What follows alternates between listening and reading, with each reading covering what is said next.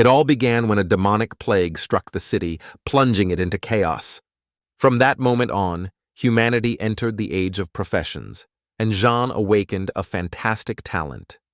People mocked and taunted him because his profession was that of a priest. From the day he was born, our hero was not one to give up so easily. Having awakened his powers, Jean decided that he would prove to everyone that the priest is the strongest of professions. And that's where the story of the Priest of Disaster begins. 8 years ago, a powerful force warped space and time, resulting in an invasion of beings from another world who exterminated mankind as they pleased. In just a few days, humanity lost most of its population, and those who survived called it the apocalypse. But soon, this era would be called the Magic Wave. A change in the planet's magnetic field led to a system of empowering professions. People began to awaken random talents, and within the system, choose different professions.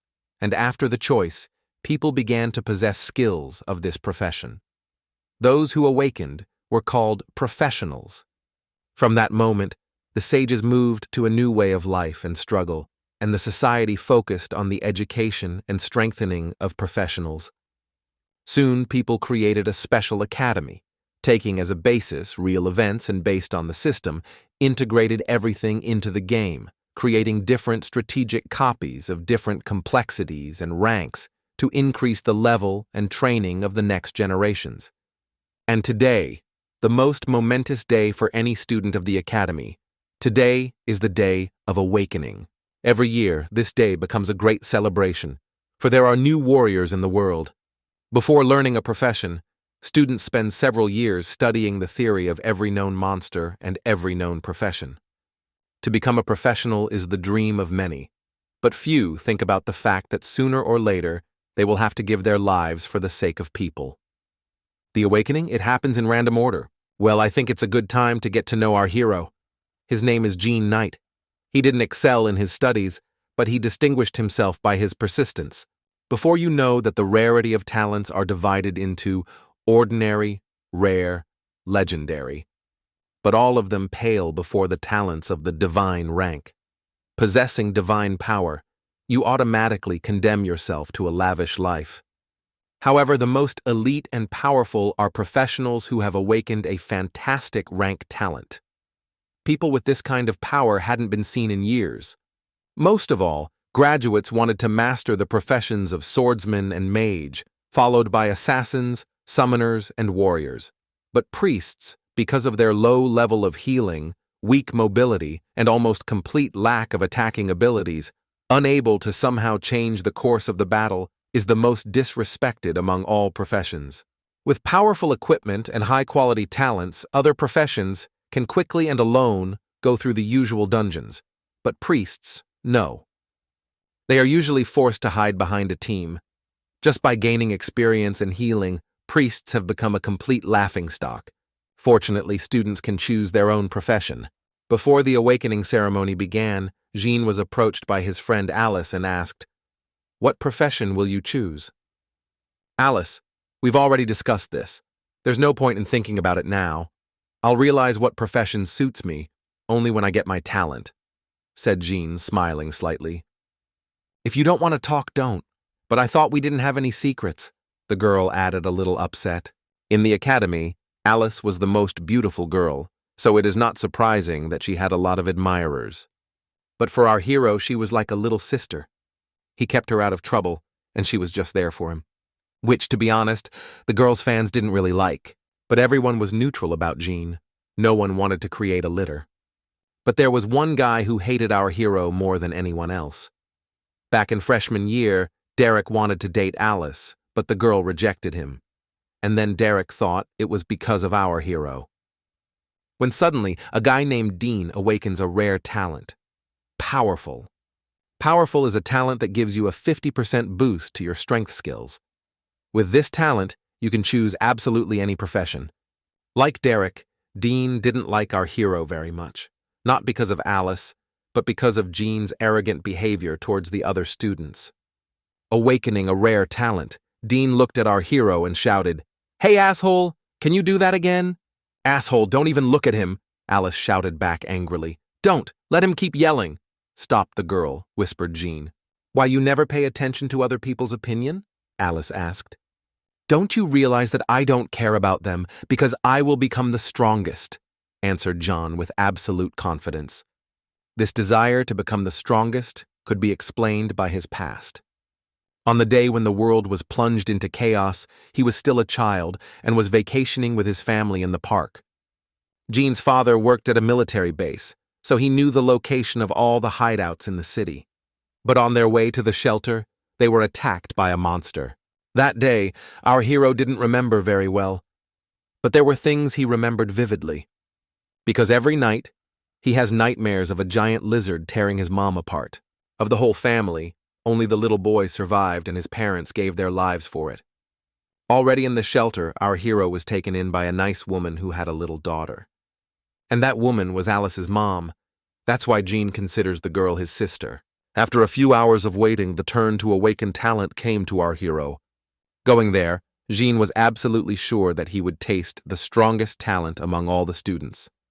The guy believed that talents are given to people by merit and purpose, and his goal was to exterminate every single monster. Entering the magical awakening circle, Jean literally felt his entire body fill with power. At some point, his soul was transported to another space. Seeing this vast wasteland, with a bright star in the center, he realized that this was the place where talents awaken. An inner voice told him that he should touch this magical light. The touch awakened two dragons, Yin and Yang, who did their ritual dance. At that moment, Jean felt a hellish pain. It was caused by his body absorbing the power of the spirits, which meant that our hero had acquired a talent of fantastic rank. It's called Reversal of Heaven and Earth. This talent cancels and enhances all skills on himself with the ability to activate and deactivate freely. Jean is currently level 1, but if he is upgraded to a higher level, he will be able to change the nature of skills. Now skill activation consumes less mana, and debuffs become buffs, and buffs become debuffs. Sounds pretty confusing, but it's actually quite simple. Mana-using attacks will only make Jean stronger. But if enemies use non-magical attacks, such as basic strikes, or if he is healed by a priest, it can break invulnerability and damage him. So, to the system's question, hidden talent? The answer is obvious. Such a thing must be kept secret. Of course, when it was announced that our hero's talent was hidden, it raised a sea of questions. Alice was sure that our hero's talent is incredibly cool and hoped that Jean would tell her about it, but our hero decided to keep it a secret, even for her. Dean, on the other hand, was sure that the guy had some minor talent, so he decided to hide it. Now, Jean has to choose a profession, and Alice has to awaken the talent. The only way to choose a profession is through the statue of the goddess. And this is the most important moment in every student's life. This statue appeared on the same day as the monsters. Some said it was the god's way of helping people, and some said that the monsters themselves had brought the statue, but no one really knew where it came from. But now its origin is not important. It's important to think about everything in detail and finally decide on a profession. Our hero realized that he didn't need attacking abilities, and to maximize his strength, he had to compensate for his weakness. So of all the professions, the choice was clear: priest. Any sane man would have thought Jean a madman. It's a profession that's completely useless in battle. But a priest is the only profession where the chance of someone treating you with magic is minimal, which means the major vulnerability has been eliminated. Moments later, the profession was successfully mastered. All the basic stats are lower than anyone else's, but it's more than compensated for by talent. The skills were the art of healing and the art of clairvoyance. Both of these skills emphasize healing. Jean was not satisfied with the current state of affairs, so he activated Heaven and Earth Reversal. Since this talent fully reflects all of his abilities, Jean became not just a priest, he became a priest of catastrophe. And his sacred staff is now adorned not with a shining divine cross, but with a demonic skull. The activation of the talent affected not only his appearance, but also his skills. Now all healing skills, on the contrary, takes away from the target's life energy. Given the specificity of priests, this skill is interpreted as health reduction, not damage. This means that any armor will not interfere with these skills. You might think that with this result, it would be more advantageous to choose the mage profession. Well, what if the opponent has a magic resistance skill? In this case, the advantage will still remain behind our hero. The skill of the art of clairvoyance has also undergone changes.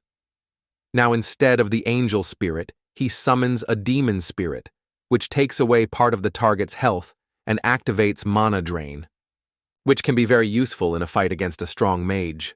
And you should also be careful with healing skills or buffs of allies. Allies can now be much more dangerous to the enemy. The news that someone had chosen the profession of priest quickly spread among the students and caused quite a stir. Meanwhile, Alice has awakened a legendary talent called Bionic Tears. She can now summon spirits from another world to fight for her. In the last few years, Alice is the first to awaken a talent of this rank. Now, like everyone else, the girl had to choose her profession.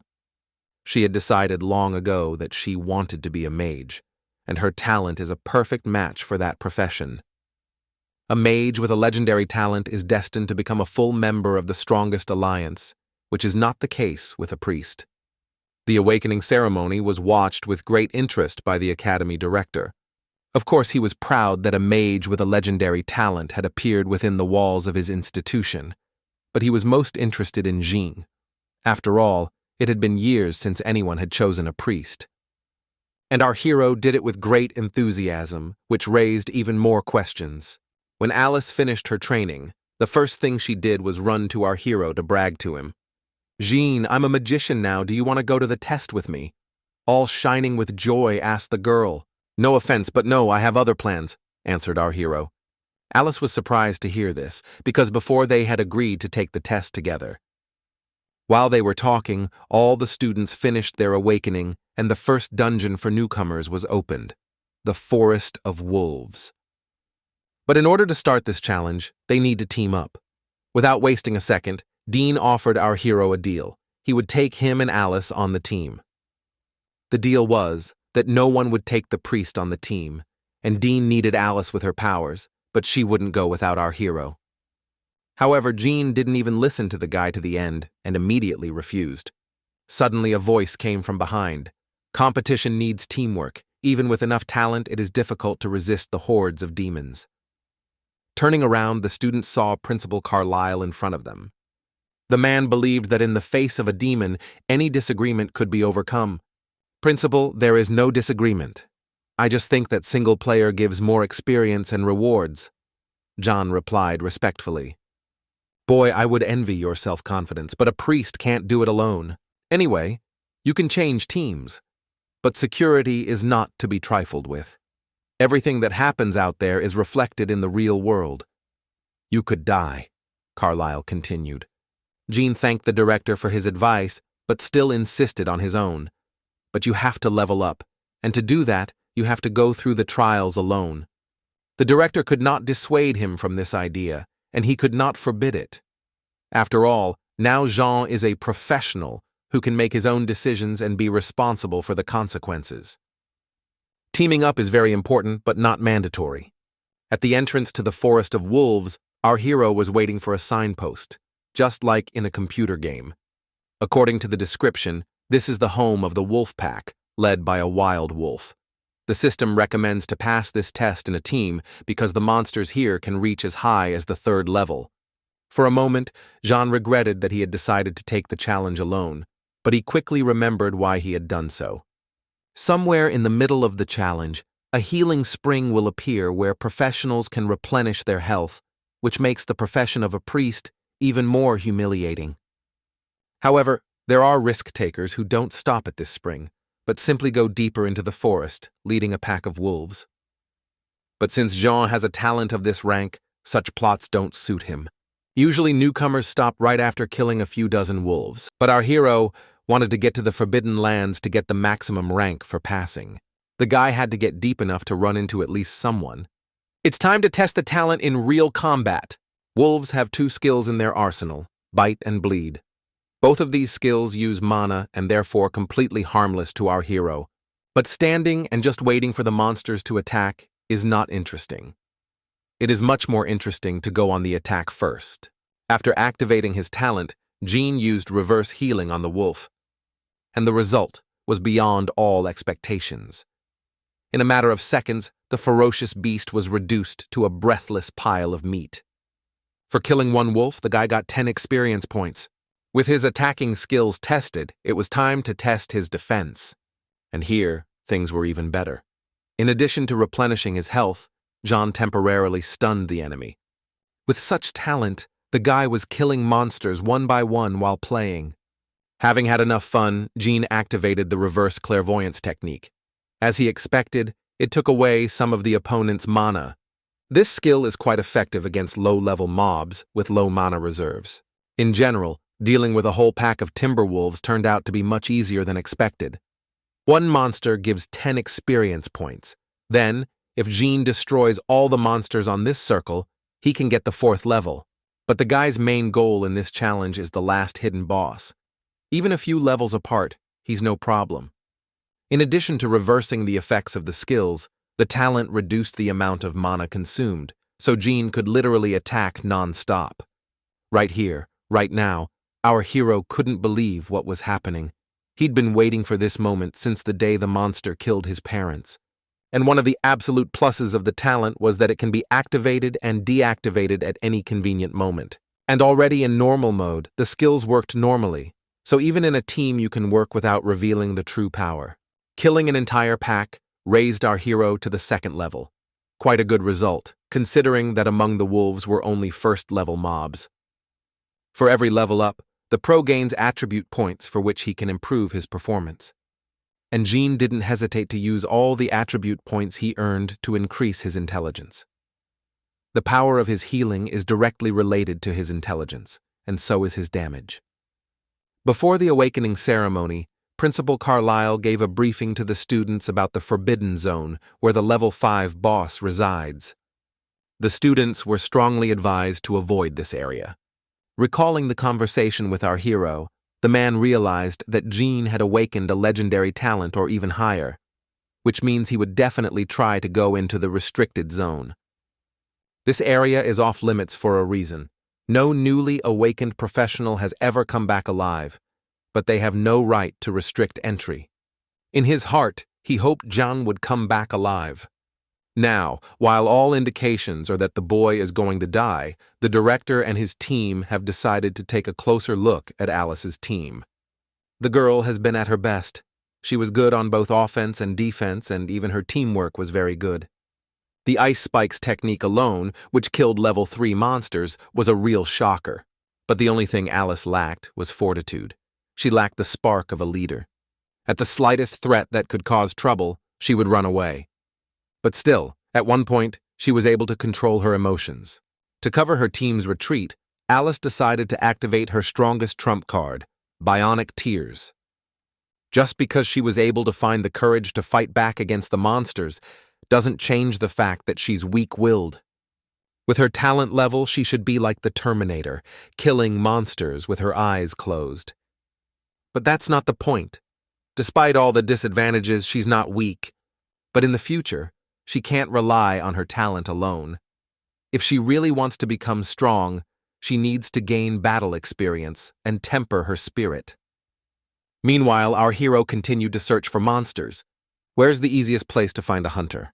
That's right, near the house where his food lives. Killing another pack predictably raised Jean to level 3. Not far from the border of the Forbidden Zone, the boy heard a wild roar. There was no doubt it was him. In the Forbidden Zone, the main wolf was a huge white wolf of the 5th level, nicknamed Dark Descendant of the Wolf King. He was superior to our hero in every way, but what set him apart from the other wolves was his unrestrained ferocity. Director Carlyle remembered how many talented professionals this boss had taken, dozens of them. Like a king, he has a team of guards with him at all times. But like all animals, they go off in search of food from time to time. And they don't immediately return to their den after a hunt. Wolves often explore their surroundings, and they leave often enough to defeat them one by one. Jana initially decided to do a hunt on the king's guard to level up a bit more. Eventually, the boss notices that his subordinates are disappearing and starts the hunt. But that's exactly what the guy doesn't accomplish. Defeating the dark descendant of the Wolf King isn't Jean's main goal. His main goal is to raise the level as high as possible. Having exterminated most of the guards, the guy has finally embraced his fourth, which meant it was time to take action. Jean didn't even have to wait for the king to hunt him down. With level 4, Jean became a hunter himself. You might be wondering, why did he need to understand the level if the wolf's attacks wouldn't work on him anyway? It's very simple. The wolf forest is the perfect place to farm experience, so why not take advantage of this opportunity? Upon seeing our hero, the boss entered a state of rage. In this state, all of his characteristics have tripled. If you compare him with ordinary wolves, he is 50 times stronger than them. No wonder why no professional left him alive. However, our hero doesn't care at all about his strength and attack stats. In a matter of seconds, the boss launched a series of powerful attacks, and the guy didn't get a single scratch. In addition, his body had only become stronger, raising his maximum health level. This just shows once again why a reversal of heaven and earth is a talent of fantastic rank. Each wolf attack only makes Jean stronger. If this continues, our hero will defeat the monster just by standing still. After a few minutes of continuous attacks, the dark descendant of the Wolf King was exhausted. The boss didn't understand why his attacks weren't doing any damage. Jan was bored, so he decided to heal the tired wolf cub. The first attack, our hero took away a fifth of the monster's health, which is a second 400 points. The increased basic characteristics were not the only thing that distinguished this wolf from all the others. He was also quite intelligent. Eventually, the dark descendant of the Wolf King realized that our hero was not affected by mana-based attacks. So he switched to physical strikes, and it was very dangerous indeed. Blows that use muscle power alone do a lot of damage to our hero. But luckily for Jean, the wolf realized this too late. His health was slowly but surely decreasing. When the boss's health dropped to 30%, he went into a state of rage, and all of his stats became even higher. And in this state, the leader strengthens all wolves within 100 meters, but Jean made sure they fought one-on-one. For killing the hidden boss of the Forest of Wolves, our hero received 1,000 experience points and raised his level to 5th. And also, for completing the mission alone, the system awarded him a bronze chest of the initial level. However, for fully completing the quest, the system raised the level of the reward chest to the silver chest of advanced level. Interesting facts: if you take into account that reverse healing is not a damaging skill, Jean can be considered a professional SSS rank. After some minor calculations, the system also awarded Jean with ranking points, which was an all-time record among all professionals in this challenge. Of all the witnesses to this historic event, only Principal Carlyle knew who held the record. He was the one who saw Jean enter the restricted area. The reason for the surprise was that you could only get an SSS rank for passing the test if you took absolutely no damage. Most people thought that this record belonged to Alice. However, she was only able to pass the Wolf Forest with an A rank. No one could even imagine that a person who chose the weakest profession could do something like that. But our hero didn't care much. No one can know the name of the professional who set the record if he doesn't want to. Now the guy was much more concerned about what was inside the silver chest. Inside the silver chest was a silver-level Divine Healing skill book and a silver-level Shadow Dagger equipment. Considering how easily our hero passed this test, the reward was more than acceptable. Shadow Dagger increases attack power by 50 points, increases marksmanship by 10 points. Attack has a 5% chance to inflict a bleeding effect into another. Divine Healing, Level 1. Blesses all allies within a 10-meter radius with sacred power, restoring 100 health points and imposing a 10-second slow healing effect of 20 points per minute. When activating the talent, Divine Healing was changed to Disaster Indulgence. This skill curses all enemies within a 10-meter radius with evil energy, and targets lose 100 health points and causes a loss of 20 points per second. At the same time, takes the enemy part of mana. Also, this skill is quite a long cooldown and high mana costs, but in the early stages, this is not a problem. Combined with Clairvoyance, it makes up for the disadvantage with unlimited cooldowns and bypasses the strongest class Mages. As for the dagger, such artifacts cost a pretty decent amount of money, so he can make good money from it. For completing the hidden quest, the guy got 5 attribute points. As you may have realized, attribute points can be earned in 2 ways: by leveling up or by completing hidden quests in challenges. In very rare cases, attribute points fall out of chests. Simply put, for each trial that will be passed on the SSS level, will be given an additional 5 attribute points. Just like last time, Jean decided to spend the points earned on increasing his intelligence. Moving in this direction, he would soon be able to become stronger than any mage. Meanwhile, in the real world, the gate to the test began to emit a bright purple light, which meant that the team with the best score was now coming out. The students were eagerly awaiting the release of these heroes. But to their surprise, only Jean emerged from the gate. Many thought there was some kind of mistake. Alice was the only one who had no doubts. The girl knew that only her half-brother was capable of passing the test for the highest rank. But not before she congratulates our hero.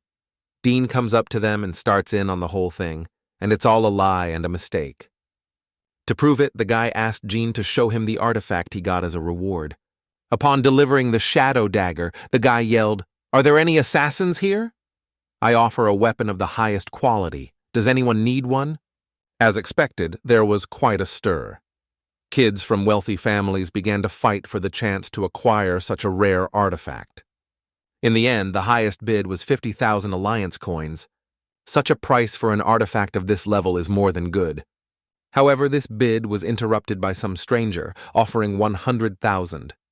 Just to understand, the total income of an average family per year is 10,000 alliance coins. To save 100,000, they'd have to go 10 years without eating or drinking. That's an unbelievably huge amount of money. This kind of money is more than enough for our hero to finally pay back Alice's family for their kindness and live separately. Without even asking who this stranger is, Jean sold the shadow dagger. Right after the deal was finalized, a bunch of professionals came up to him. Most of all, they were interested in questions like, what level is he? Is it true that he did it all by himself? And most importantly, how did he do it? Looking back, our hero's accomplishment seemed impossible. However, the fact is, some members of the board suspected that Jean had exploited some vulnerability in the system, or found a way to cheat. But that simply couldn't happen. The system is very scrupulous about its rules, and any cheating is stopped at the very beginning. Even mid-level professionals can't achieve such a result in this dungeon, which makes Jean even more amazing. At this point, even Dean's closest friends realized that he'd better not mess with our hero. However, Dean himself was convinced that Jean had found some way to cheat. The idea that some low-level priest could do such a thing just didn't fit in his head. After waiting for all the students to finish the first test, Principal Carlyle began to give a solemn speech. There have been some changes this year. After graduating from the academy, students do not become professional, only interns. And only after 30 days, the main professional exam will be waiting for them. According to the results of the final exam, it will be clear whether they will return to normal life or become a shield of humanity to contain demons. On the final grade of the exam will affect not only the exam itself, but also the activity during the 30 days. Students are now allowed to visit the initial dungeons for farming experience. Well, there was a small problem. The professional test must be taken by a team. One of the important evaluation criteria was team coordination. Jean, however, was sure he'd already found his partner. For both of them, it would be a good solution. Our hero needs a team, and Alice needs Jean. Even though she had awakened the talents of the legendary rancher, the boy felt he still had to protect her. Because Alice's parents had given Jean their word that he would protect her. After waiting for the ceremony to end, the boy walked up to the girl, stroked her head and said, "Let's skip dinner at home tonight and go to a more dangerous dungeon." Despite her fear, Alice was ready to go with Jean anywhere, and today was no exception. Tonight the boys went to a dungeon called The Stone Cave. According to the description, this dungeon is home to many poisonous scorpions. It is recommended to pass the tests in teams of 5 to 10 people. At the entrance, they had a choice of difficulty, normal or medium. Jean chose the hard mode without a second's hesitation. The dungeon can be selected by difficulty, and the difficulty gradually increases as the level of the dungeon increases. The higher the difficulty, the higher the characteristics of monsters. Different conditions of admission and the need for more participants leads to more valuable rewards. Initial dungeons have basically only 3 difficulty levels: normal, difficult, and nightmarish. The Dungeon Stone Cave has only 2 difficulty levels: normal and difficult. Seeing that Jean had chosen the difficult mode, Alice asked in a trembling voice, "What are you doing? Are you sure we can pass this dungeon in the hard mode?" "Especially, I'm not sure if I can pass this challenge without taking damage. I might prevent you from getting the SSS level," Alice added sadly. "Don't worry about it, just trust me. Besides, this dungeon has a skip method," Jean replied with full confidence. The skip method means that this dungeon can be cleared by avoiding monsters. In one of the lessons at the academy, the guy found data left by some professionals. He integrated and reconstructed it. According to his calculations, a pass is possible. Alice had no reason not to trust Jean, as they had been taught at the academy. In fact, Alice had always known that our hero was hiding his true power. He started studying the types of dungeons and monsters very early, calculating various data. However, he had a hard time passing all the theoretical exams, which made everyone think he was a complete fool. But not Alice. Alice believed that one day Jean would be the hero who would save the world. The inside of the stone cave was much more beautiful than they thought. The inside was full of energy crystals that lit up everything around them. And all this beauty mesmerized Alice, but Jean was quick to remind her that this dungeon was incredibly dangerous. Because of not enough people on a team, the dungeon would automatically merge them with other teams. Although Jean had studied the information about this dungeon, he didn't even realize that something like this could happen. So here they will not only have to face monsters, but also competitors. Sometimes people are scarier than monsters.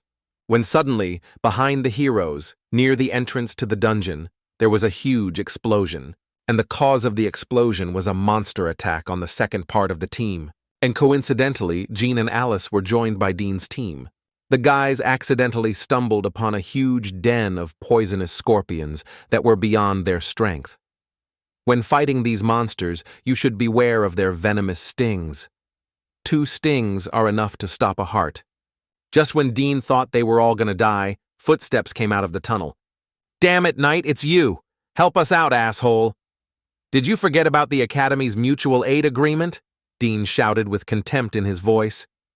"You're such an asshole, help yourself," replied our hero in a calm and gloomy voice. After that, Jean and Alice just left their classmates and went on. Before going into this dungeon, the guy recognized one peculiarity of the monsters here. They are very afraid of water and their attack range is very limited. So if you go through tunnels with water in them, you won't meet the scorpions. Eventually, the boys made it to the boss room. Also, it's worth noting that poison scorpions are very sensitive to loud noises. Ordering Alice to stay away from the boss, Jean went on the attack, activating the raid technique. And with his first strike, he knocked out 90% of the boss's health. To understand, the raid technique is the disaster indulgence technique that the guy got after opening the chest. Seeing the guy almost killed the boss with a single blow, Alice shouted enthusiastically, "This is your SSS rank talent?" One of the conditions for passing this dungeon for SSS rank was to pass by the skip method. After killing the boss, one could leave this dungeon and it would be considered successfully completed. However, this scorpion was guarding a small mine with absolutely pure water. Having studied the dungeon map perfectly, Jean knew that only with the help of this mine could one get the highest rank for passing. Despite the fact that the boy did not tell Alice his plans, she followed him wherever he went. Perhaps loyalty is one of the girl's best qualities. As we already know, scorpions are very afraid of water, and they have a small attack radius. And now Jean and Alice are on a small island surrounded by water. Wouldn't it be the perfect opportunity to kill all the monsters at once? Taking advantage of the monster's perception of sound, Jean slammed a rock against a rock, causing a wave of echoes. Hearing that the sound was coming from the boss room, the Scorpions left Dean and his team alone and rushed in. Everything went exactly as our hero had planned. Scorpions from all the tunnels came running at the loud sound, but they couldn't do anything. Once again convinced that the monsters were indeed afraid of water, Jean decided to get to the fun part by luring all the Scorpions into one place. Our hero used only one skill to kill all the monsters. For 100 Scorpion corpses, Jean received 2,000 experience points. After seeing our hero kill 100 monsters with a single spell, Dean finally realized that Jean had indeed passed the SSS rank tests, although it still didn't fit in his head that a priest was like that. Alice also wanted to feel involved in the victory, so she asked the surviving Scorpions to leave it to her. In just a few seconds, Alice defeated 50 monsters, and with 500 experience points. That was enough to get her to level 4. But even that wasn't the end. That huge Scorpion that guarded the source was just a mini-boss. Ahead of them awaited the main battle with the King of Scorpions. The main lord lacks the major vulnerabilities of his kin. He's completely unafraid of water, and his tough shell easily withstands the attacks of ice spikes, almost completely annihilating their damage. Alice realized that to you against such a monster, even her legendary skill talent was practically useless. Jean's attacks would also be useless. However, our hero had prepared properly. The records from 10 years ago said that this monster had a vulnerable spot in the second segment of the abdomen. That's where its vital core is stored. It's a challenge to get to it. Despite its enormous size, the Scorpion King is incredibly fast, faster than any monster here. For our hero, his attacks are completely harmless, but if he doesn't dodge, everyone will know his secret, and Alice might get damaged. Jean knew that sooner or later he might find himself in such a situation. He had a plan for it. With Alice's help, he created ice platforms on which he could maneuver, and his strongest raid technique dealt only 150 damage to the Scorpion King. This strong damage suppression was not only due to the fact that the Scorpion had strong armor, but also because they had a large level gap. Scorpion King was the main boss of a level 10 stone cave. During the fight, Jean noticed that the Scorpion King's vulnerability was only exposed when the monster was preparing to attack. By catching the boss in a mistake, the guy got right into the vulnerable spot and took away 1,000 health points. That was more than enough to kill him. For killing the King of Scorpions, Jean received 3,000 experience points. Now the dungeon is complete. By completing all the hidden missions, the passage level is SSS. As a reward, received 1 gold chest and 5 points of attributes. In addition, the experience points gained were enough for the guy to raise his level to level 6. After Dean and his team saw what he was capable of as a hero, the guy asked Jean to take his team. "Look, you're not the smartest guy, but I think you realize you should keep quiet about today," grimly whispered our hero. "If anyone finds out what happened here, I'll come for your head. Understand?" Jean continued, leaving the dungeon. Once in the teleportation space, our hero offered Alice to open the chest right now so that no one could interfere with them. As a rule, from gold chests fall very rare and expensive artifacts. This time, Jean received a boosting skill, Poison Bubble, which is designed for the Mage class, as well as a gold-grade ice shoe equipment and a silver-grade two-handed sword, as well as a silver-grade emerald ring. The equipment was quite good and could get a lot of money for it. Poison Bubble accumulates mana in a poison ball with which it deals damage during a collision with an enemy, and the emerald ring reduces the recharge time of all skills by 10 seconds and can also be summarized with the effects of other equipment. Considering the specific skills of professionals, the most expensive loot was the emerald ring. Even though it is silver class, it reduces the time it takes to recharge skills. At auction, it costs almost as much as the free points they got. You can get about 1,000,000 coins for it. And the book with the poison bubble, John, without a second thought, decided to give it to Alice. This skill did not fit into the overall concept of his ability, because to use it is necessary to get close to the enemy as close as possible. And besides, this skill is designed specifically for mages, and the girl is just that. After studying the poison bubble, Alice received a notification of activation of the hidden skill Master of the Five Elements. 2 of the 5 elements have been learned. That's why most people want to learn the profession of mage. They have a lot of hidden advantages. Right now, the girl has 2 elements, but when she masters all 5 elements, her power will be almost limitless. Of course, Alice was just thrilled with the news, and she remembered it was all thanks to our hero. Returning to the real world, Alice asked, "Jean, how are you going to spend 5 attribute points?" A little embarrassed, the guy replied, "My methods you won't like." Coming out of the dungeon, our heroes met a whole bunch of students who were standing around trying to gather their strength to enter the dangerous dungeon. Noticing our heroes, half of the guys were speechless at the sight of Alice. But their target of discussion quickly changed to Jean, now something of a legend. As a bright yellow Lamborghini pulled up to the dungeon, music playing loudly, and soon 2 guys got out, Simon and Curtis. Simon's parents were very influential people. In other words, they're just ordinary majors. Noticing them, Alice grabbed our hero by the hand and gently said, "Chance, let's go." "What happened?" excitedly asked our hero. "I don't like people like him. Relying on his rich family, he robs innocent people, allowing himself to treat others rudely and hiring rabble," Alice replied. Plus, Simon had a special hobby he called safari, and it consisted of hitting on beautiful girls, trying to lure them into bed. Simon was known to everyone because he was the sole heir to the huge Juan Corporation. No matter where he went, Simon was always the center of discussion. So when he tried to meet Alice, the girl hid behind our hero's back and said that she already had a boyfriend, clearly alluding to Jean. And this plan could have worked if Jean hadn't said, "Hey Alice, I thought you knew this man." Realizing that Alice was deceiving him, Simon tried to push our hero away. Of course, the guy is not used to being treated like that, so he rushed at Jean with fists without a second thought. Well, it's simple. Our hero just activated his talent while automatically activating the skill Plunder.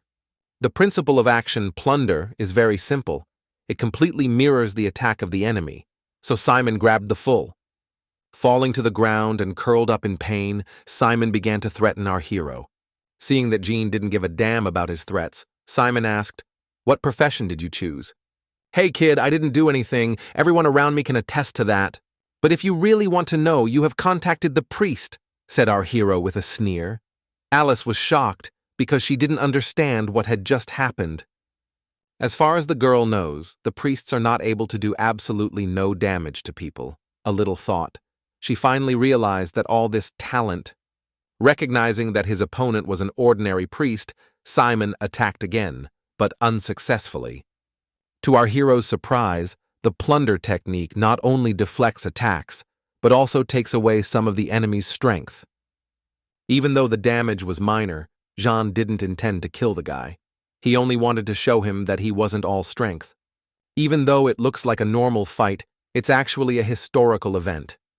Just now, in front of a dozen witnesses, an ordinary priest was able to wound a first-class warrior dressed in elite equipment. Every day, more and more rumors were circulating about Jean, and Curtis wanted to find out as much as he could.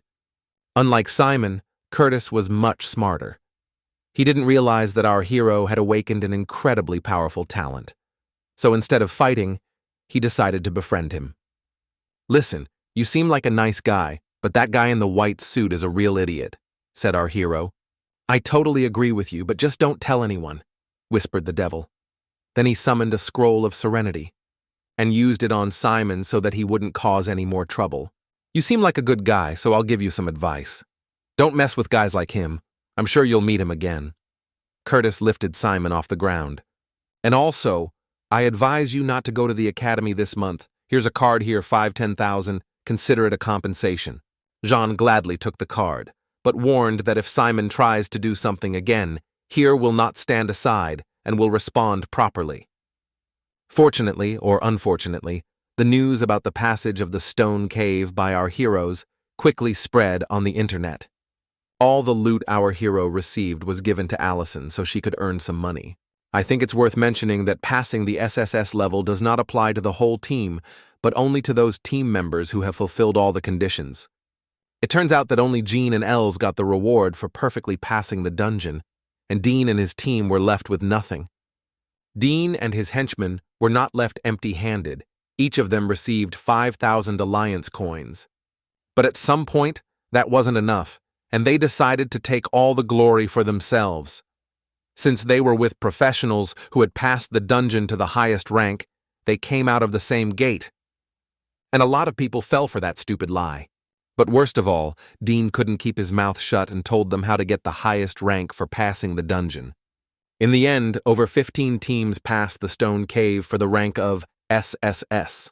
And soon, the information on how to pass the dungeon for the highest rank hit the news. Meanwhile, Alice was fending off lucrative purchase offers. The strongest guild members also participated in the auction for the very rare items that our heroes had gotten in the dungeon. Specialists managed to find out that the unique items were sold by students from a professional academy. Jean, too, did not waste time. He kept a two-handed sword, which he sold at the auction. Since our heroes were selling such unique items below the market price, they were sold out very quickly. In total, they managed to earn 300,000 alliance coins. A silver-ranked two-handed sword, the perfect weapon for an entry-level professional, but it will soon have to be replaced. But to be honest, the elite equipment doesn't give you much advantage.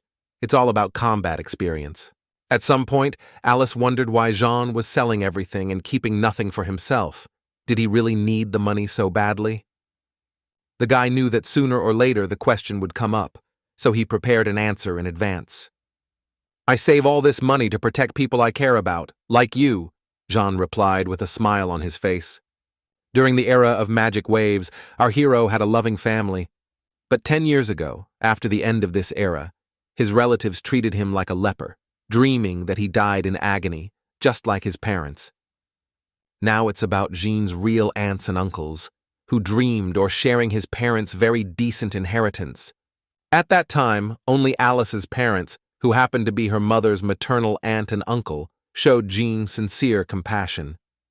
As a child, our hero could do nothing about his greedy relatives, but when he grew up, he quickly got rid of him. Simply put, the money that he now earns will go to pay the debt to Alice's parents, who are related aunt and uncle to our hero. Jean wanted to become as strong as possible in order to protect these three from the monsters. After all, he had once failed to help his parents. When suddenly a modest girl approached him. Her name was Anna, and she studied at the same academy as our heroes. She wanted to buy the two-handed sword Jean was selling. "I'm sorry, but I don't do face-to-face auctions," replied the guy to Anna's offer. I'm sorry. I understand everything, but my phone ran out of battery just a minute ago," Anna added sadly. To be honest, Anna didn't look like someone who could handle equipment like a two-handed sword. That's why our hero suspected that she wasn't really who she said she was. To make sure the buyer was honest, Jean decided to take her for a little test drive. In fact, he didn't really care who bought the sword, but still he would rather give it to a fragile girl than to a madman with delusions of grandeur. To our hero's surprise, Anna handled the sword quite skillfully. It didn't seem that the size and weight of the two-handed sword caused her any discomfort. Apparently, she had invested all her attribute points in strength. In the end, Jean agreed to sell this girl's sword for 80,000 alliance coins, which was 120,000 cheaper than the nearest price at the auction. From the conversations, our hero quickly realized that Anna is from a rich family, but surprisingly, she behaves quite decently. "Listen, you seem like a nice girl. I'll give you some advice. Next time you buy something, check the price." "Not everyone is as kind as me," Jean said indifferently, holding out his cell phone for payment. "I know. That's what my parents tell me. But thanks for the advice, boss," Anna replied with a sincere smile. Together with the proceeds from the deal with Anna, our hero had more than 1,000,000 alliance coins in his account, and now he was the owner of a gold card of the bank. As he left, our hero said, "If you need anything, I'm always at your service." A second later, he felt a strong jolt to the back of his head, as if something had been thrown at him. Notification. You have been granted unknown strength. You have been granted the special buff Goddess Luck's Glance. Each time you clear a dungeon, you can increase the level of your loot chest by 1 level. Lasts for 24 hours. Goddess Luck's gaze.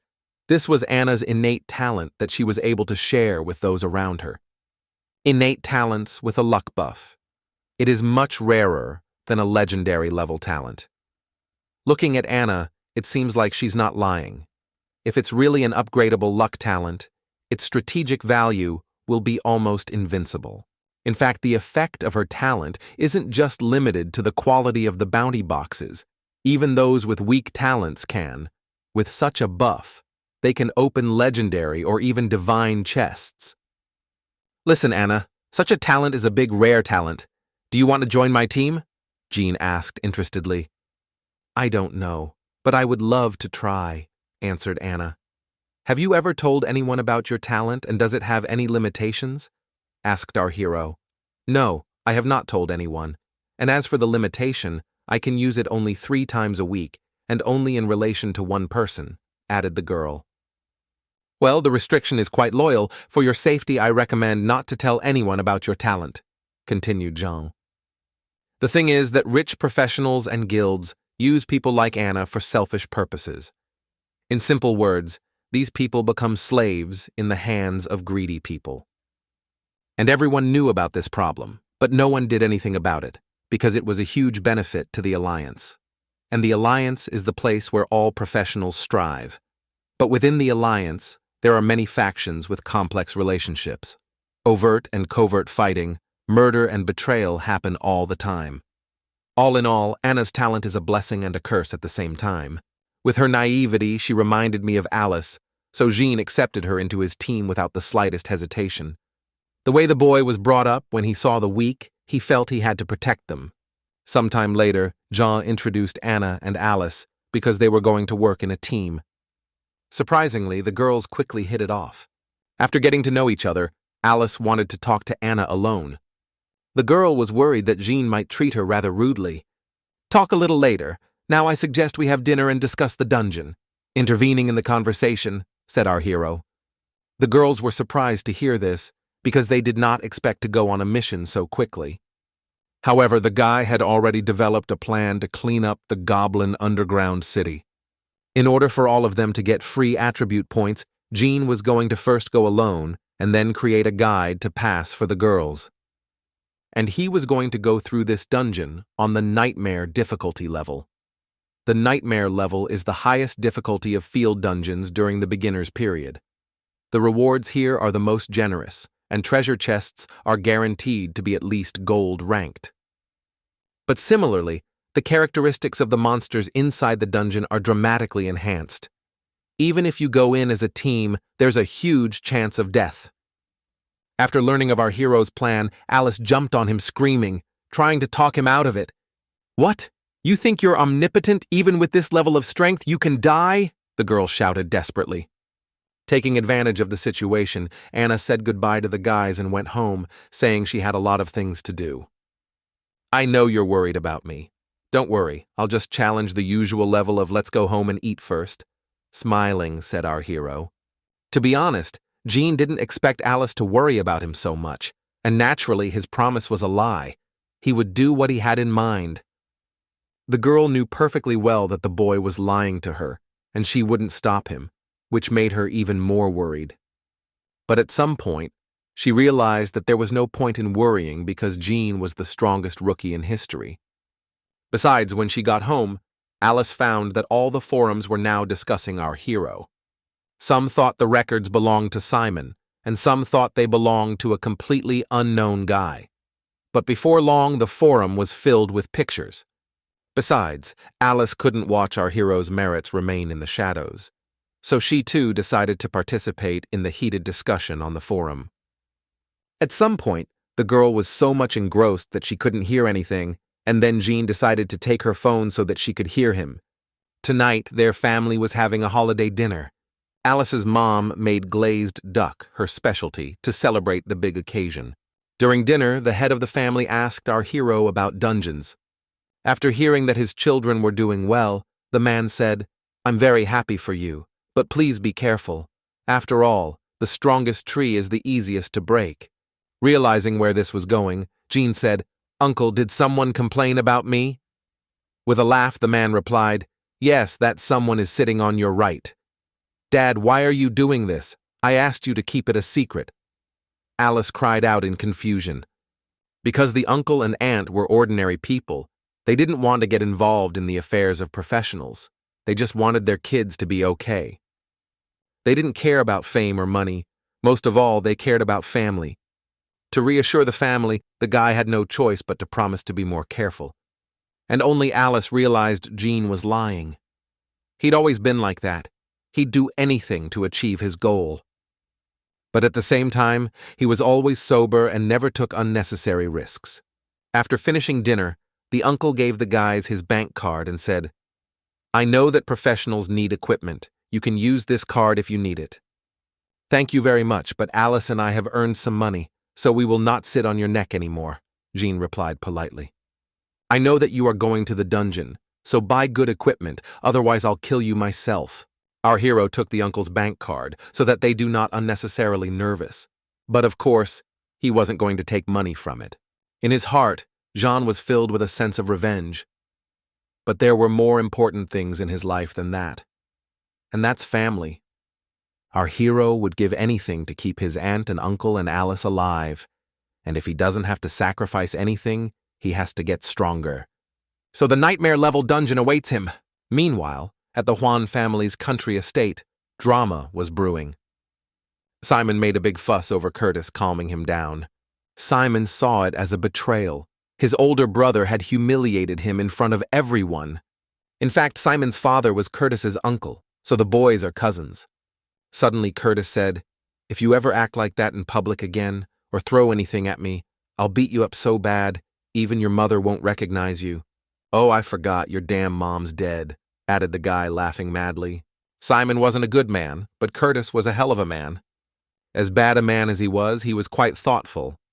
Guy found out that Jean was a lot more dangerous than he looked, so he decided to just watch him for a while. Despite his brother's warning, Simon had already decided to teach our hero a lesson. He hired a gang of thugs to beat up or even kill Jean. After waiting for everyone to go to bed, our hero went to the Goblin dungeon. This dungeon is considered one of the most difficult dungeons for beginners, because of the long clearance time and exorbitant requirements. Even those with strong talents do not want to come here to farm equipment and free attribute points. However, professionals here can open the highest grade gold level chests, and with the blessing of the luck buff, there is an option to knock out a platinum chest. In total, John expected to get about 10 attribute points for this dungeon. Because of the passage mode, Nightmare, even the weakest monsters were level 5. What makes this dungeon even more difficult is its structure. It is created in such a way that without passing the first level, it is impossible to get to the second and so on. But it wasn't that scary, the monsters here, although they were very strong, but they acted very predictably. After studying their behavior, our hero came up with a plan. He wanted to collect all the monsters in one place and then kill them, as he did with the scorpions. To get the rank of SSS for the passage had to fulfill two very important requirements. First, the time to clear each level must not exceed 10 minutes. Secondly, one had to accomplish killing the secret realm boss, the Goblin King, on the 5th level of the dungeon, while withstanding the attacks of the goblins. For this reason, the guy wanted to gather all the monsters in one place so that it would take as little time as possible to clear the level. Since the start of the first level clearing, a little over 2 minutes have passed, and so far, everything is on schedule. Our hero ran through the entire zone, attracting the attention of monsters and trapping them, and then, with one spell, killing all the monsters in the level at once. In the end, it took him 3 minutes and 59 seconds to clear the first level. After killing a whole bunch of goblins, the guy increased the level of divine healing. Although this dungeon is more dangerous than the stone cave, but we get much more experience here. Clearing the next levels took about the same amount of time as the first time. After passing the 4th level, appeared Hell Gate teleportation, which led to the 5th level in the boss room. The size of the Goblin King was truly staggering. This monster was the size of a small house. But Jean was not frightened by this. he was alarmed by something else. That there was only the boss in this room, no mobs. The Goblin King has tremendous strength and terrifying attack power. His movement speed is a bit slow, but his powerful muscles, durable golden armor and gilded spear with a large attack radius exclude him from any inconvenience. As soon as our hero entered his castle, the boss immediately began to attack. If you don't have enough agility, you should immediately dodge to the side to avoid the point of impact.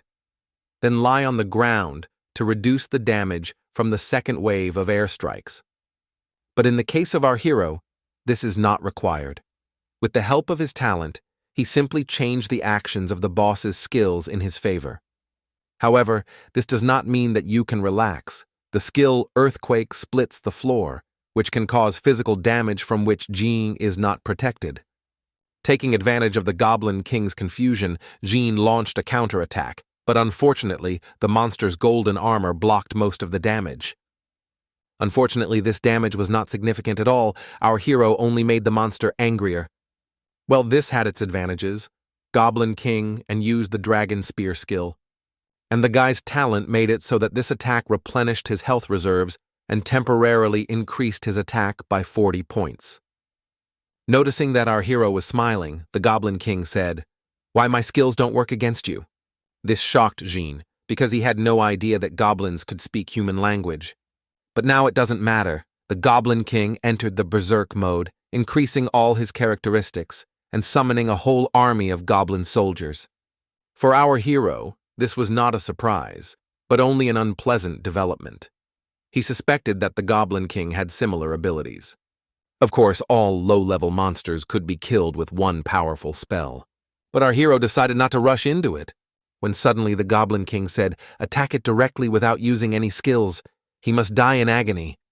Since mana skills don't work on you, let's see how you can withstand hundreds of normal attacks."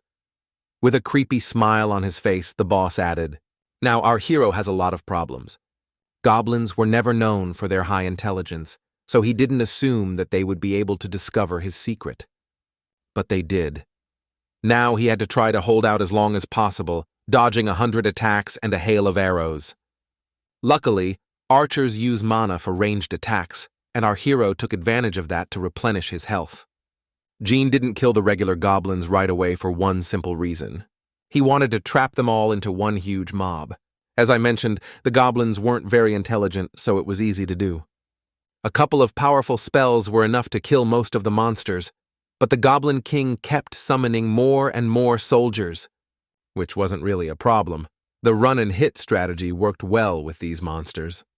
After waiting for the summoning technique to finish, Jean lured them all into one place and activated his strongest skill. Feeling an incredibly strong pressure, the Goblin King cried out, "No way! This is demonic power. How can it come from such an insignificant race like you?" Our hero was completely indifferent to the words of the monster. He did not come here to talk, but to kill them all. As the level increases, the power of all skills also increases, and many of them acquire new capabilities. For example, reverse healing has increased its range and destructive power. In general, the Legion of Goblins did not have the slightest chance of victory. For destroying them, our hero received a whole 1,000 experience points. Finding himself without his army and in a near-death state, the Goblin King finally recognized the strength of his opponent. Before dying, the boss asked that Jean show military solidarity and let him die standing up. But after what the monsters did to his parents, the guy didn't have the slightest sense of regret for the likes of him, so the guy just killed him. For killing the Goblin King, our hero got 5,000 experience points and leveled up to 7th level. All the conditions for getting the SSS level were met. And with Anna's buff, the gold chests were automatically upgraded to platinum chests. Jean was in anticipation of the rewards. After all, platinum chests were worth a fortune on the exchange. From the first chest was obtained a platinum-level skill book, Holy Light, and an item, Flame Flask, as well as a bonus 15 attribute points. Platinum-level gear, Shimmering Stone, platinum-level skill, Divine Starburst, and gold-level gear, Sandstorm Bow. Holy Light is a skill for mages and priests. Effect: Spend a certain amount of mana to attack the enemy with holy light, dealing magic damage. It has a deterrent effect on undead and demonic creatures. Flaming Flask can deal 300 damage when cast. Shimmering Stone, carrying equipment. Effect: increases characteristic value by 20 points. Also gives the active skill Flash. Flash recharges magical power every 5 minutes, can be recharged up to 3 times. After use, consumes a layer of magical power to recharge, flashes in the specified direction at a distance of 10 meters. Divine Starburst, designed for priests of level 5 and above. Initial effect: consumes a certain amount of mana to summon stars and illuminate all team members within a radius of 20 meters, instantly restores 300 health, and imposes an immunity effect that lasts for 5 seconds, while reducing damage to allies by 10%. And finally, Sandstorm Bow. When shooting arrows, there is a chance to cause sand pain, causing additional damage to earth magic, an exclusive weapon of the profession of archer. A total of 2 platinum-level skill books and 1 piece of equipment. Holy Light has a special effect Flash, not to mention that Shimmering Stone has a rare flash skill, plus adds characterization points. And Divine Starburst can not only restore health to a group of people, but also imposes immunity to damage, which means that when the talent is activated, the range of damage will be greater, the power will be higher, and it will also be possible to reduce the enemy's immunity to damage. Simply put, no matter how resilient a monster is, it will be easy to kill. All the skills obtained perfectly suited to the style of combat of our hero, and in addition, they are suitable for the priest. And earned attribute points, Jean traditionally invested in intelligence. Thanks to the new learned skills, all the characteristics rose by 20 positions. Well, it was good that he did not listen to Alice, and went to this dungeon-level nightmare. As soon as Jean left the dungeon, the bushes nearby stirred. "Oh, Alice, you're going to that dungeon too," playing dumb said the guy. "How could you do that? You promised," replied the girl angrily. Although she was angry at him for deceiving her, she was happy that everything was fine with him. When they both calmed down, the girl asked, "At what level of difficulty?" the guy passed in the dungeon. "You know me, I only choose the hard way," the guy answered timidly. "I see. I just wanted to go to this dungeon too," Alice continued. Now inside the girl was a real war of common sense and ambition. On the one hand, she wanted to try to pass the dungeon on the hardest level, but she realized that she might not be able to do it. And at that moment, an expensive car parked nearby. It was Simon and his buddies who were about to beat up our hero. After a failed attempt to do it alone, the Major hired a special man. But here's the thing. This guy almost shit his pants at the sight of our hero. The thug knew what Jean was capable of. That's why he was so afraid.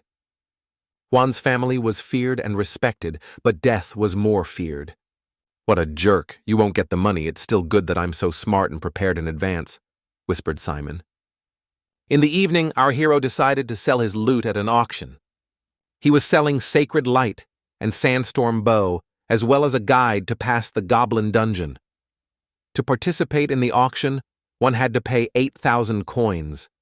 After the appearance of such rare items on the exchange, the forums began a real apocalypse, all trying to find out the real name of the person who sells it all. But then, on one of the forums, a man with the nickname Paparazzi posted a photo of our hero, the way he entered and exited the dungeon. Paparazzi claimed that the student named Jean Knight and was the man who sold all those rare items at auction. Of course, no one believed the paparazzi, because photographs are not proof. But our hero didn't care, because now the bidding was about to begin.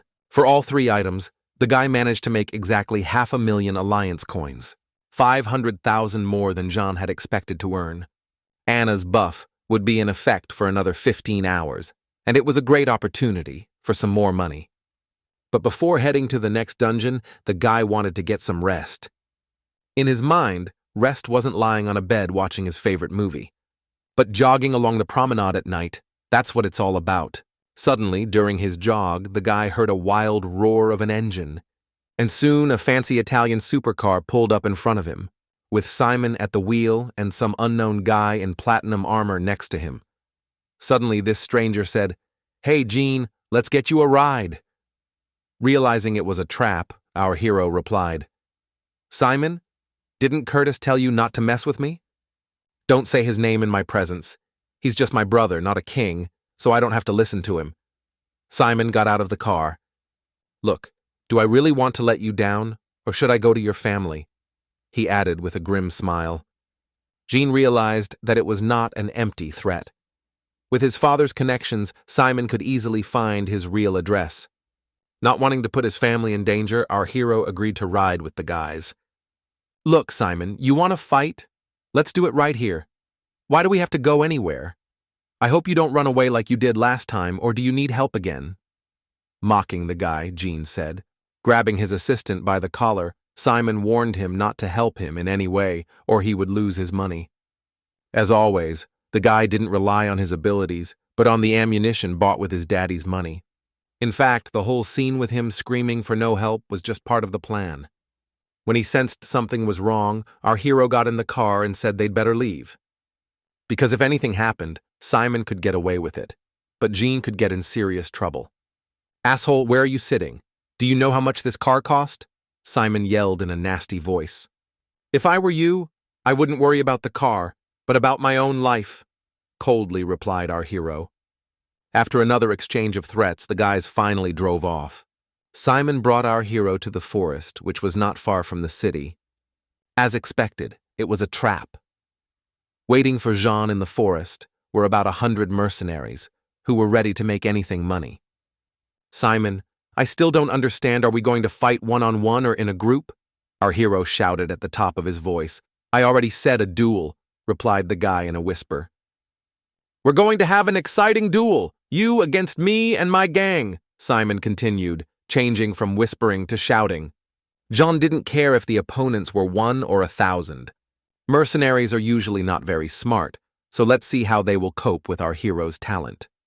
To kill each mercenary one by one would be very long and energy-consuming.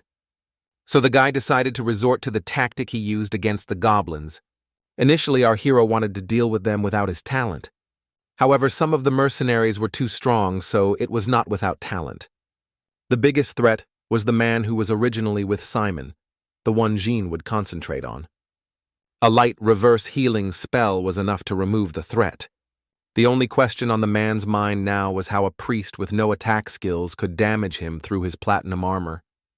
But even though he was injured, the guy was still confident that they could win. Single attacks against our hero were useless, so the mercenaries tried attacking all at once. This created the perfect conditions for testing the new skill, Divine Starlight. Because of the huge difference in strength, this skill worked like a hallucination. This skill got into every mercenary's mind, creating an inferno inside their imagination. Some saw creepy silhouettes, some felt their bodies being torn apart by demons. But no matter the hallucination, they all faced the same fate, defeat. Defeating a group of mindless mercenaries was much easier than defeating goblins. Coughing up blood, the lead mercenary whispered, "Who are you? How could you defeat all of us?" "Trash like you don't deserve to know the truth," Jean replied. Simon shouted, "Now behold, the most powerful force in the world, the power of money." The guy was wearing diamond armor, which is worth 10 million on the stock exchange and adds 100 points to every characteristic. This kind of equipment can only be afforded by top-class professionals or majors like Simon. The guy truly believed he was unrivaled with this outfit. Just think, he'd spent a fortune to get back at Jean. Despite all the provocations, our hero was in no hurry to go on the attack. What Simon was proposing to do was this. If Jean knelt down and apologized, he would kill him quickly, otherwise he would cut him off piece by piece. "Well, that's a tempting offer. But I decline. Your gear won't hide your fear," replied our hero. Simon was annoyed by the very fact of such a conversation with him. He was used to everyone worshipping him as a deity. After Jean once again humiliated him, Simon could not stand it and rushed forward. The sword in the guy's hands, an incredibly formidable weapon of epic level that utilizes the elements of wind and ice. But for our hero, his blows are harmless. But to prevent Simon from revealing his talent, Jean began to dodge. In fact, what's happening now is incredibly amazing. It's almost impossible to dodge such high-speed attacks. What makes it even more amazing is the fact that Jean is just a priest. At least, that's what Simon thinks. Yes, it's true that our hero has chosen the profession of a priest, but he has nothing to do with them. You could say he created a new profession. After a dozen unsuccessful attacks, Simon shouted in anger, "Fuck, did you put everything into agility?" "You don't have to answer, it doesn't matter anyway. I'm better than you anyway," the guy continued. No matter how hard the guy tried, Jean dodged his sword time after time, and he did it playfully. But at some point he got tired of it and decided to counterattack. Thanks to the high concentration of mana in his body, Jean unleashed a terrifyingly powerful attack, which was able to completely destroy Simon's diamond armor, stripping him of all his buffs. Even though the equipment was destroyed, it fulfilled its role perfectly. Simon was still alive and vibrant. In a panic over not being able to get our hero, the guy started mindlessly activating all the weapon skills.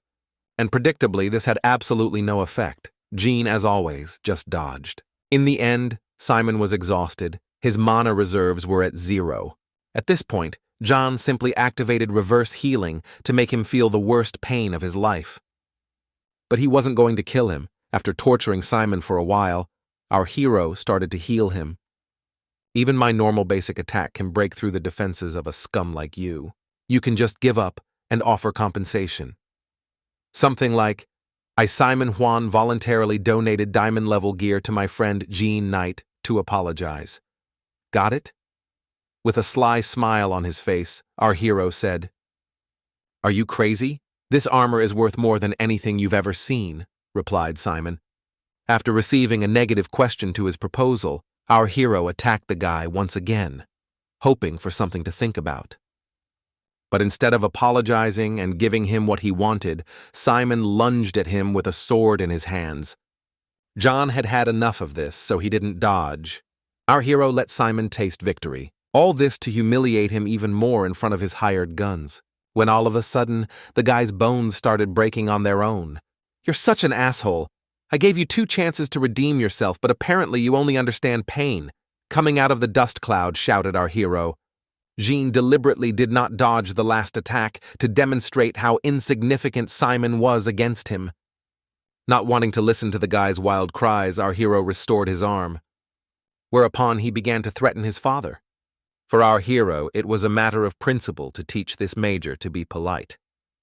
So he reactivated his skills to hurt the guy as much as possible. "If you haven't realized, I can go on like this all day long. I'll treat you and then hurt you until you learn to talk to people." After repeating this procedure several times, Jean attacked the guy with the skill Meteor Shower, calculating everything so that Simon had less than 5% of health left, after which he healed him again. And this went on for hours and hours, and it was all caught on a hidden camera.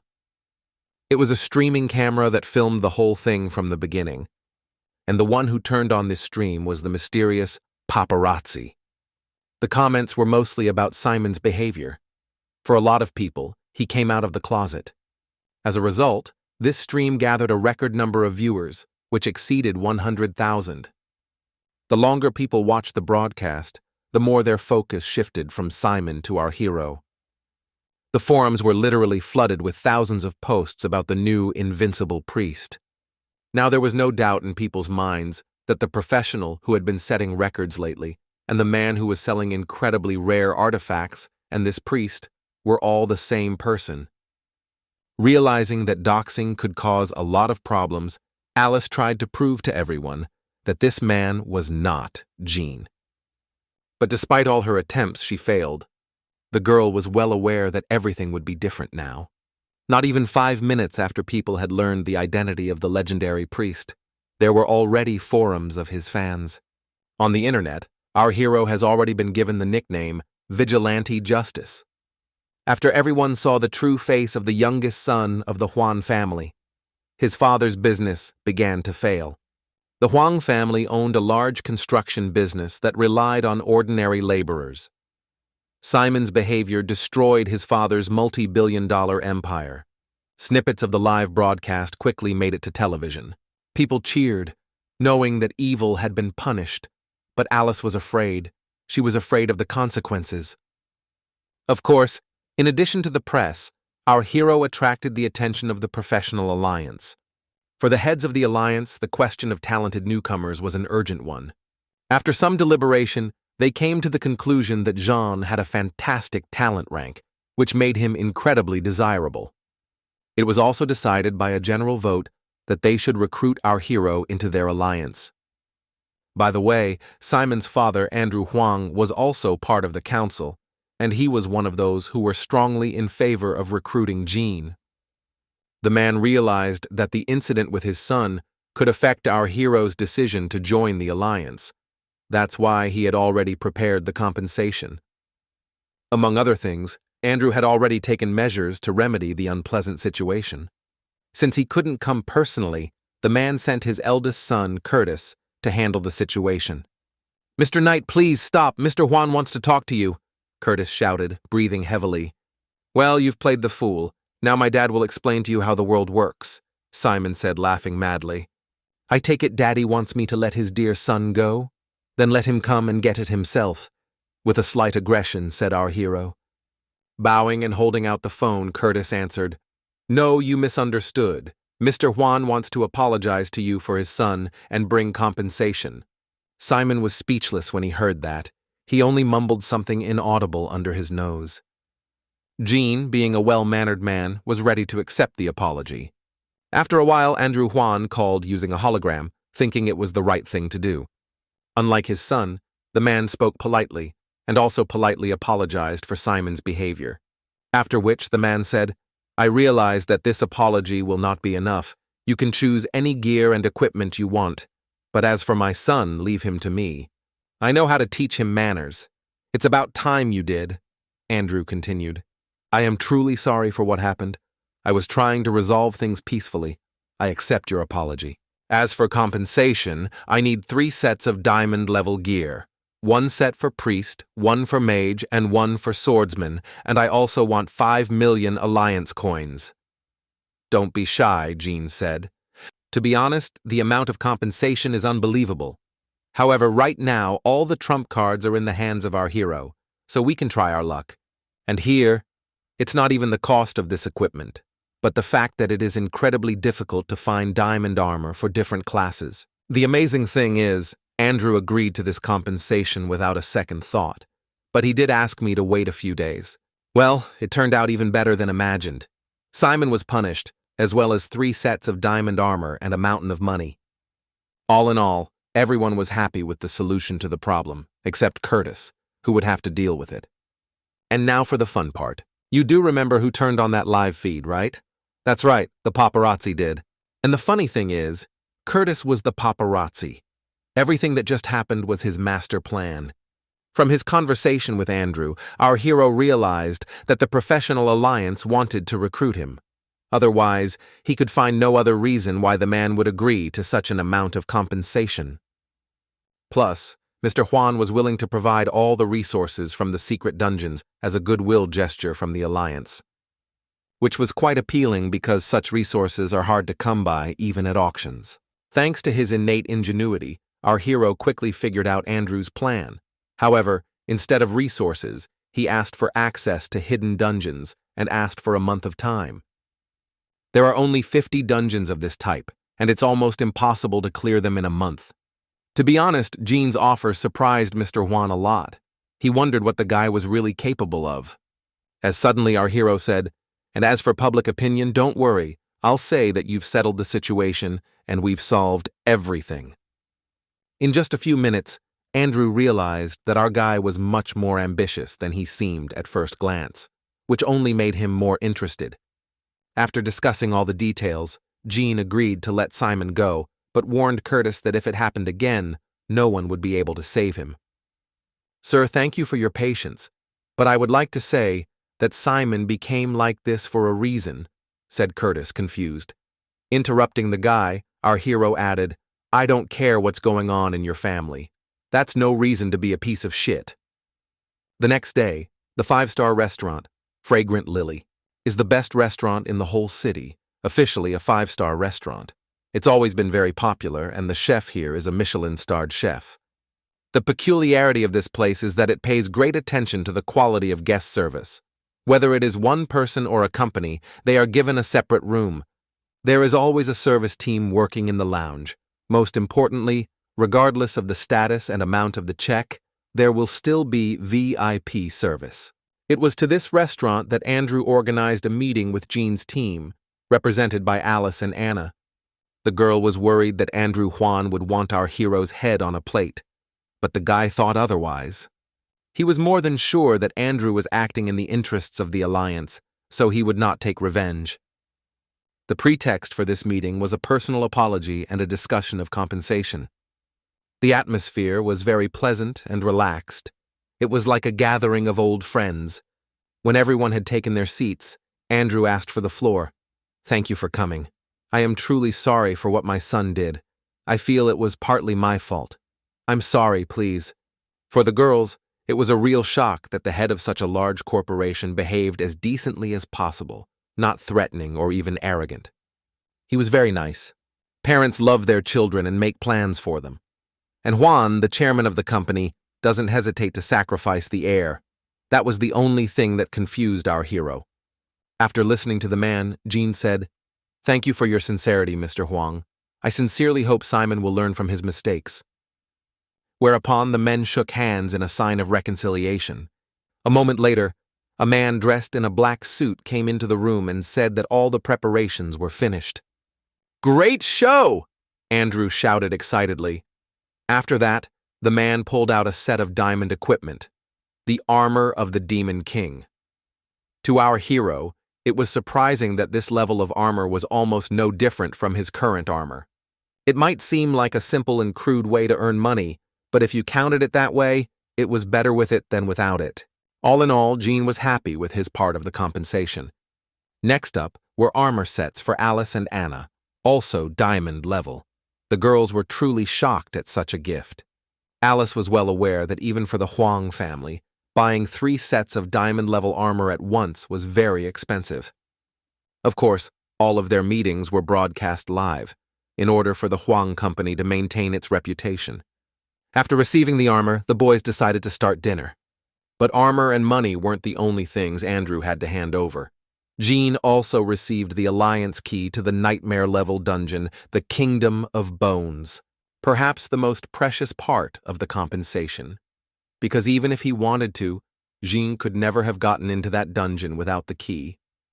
And at the exit of the restaurant, journalists were already waiting for our heroes. Literally, all the media wanted to ask our hero a few questions, but the guy wasn't interested, so he just ignored the journalists and left.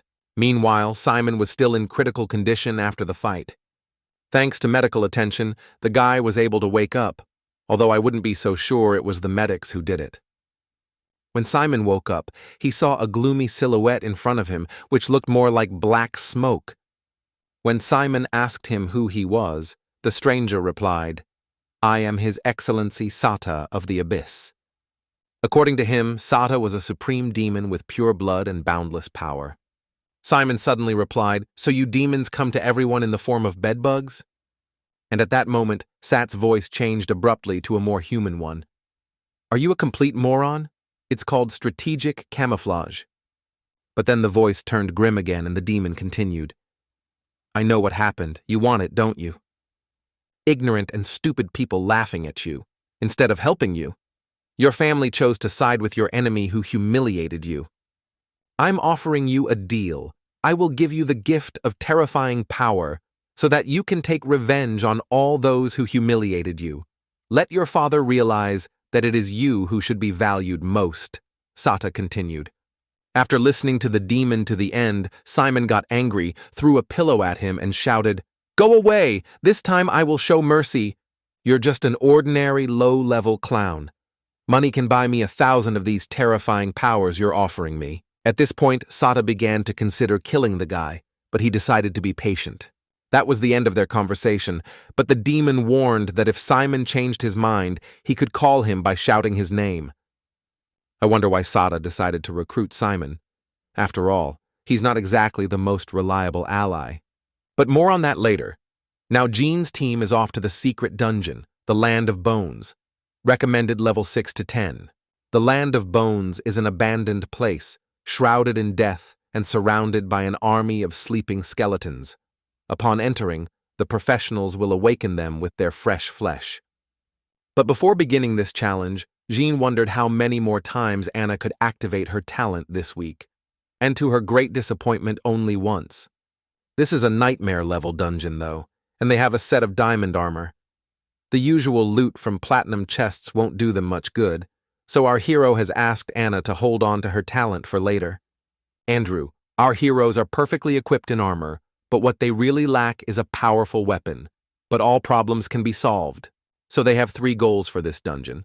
The first is to get free attribute points, the second is to get weapons, and the third is to strategize for the SSS rank sweep. Since this is a hidden dungeon, there is no information available about it, so you will have to learn on the fly. However, those who have been here nicknamed this dungeon Bone Soup, and there's a good reason for that. As always, to get the highest rank for passing, you must fulfill 4 conditions. First, kill the final boss, Ghost Rider. 2. Destroy all the skeletons. Third, do not use weapons that can suppress all undead. Fourth, save more than 10% health. That's why this dungeon got its nickname. Anna was incredibly scared to start this challenge, as she had never raided a nightmare-level dungeon before. But Alice quickly calmed the girl, saying that with the new diamond armor, the local monsters and not a threat.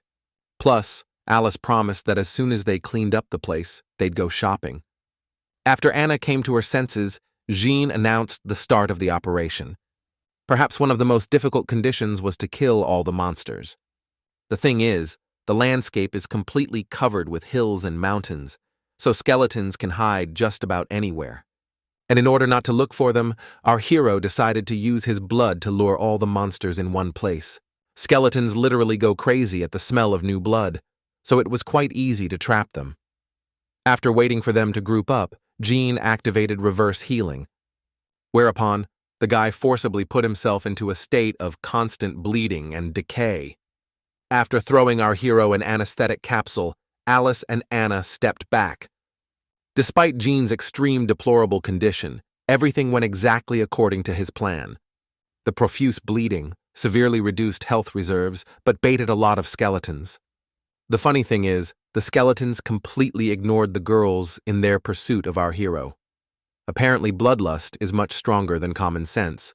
Seeing the whole army of monsters running after the guy, Anna wanted to go to his aid, but Alice stopped her and said that they should trust him. As he got closer to the edge of the dungeon, our hero increased his bleeding to lure all the skeletons along the way. It even got to the point where his health level dropped below 10%. But despite this, Jean arrived at the planned location. Upon reaching the border, our hero canceled his bleeding and replenished his health. At this point, the skeletons realized they were trapped. But it was too late to escape. The inversion of the divine starburst would get them all. This plan was incredibly risky, as the slightest blow could result in death. However, the result was more than worth it. Thanks to this plan, Jean had destroyed all the skeletons in this dungeon, except for the boss with a single blow. Killing all the mobs opened the entrance to the Ghost Rider room. According to legend, the boss of this dungeon in his lifetime was a great warlord, and all the skeletons are his soldiers. But one day, his army fell into a trap and was buried alive in these mountains. It is said that their grave was cursed, so they rose from the dead to continue to shed blood on earth. But that's just a legend that has nothing to do with reality. But Ghost Rider was real. As a dungeon boss, his skills are an order of magnitude higher than those of the mobs, and his skills are perfectly suited to any style of combat, which can cause problems. Ghost Rider's main attack skill is Firebender. This skill uses dark magic power to create fire spirits that can destroy almost any armor. For Jean, any mana attacks were harmless, which was not the case with the girls. Therefore, he had to immediately counterattack. Although Ghost Rider was a very strong boss, but defense was not his strong suit, even a medium strength spell could take away as much as 500 health points. Sensing that the monster was confused, Jean continued his attack. In the end, a small series of powerful attack spells robbed Ghost Rider of 10% of his health. At this point, the monster's passive skill Undead Rage is triggered. Now all of its characteristics are enhanced. When activated, it can summon an army of skeletons. But the worst part is that the army of undead increases the health points of Ghost Rider by 100 units per second. In other words, Jean now has to fight 1,000 skeletons and their boss at the same time, with the boss strengthened 10 times. Now it is clear why this dungeon was hidden from outsiders. There are few professionals in the world who are capable of defeating the Ghost Rider at the peak of his powers. But fortunately, the reversal of heaven and earth made Jean one of the few who could deal with him alone. The funniest thing is that monsters understand absolutely nothing about basic mathematics. The boss knows that his health increases by 100 points every second, but he didn't know that Jean takes away his health much faster. It took exactly 2 seconds for the entire army of undead to be completely destroyed. Naturally, without his army, the Ghost Rider has lost his boost. Now all that's left is to finish him off. The most powerful reverse healing spell was enough to destroy the invincible boss. Just for killing the boss, Jean received 6,000 experience points, and since all the secret conditions were met, the rank for completing this dungeon was SSS. The experience gained was enough to raise the level to 8. Since the girls did not make any contribution to the victory, they were left without awards. But our hero, in addition to experience, also received a key to a one-time secret dungeon Land of the Dead, with the maximum difficulty level Cataclysm. And, according to old tradition, there was a chest with a reward. The thing is, keys to one-time dungeons are incredibly rare. Such dungeons can only be completed once. After use, both the key and the dungeon disappear, as do the rewards inside. And the difficulty level Cataclysm indicated that a real treasure awaited them inside. In all of history, only 3 such dungeons have been found, and none have been completed. The problem was that no one knew what was waiting for them ahead.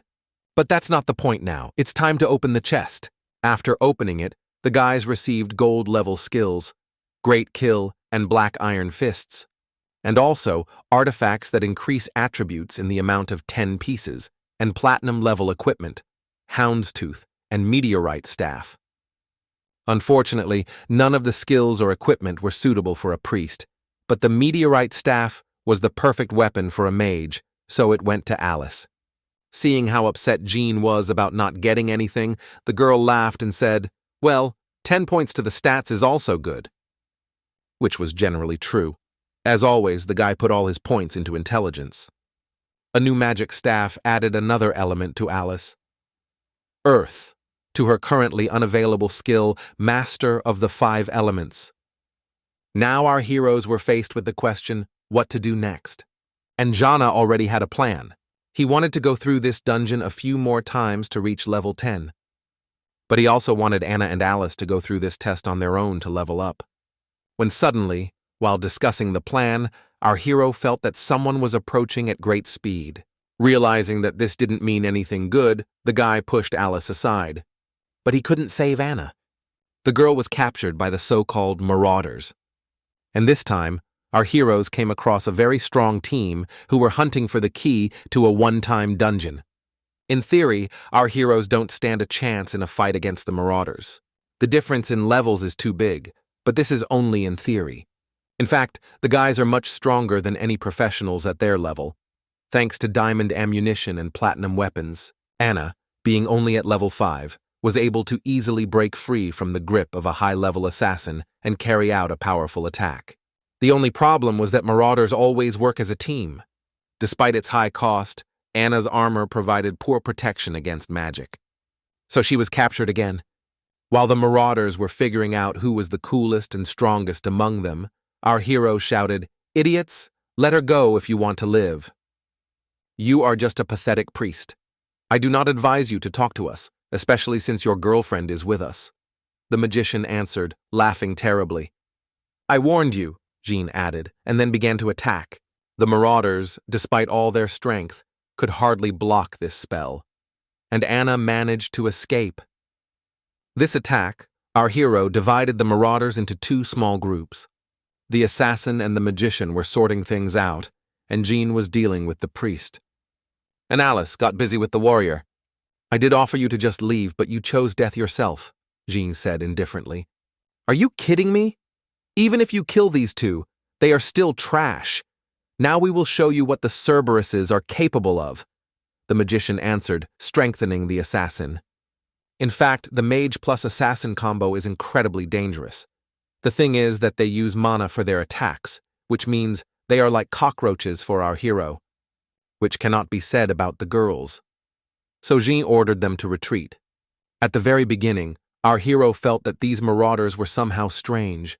Now he realized that they had made a deal with the devil of the abyss. They gave up their original talent for the power of the abyss, which is many times stronger than themselves. When their attack hit our hero straight, the mage laughed and shouted, "You don't even know how to use your skills."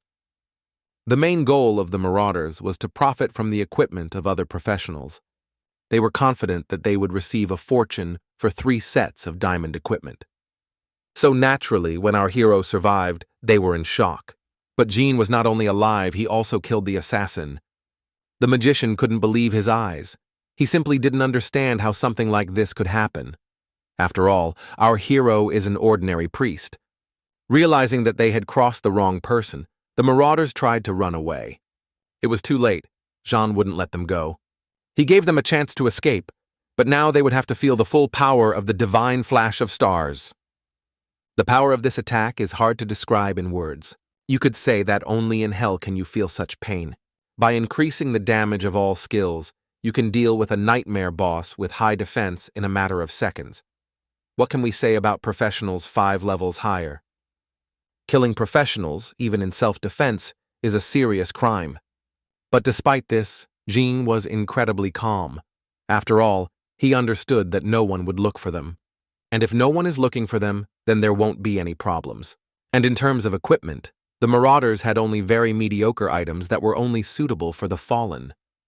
The fallen are professionals who have abandoned their divine talent and sided with the abyss. But then, our hero found in one of the bags a key to a dungeon called the Giant Dead Forest. This is a Doom-level dungeon. Giant Deadly Forest was once used for a profession test. No team has cleared this dungeon for many years. The boss, Dark Spellcaster, became a nightmare for all students and an obstacle in the path of professionals. Many warriors united to challenge him. Their goal was not to gain experience or top-notch equipment. They were chasing the key from the Forgotten Lair, a drop for the first time completing the level Doom. But no matter how hard they tried, it was all in vain. That's why this dungeon was closed. Naturally, our hero's team wanted to go there as soon as Anna's skill was restored. Their goal is not only to reach level 10, but also to get the key to the Forgotten Lair. The question of what to do with the bodies of the looters is still open. Alice suggested burying them, and Anna suggested burning them. But the guy didn't want to bother so much. He suggested just throwing them into the dungeon. After all, the bodies would just disappear after closing. The girls liked this idea. Having finished this, Jean was going to go to the academy to restore his skills. Before parting ways, our hero asked Anna to contact him as soon as her abilities were restored. The next day, the girls invited the guys to a restaurant to thank him. After all, everything they have now is all thanks to him. Delicious food, the best equipment, and confidence in the future. And all this, even before they officially turned professionals. After all, at the end of the month, they still have a final exam waiting for them. When suddenly a waiter came up to our hero's table and said, "Hello, that gentleman has placed an order for your table." Turning around, the guys saw a very strange stranger in front of them. A moment later, the stranger approached and introduced himself as the head of the Alliance of Professionals, Agnes Fortstein. After which, the guys introduced themselves in response. Being a straightforward person, Agnes said, "I apologize for disturbing you, but I am here on business. I use my powers. I want to invite you to join the team Live Sound. You will have access to the Professional Alliance. Mr. Agnes, it's very pleasant and unexpected, but we haven't even passed the final exam yet. Besides, There might be rumors that we've taken someone's illegal place. So I can't agree. Besides, we had no plan to join any team, Jean added. Well, I'll be honest. I didn't expect you to refuse. But that's not surprising. The strong always have their own ideas. I won't insist, but I want you to know that the offer will still be relevant for some time. If you ever need anything, you can always contact me. Also, for my own selfish reasons, I'd like to spar with you, after drinking a glass of strong soju, Agnes added. If it were an ordinary person, Jean would refuse, but he himself is interested in what the head of the Alliance of Professionals is capable of. But due to urgent matters, it had to be postponed, so our heroes decided to go underground. Before entering, Anna activated her ability on Jean to increase the reward level. When all the preparations were completed, our hero opened the gates to the giant deadly forest. Giant Forest of Doom, recommended level of play from 8 to 15. This is the place of the emergence of disasters in the world and the final destination in darkness and loneliness. The forest where even giants perished, a place of despair, complete death. They say this dungeon is a fragment of a secret world. How true this is, no one has ever managed to find out, because no one has been able to complete this dungeon. And the reason for all this is the incredibly high level of difficulty. Even the weakest mob here is level 8. As soon as our heroes went into the dungeon, they immediately encountered a ghostly warrior. The girls, not wanting to push all the work onto our hero again, decided to deal with the monster themselves. This is the first time Anna and Alice engage in actual combat after receiving the new weapon loadout, so it was quite a revelation for them to see how much their damage had increased. And Jean just watched with interest as his team worked. Now each of them is many times superior to their classmates of the same level. The new armor perfectly emphasized the strengths of each profession and eliminated the weaknesses. For example, Anna, despite her warrior profession, is very agile, and Alice has a high level of defense. In general, the girls became much stronger. Even though it was just the two of them, they were able to destroy a monster that was 3 levels higher than them. However, this was only the beginning. The noise from their fight attracted the attention of someone even more terrible. And this monster required the intervention of our hero.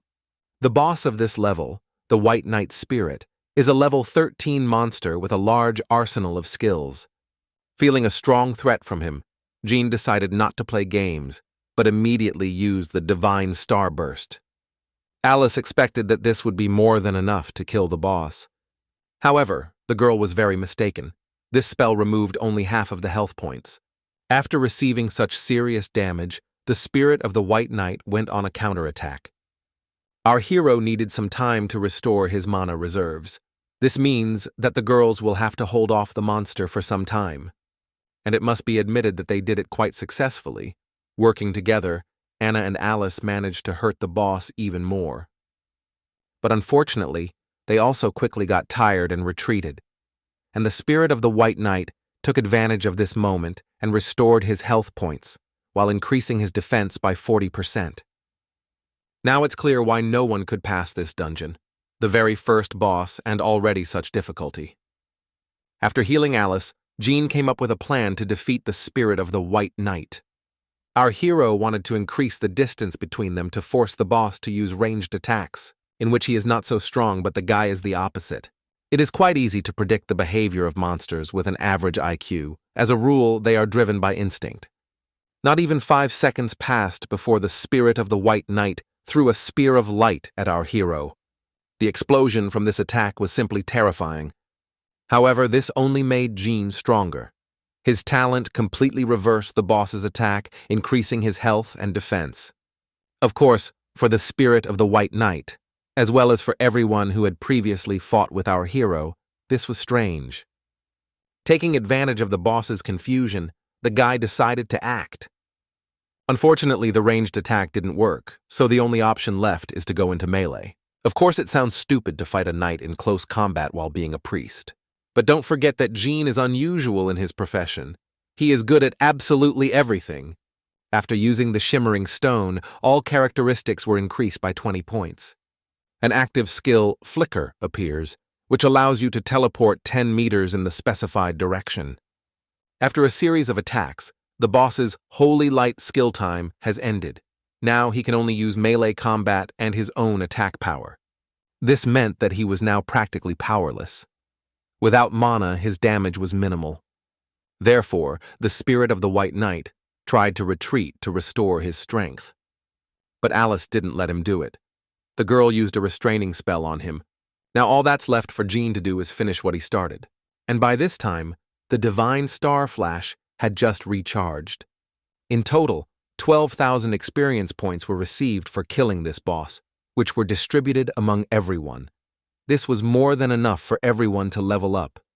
At that moment, Alice once again realized that they couldn't do anything even with diamond armor. Meanwhile, our hero was thinking about where to go next. After all, there were no signs or clues, when suddenly all three of them were pushed into the abyss by a huge plant. As he fell, Jean shouted joyfully, "Don't worry, this is a special way of teleportation. Don't forget to land softly, otherwise you will get damaged." It's funny that in a Dungeon of the Doom level, even such a small thing as teleportation between levels looks so frightening. On the second level, our heroes should be met by a boss named Master of Curses. Less than 5 seconds had passed since our heroes reached the second level when someone attacked Jean. On this level, there are absolutely no mobs, only the boss. Because of the Master of Curse, this dungeon was closed. Not a single professional could defeat him. As our hero expected, this boss can attack without even appearing. If it weren't for his talent, he would have already died. Master of Curses enters a combat state, automatically enchanting his weapon to deal magic damage when attacking. In theory, killing this boss shouldn't be too difficult. But don't forget that Jean didn't come here alone, and for the girls, all the boss's attacks are fatal. Even though the Curse Master was classified as a mage, the speed of his attacks was extremely high. It was impossible to dodge this, so Jean ordered the girls to block his blows, to minimize the lesson received. But even so, the girl lost most of her health points, and Anna turned out to be a strong debuff. And at the same time, the boss did not use his most powerful attack. Luckily, Alice knew where they were going and prepared in advance by buying her own capsules. While the girls were replenishing their lost health, Jean decided to act. Master of Curses constantly use mana in combat. This has its advantages, but also disadvantages. For Jean, his attacks are harmless, but for the boss, our hero's attacks are almost the same. However, with a combination of his 3 strongest spells, the guy was able to break through the boss's magical defense and deal him quite a decent amount of damage. The result was already amazing, but now our hero needs a lot of time to recover, and in order to buy the necessary time for her teammates, Alice rushed into the attack with her strongest skills. It's worth remembering that she is a mage with a legendary level talent, and her attacks are also quite dangerous. But the Master of Curses had increased defense against magical attacks, so Alice was unable to inflict any significant damage on him. But that wasn't necessary. She bought enough time for Jean to replenish his mana. Since spells didn't work well on the boss, the guy decided to try physical attacks. And it must be said, it worked quite well. Even the attacks with the priest's staff did decent damage. There was just one problem. The Master of Curses was an excellent close combat fighter with a wide arsenal of skills. He did some crazy combinations of attacks, but all using mana, so Jean took absolutely no damage. But then, the boss noticed a vulnerable area and dealt critical damage. If our hero were a warrior, a magician, or someone else, he would have died already, but the priest was able to heal himself. Jean took this as a reminder that you always have to be on your guard in a dungeon, especially when your opponent is a boss like that. After that blow, the monster thought that Jean was dead, so he decided to finish off the girls, and the guy took advantage of this, grabbed the boss. Of course, such a weak spell had no effect, except that the Master of Curses was now completely focused on our hero. But that was the first step of his plan.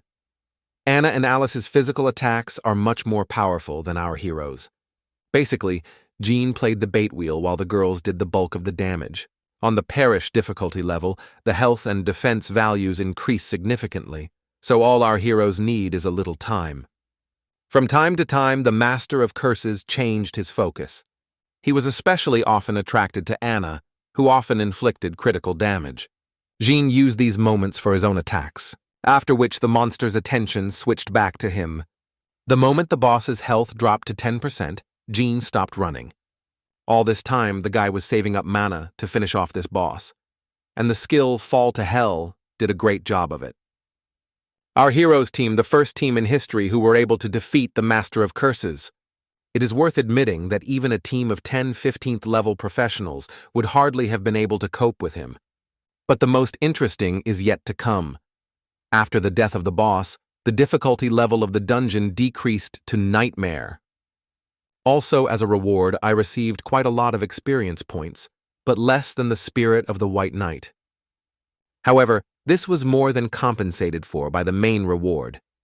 Now John can summon a Curse Master to fight for him. This skill can be used up to level 20. Seeing this, Anna said with delight, "My God, you can summon monsters now. You're like some kind of priest necromancer." "Don't forget this is our common victory," Jean answered, smiling. "Guys, that's not all," Alice cried out in alarm. The rumors were not lying. Killing the Master of Curses gave the key to the dungeon Forgotten Lair. It was this key that was Jean's main goal. Previously, everyone dreamed of getting it. Of course, as soon as people find out that someone has received the key to the Forgotten Lair, a wave of discussions will immediately begin. But for now, our heroes are trying not to think about it. Right now, they are interested in the last boss. Yes, the Master of Curses is not the last and not even the main boss of this dungeon. Few people know, but the main boss of the forest is the last giant. No one knows what this monster is capable of, because no one has had the strength to reach it. However, there were rumors that he was actually just a big, stupid monster with a bunch of weak moves. It is worth noting that the last giant was much larger than our heroes imagined.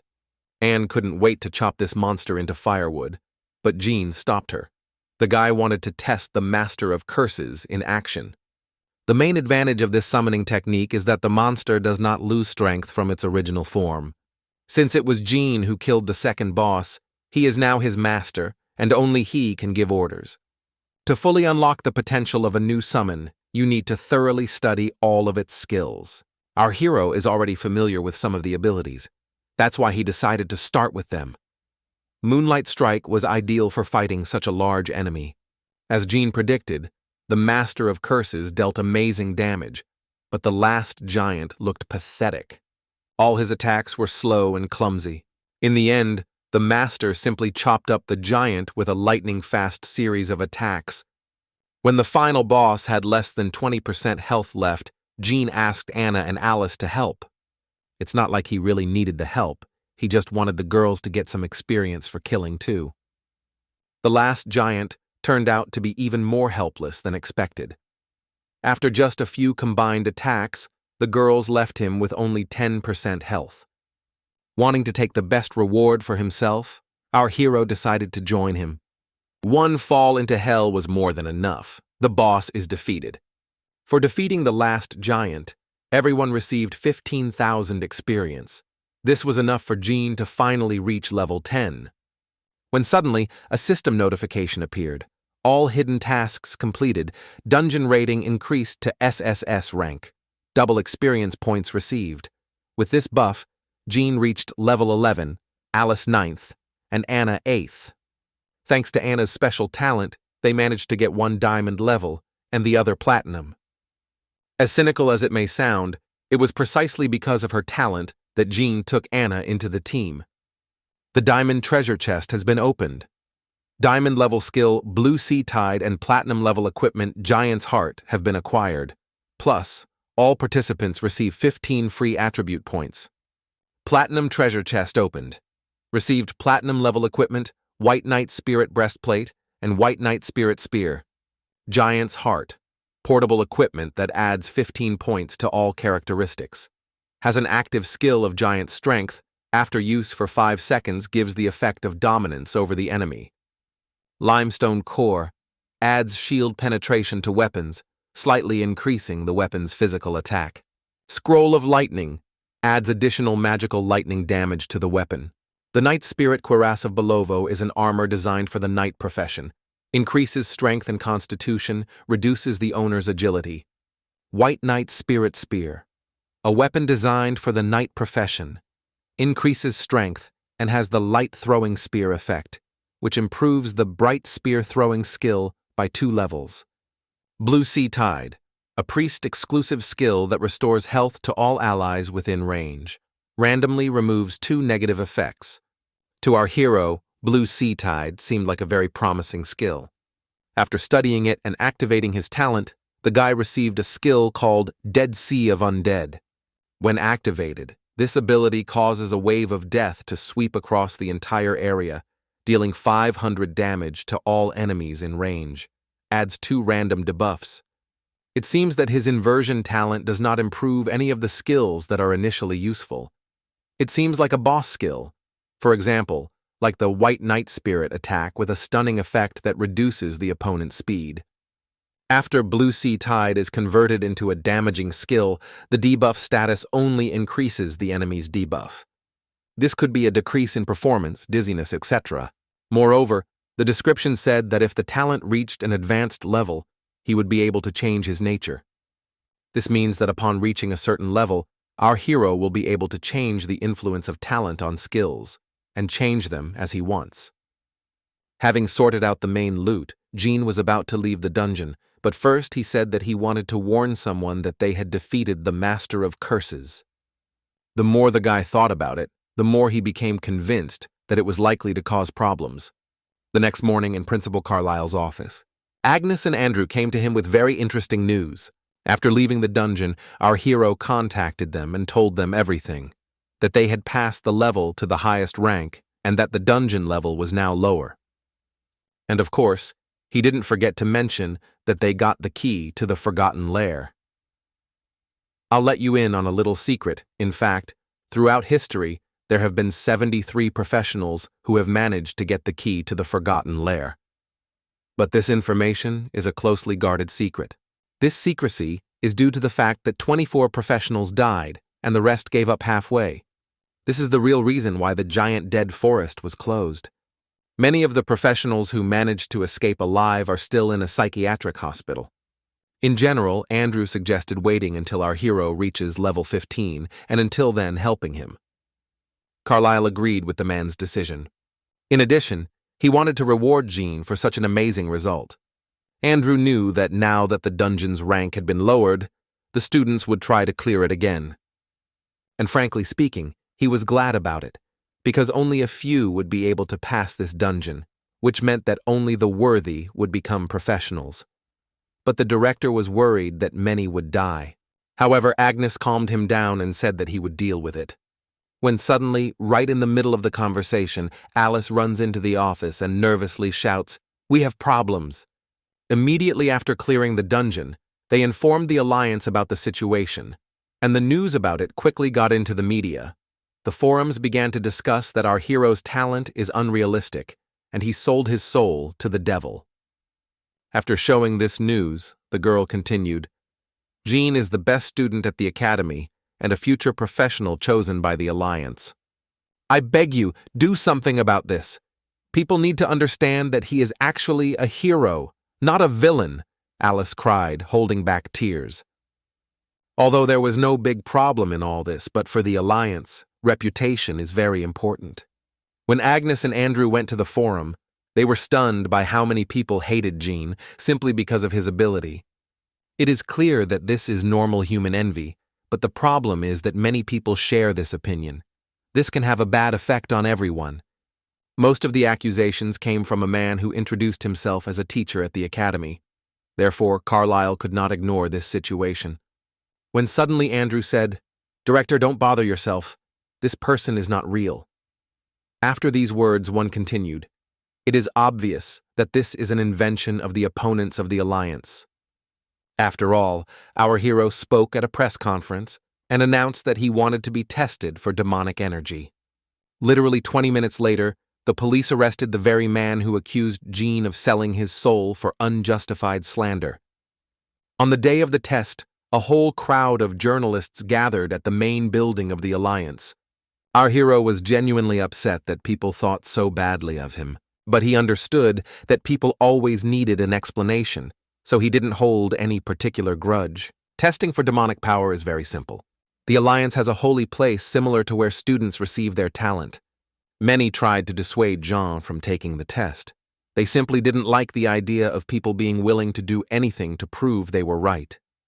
Moreover, almost all professionals from the Alliance believed our hero.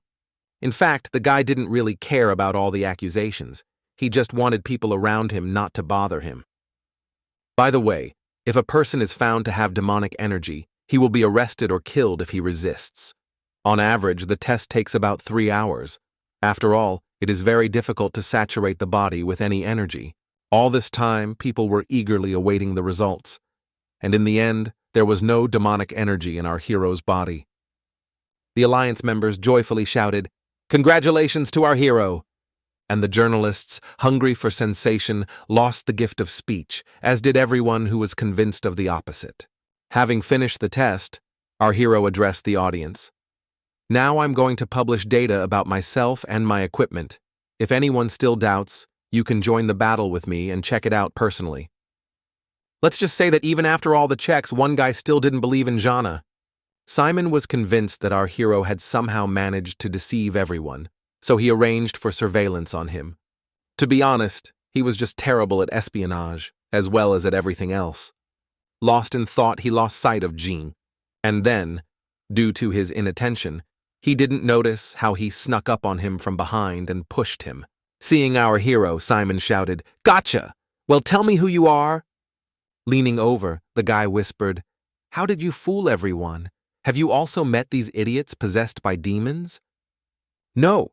The other day I sent a couple of those to the Creator," our hero answered indifferently. "Idiot, don't be rude to me. Because of you, I had to lie in the hospital where some devil fanatic molested me. I want to report this to the Alliance as soon as possible so that they can start an investigation," Simon shouted angrily. "Stop. You want to say that the Apostle of the Abyss came to you and you were able to resist the temptation?" Jean asked in surprise. "I knew poor people were dumb, but I didn't think they were that dumb. Of course I was. I'm Simon Huang, the coolest dude in the world," the guy answered with pride in his voice. Sometimes Simon seems like a very smart and nice guy, and sometimes he seems like a real jerk.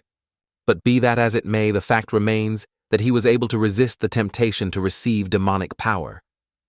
As he was leaving, our hero once again explained to Simon that his talent had nothing to do with demons.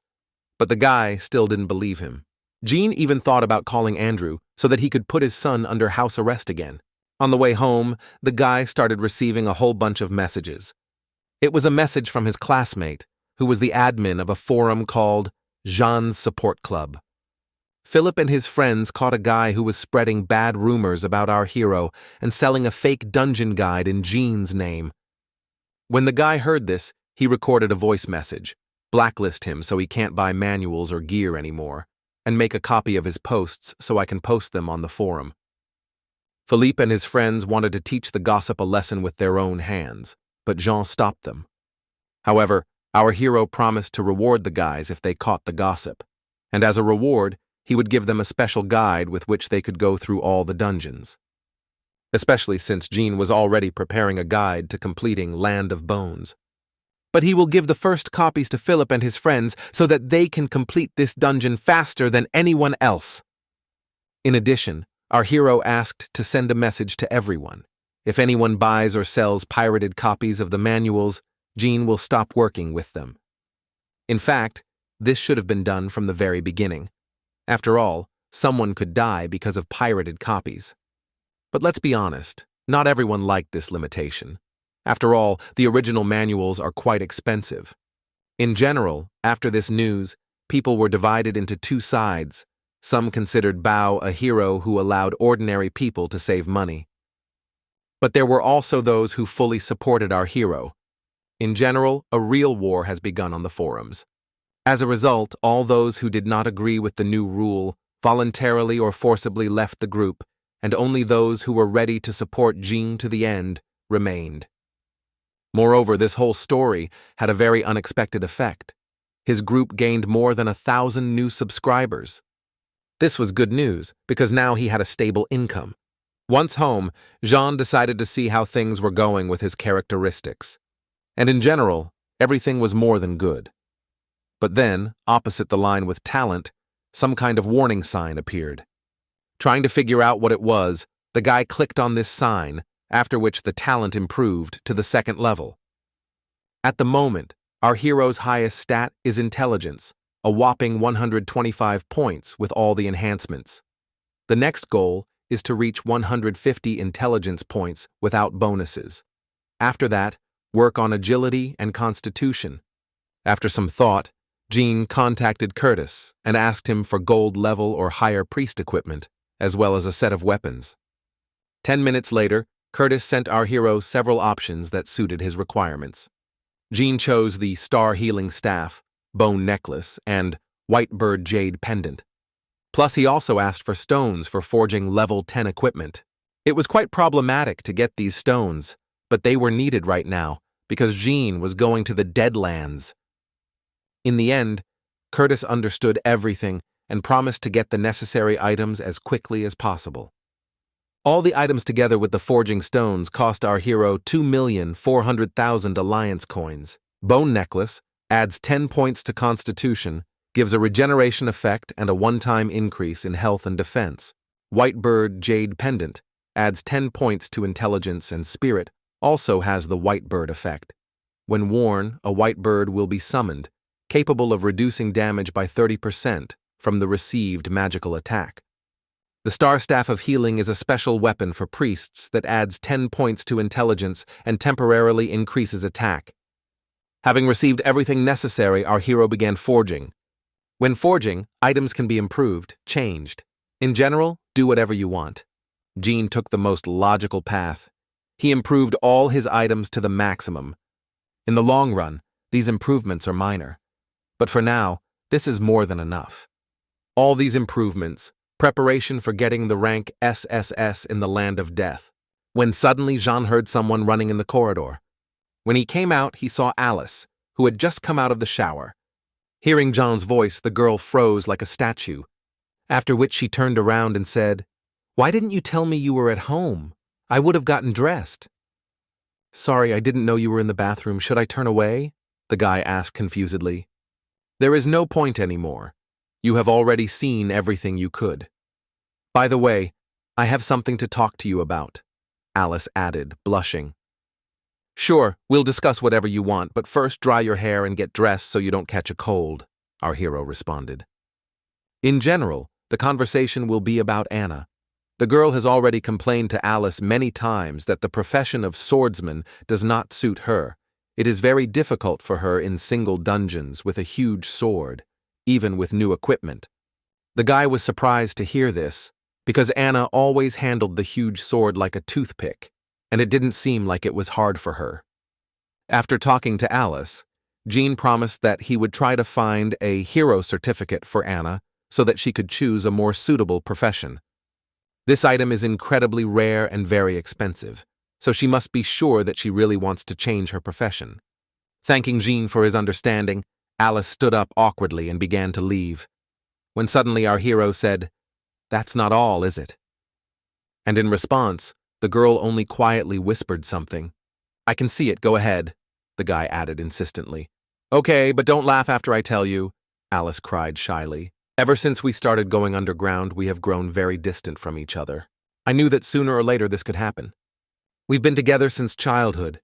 Do you remember how we used to walk all day long? I thought that even after our talents awakened, we would still be the most loyal companions. But you don't need me anymore. I'm honestly happy for you, but it seems like the gap between us is getting bigger. When we're in the dungeons, I start to feel like a burden. I can't even be a support for the team," Alice said with tears in her eyes.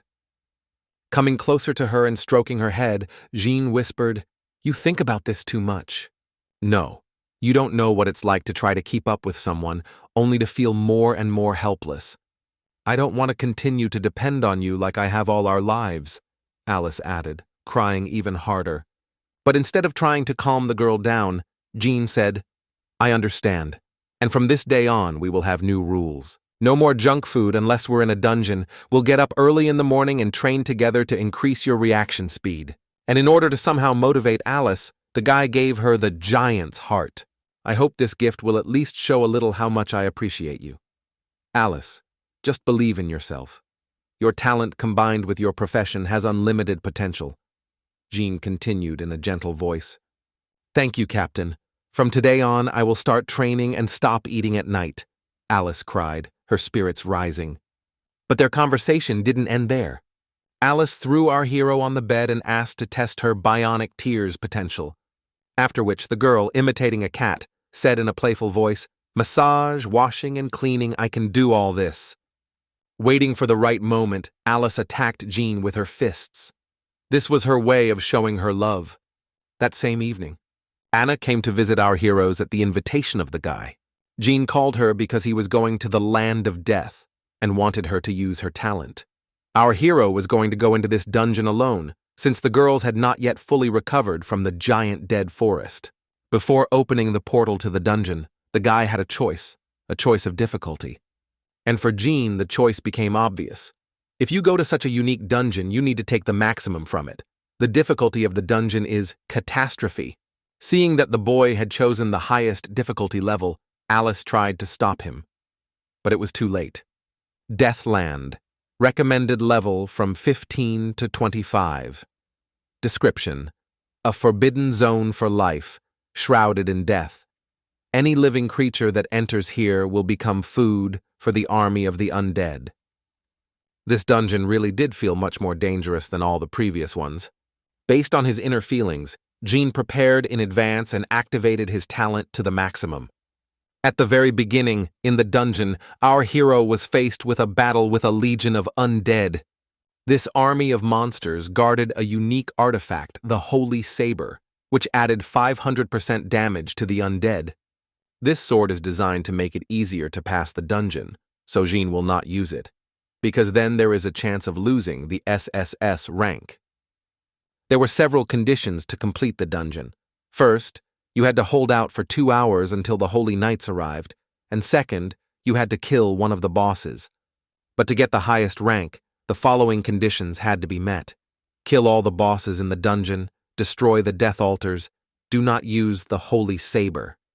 Complete the first 3 conditions before the Holy Knights arrive, and the last condition will be available after completing the first 4. With a level 2 talent and modified skills, defeating the undead army is quite easy. 1 divine healing spell was enough to incinerate 100 dead people.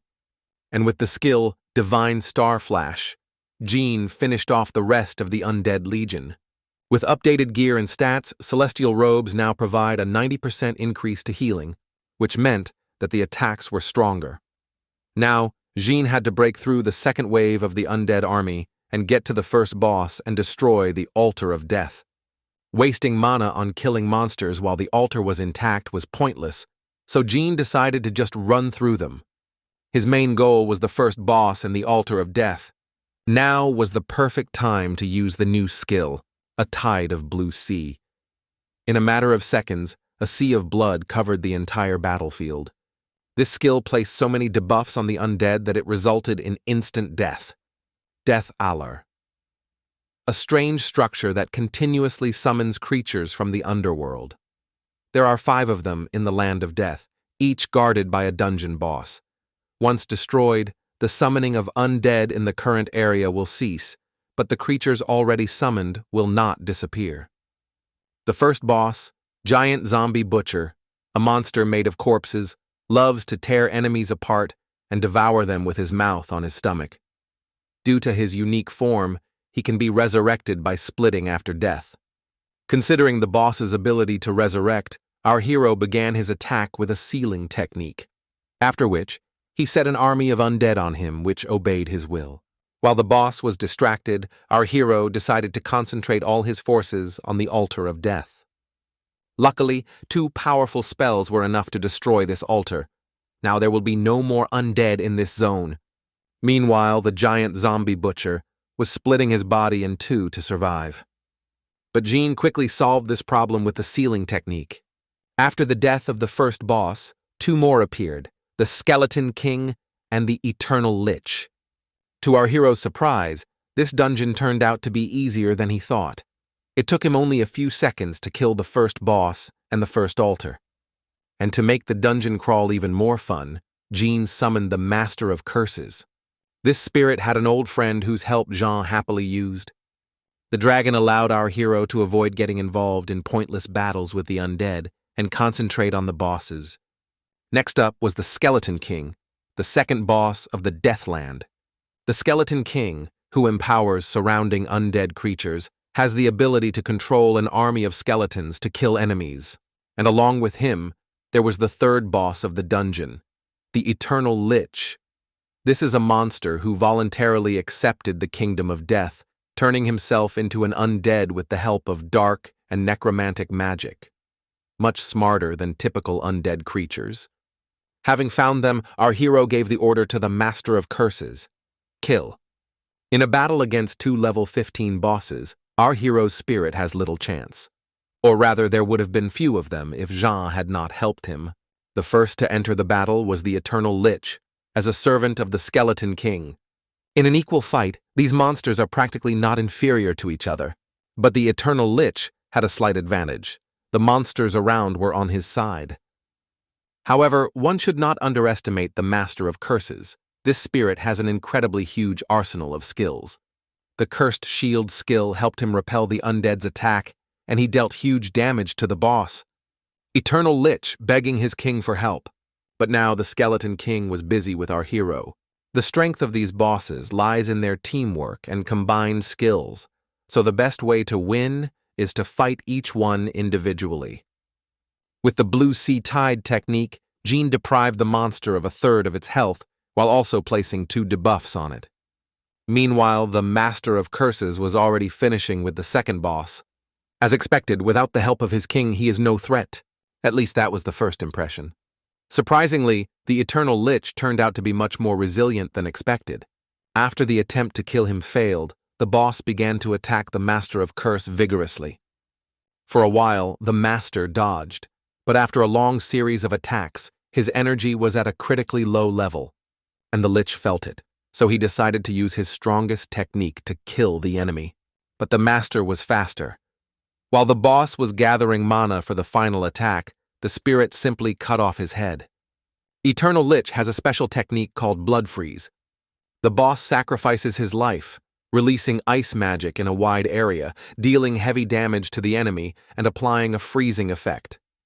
This is the final boss attack that was supposed to kill the Curse Master. But everything turned out completely differently. The spirit not only managed to survive, but also dealt an incredibly powerful attack to the Skeleton King, leaving him with less than 10% of life. And our hero has already finished him off. Before his death, the Skeleton King said, "Ignorant people, true despair awaits you ahead." All the basic conditions for passing the dungeon have been met, so Jean can leave it at any time. But instead of being content with what he had achieved, he decided to continue. Our hero, never settle for less. If he starts doing something, he must do it perfectly. With the destruction of the second altar, the undead no longer pose a threat. Next on our hero's list were the remaining 2 bosses, and he allowed the Master of Curses and the Dark-Winged Dragon to deal with the ordinary undead. With their help, our hero saved a whole bunch of time and effort that he would need in the fight against the bosses. There was no doubt about their strength, but the noise from their attacks attracted the attention of the monsters. The final 2 bosses, the Dragon of Death and the Daughter of Death. The dragon has impeccable ice magic and can destroy the next world with one attack. And the Daughter of Death was an elf in life, but now she is a dark ranger. Her magic bow and arrows bring death to the enemy. Seeing his enemies, Jean shouted, "Who do you think is scarier, you or me?" After which, the guy immediately activated the Scarlet Sea Tide, the strongest skill in his arsenal at the moment. "How dare you, a pathetic man, compare yourself to our father?" The Daughter of Death screamed furiously, shooting an arrow at our hero. The dragon also decided to take part in the attack and strengthen the arrow. "You want to turn the tide of battle? Let me show you what real power is," Jean shouted. Master of Curses dodged the attack, but our hero did not do so. He wanted to show what he was capable of. The daughter of death was sure that it was an attack and dealt with the guy. But it's not that simple. Jean caught her arrow with his hands, and instead of severe wounds, he became stronger. Impossible! My arrow hit your heart right. Are you immune to submission? The daughter of death asked, screaming. Having received no answer, the girl ordered the dragon to attack with full force. But no matter how hard the monster tried, there wasn't a scratch on the guy. Each of his attacks added health points to Jean. While the bosses were trying to figure out how to win, the Master of Curses came at them from behind. On Jean's orders, the spirit was to kill the daughter of death while he distracted them. Being the strongest of the bosses in this dungeon, she quickly sensed a trap. Fortunately, the Master of Curses was superior to her in agility and easily dodged all the arrows.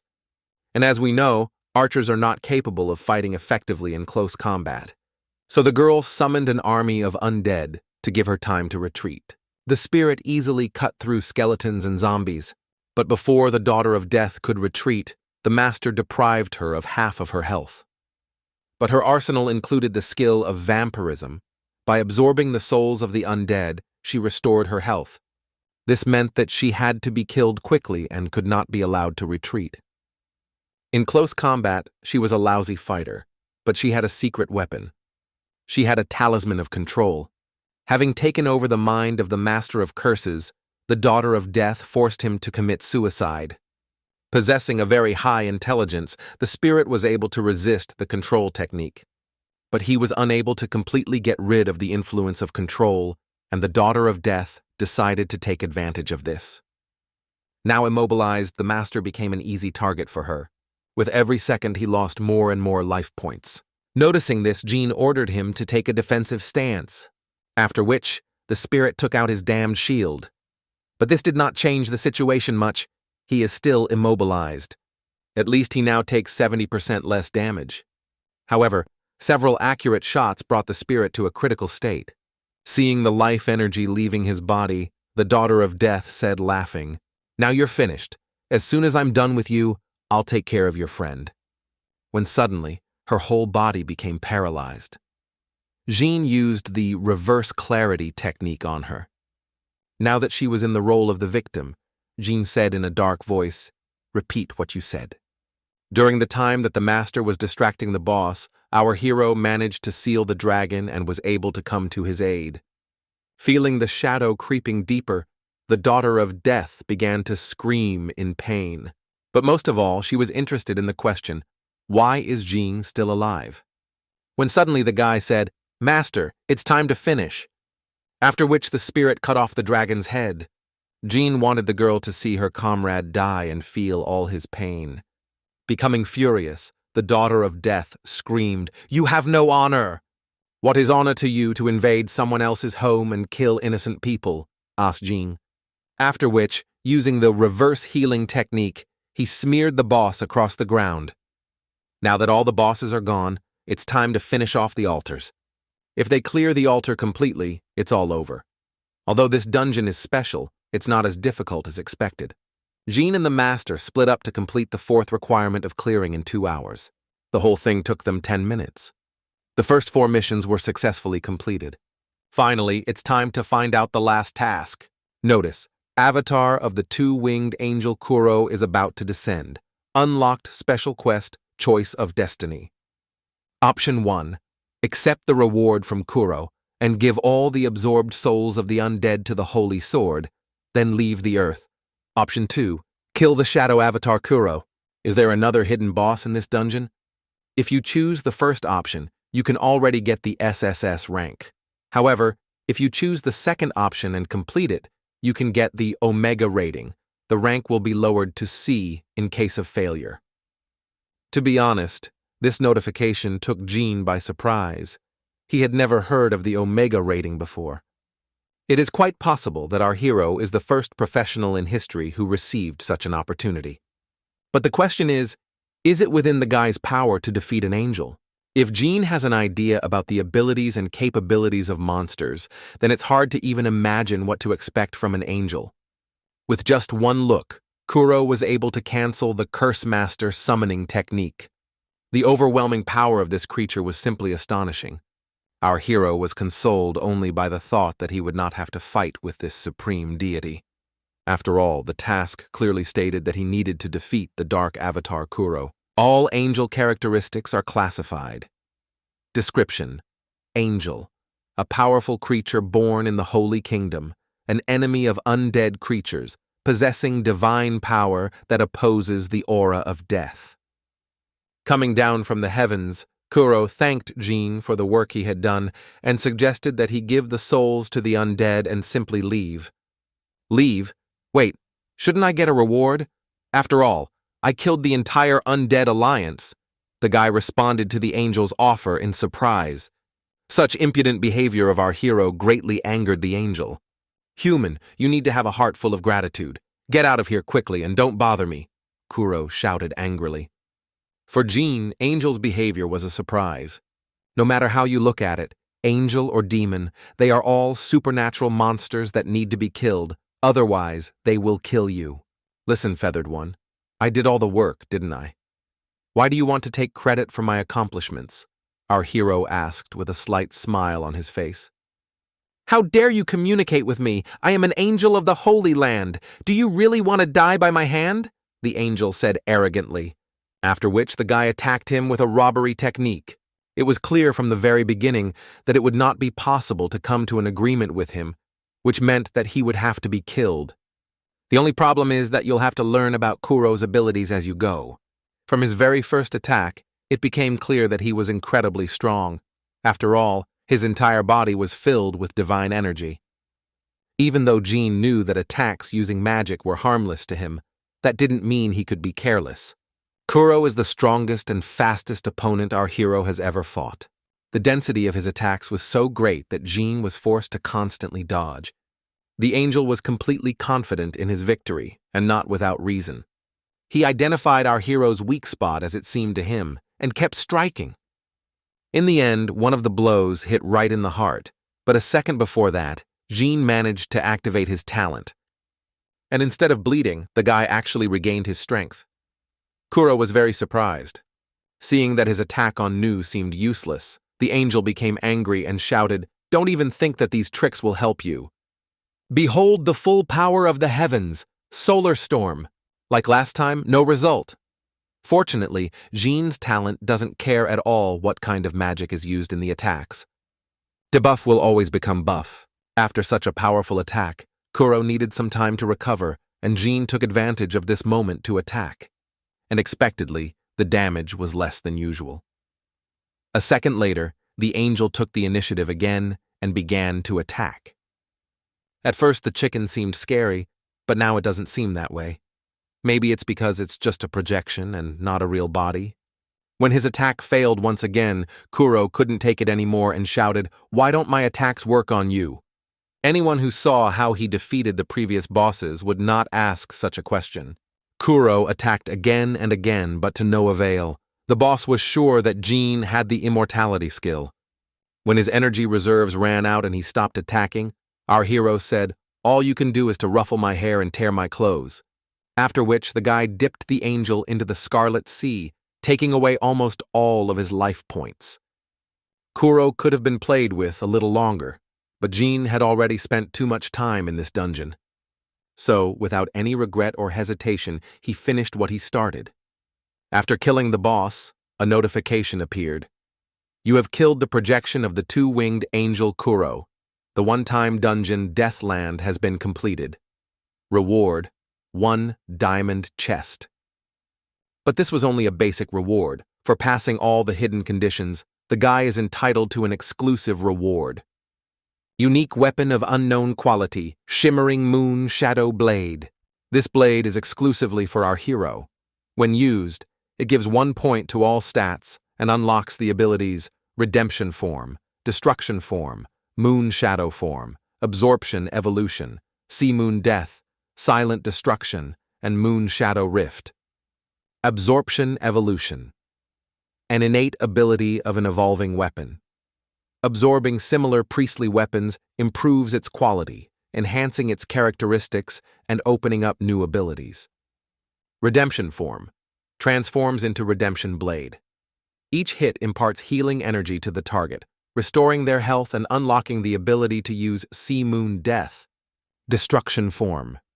Transforms into a blade of destruction, dealing both physical and powerful magical damage and unlocking the use of silent destruction. Moon Shadow form.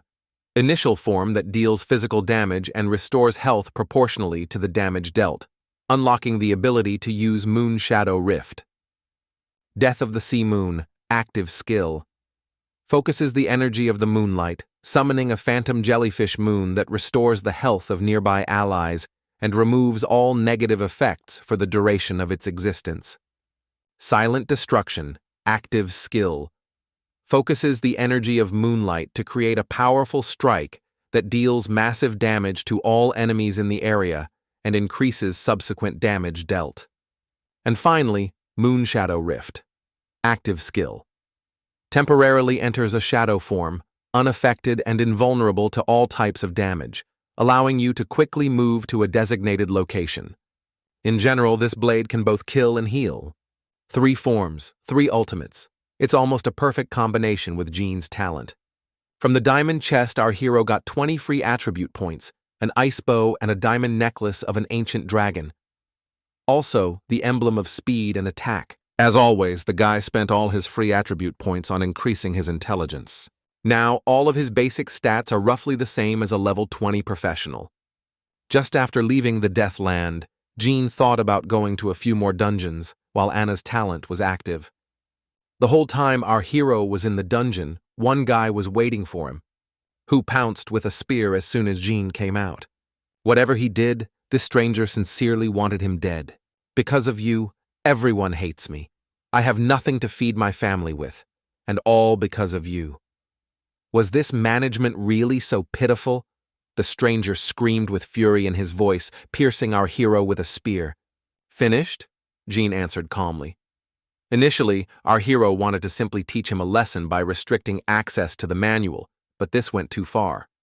Unfortunately, such people never change and only understand brute force, so our hero decided to beat him up, so that he would finally understand that stealing is wrong.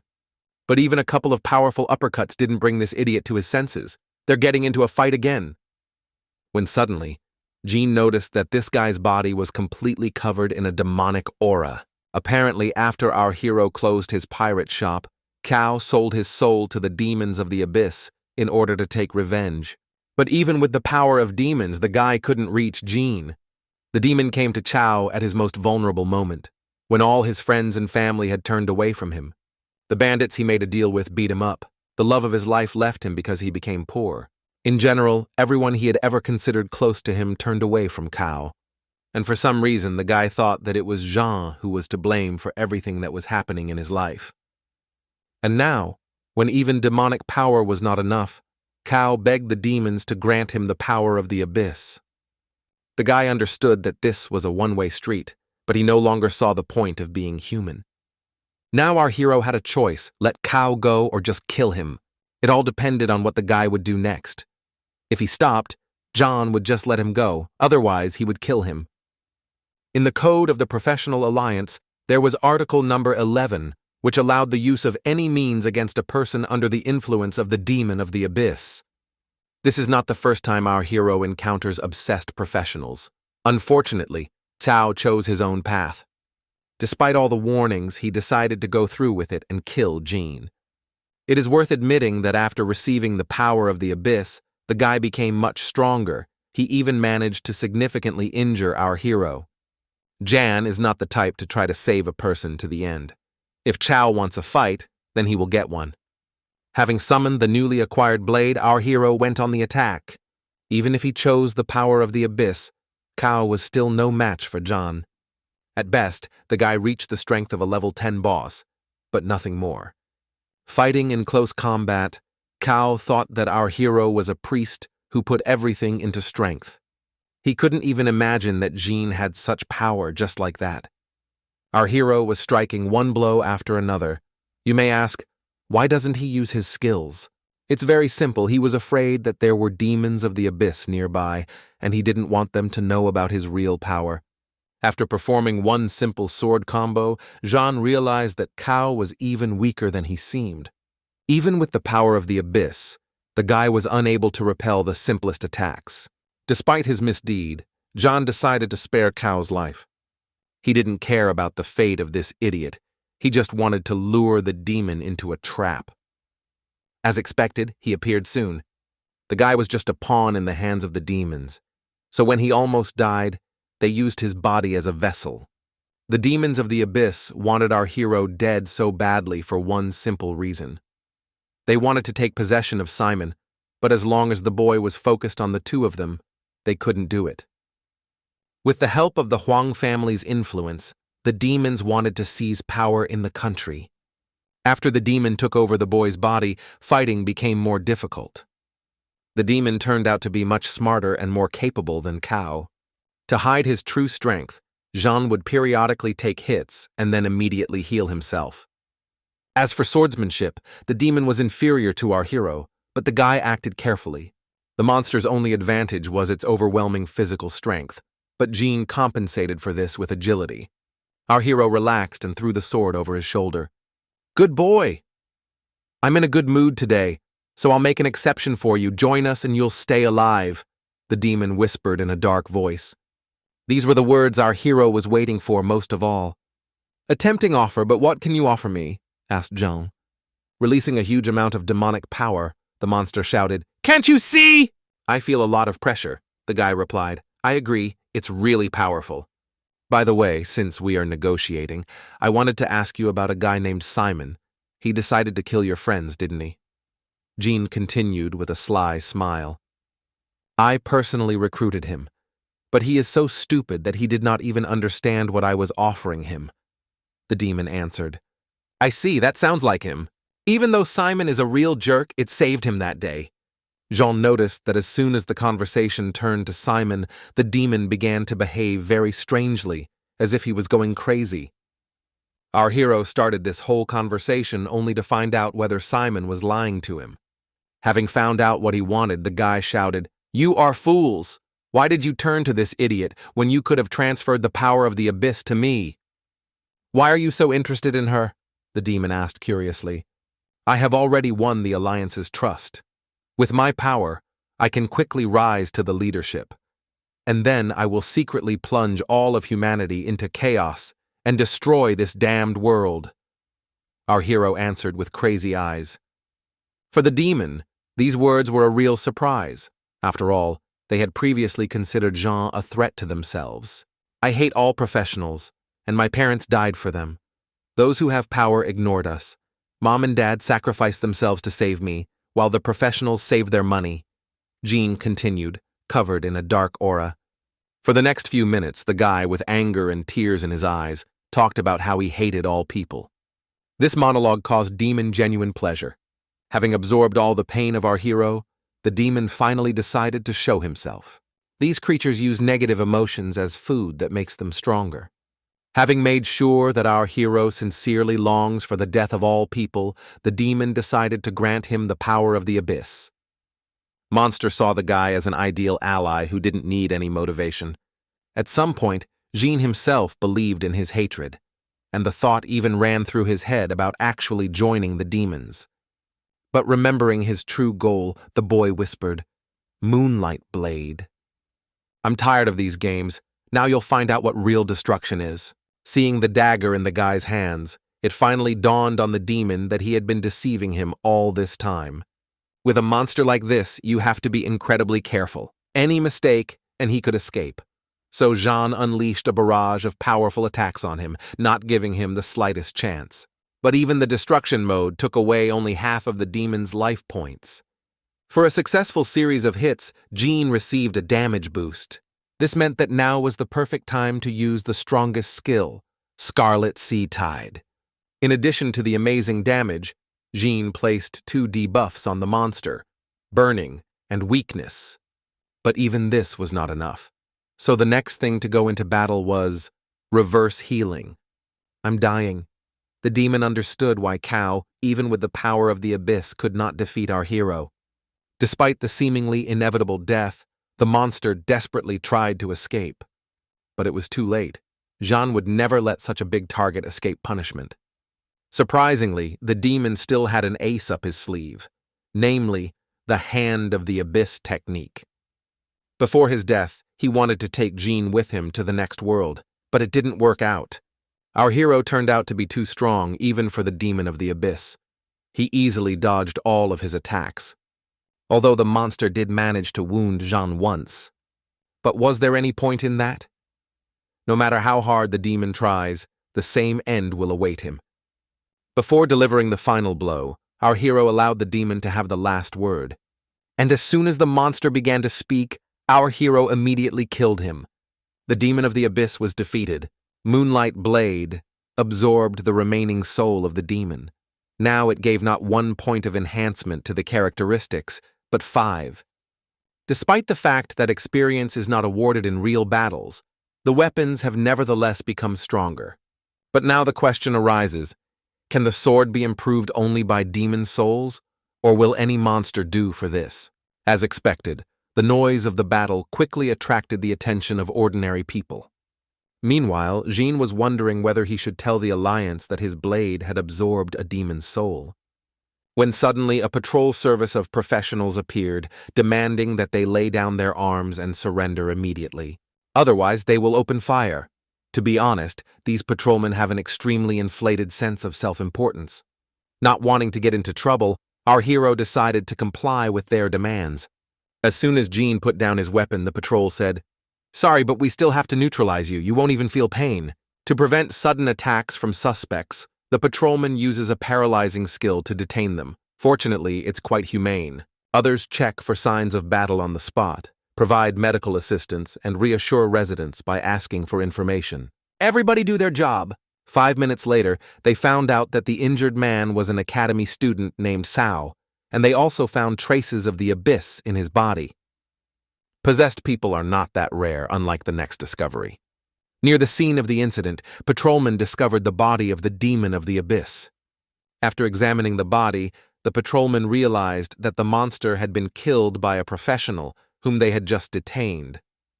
To better understand the whole situation, they requested a video recording from a surveillance camera, and what they saw shocked them. An 11th level student with the priest profession single-handedly defeated a 20th level demon of the abyss, and he did it with a sword. When this became clear, the stranger approached our hero and said, "Hello, Jean Knight.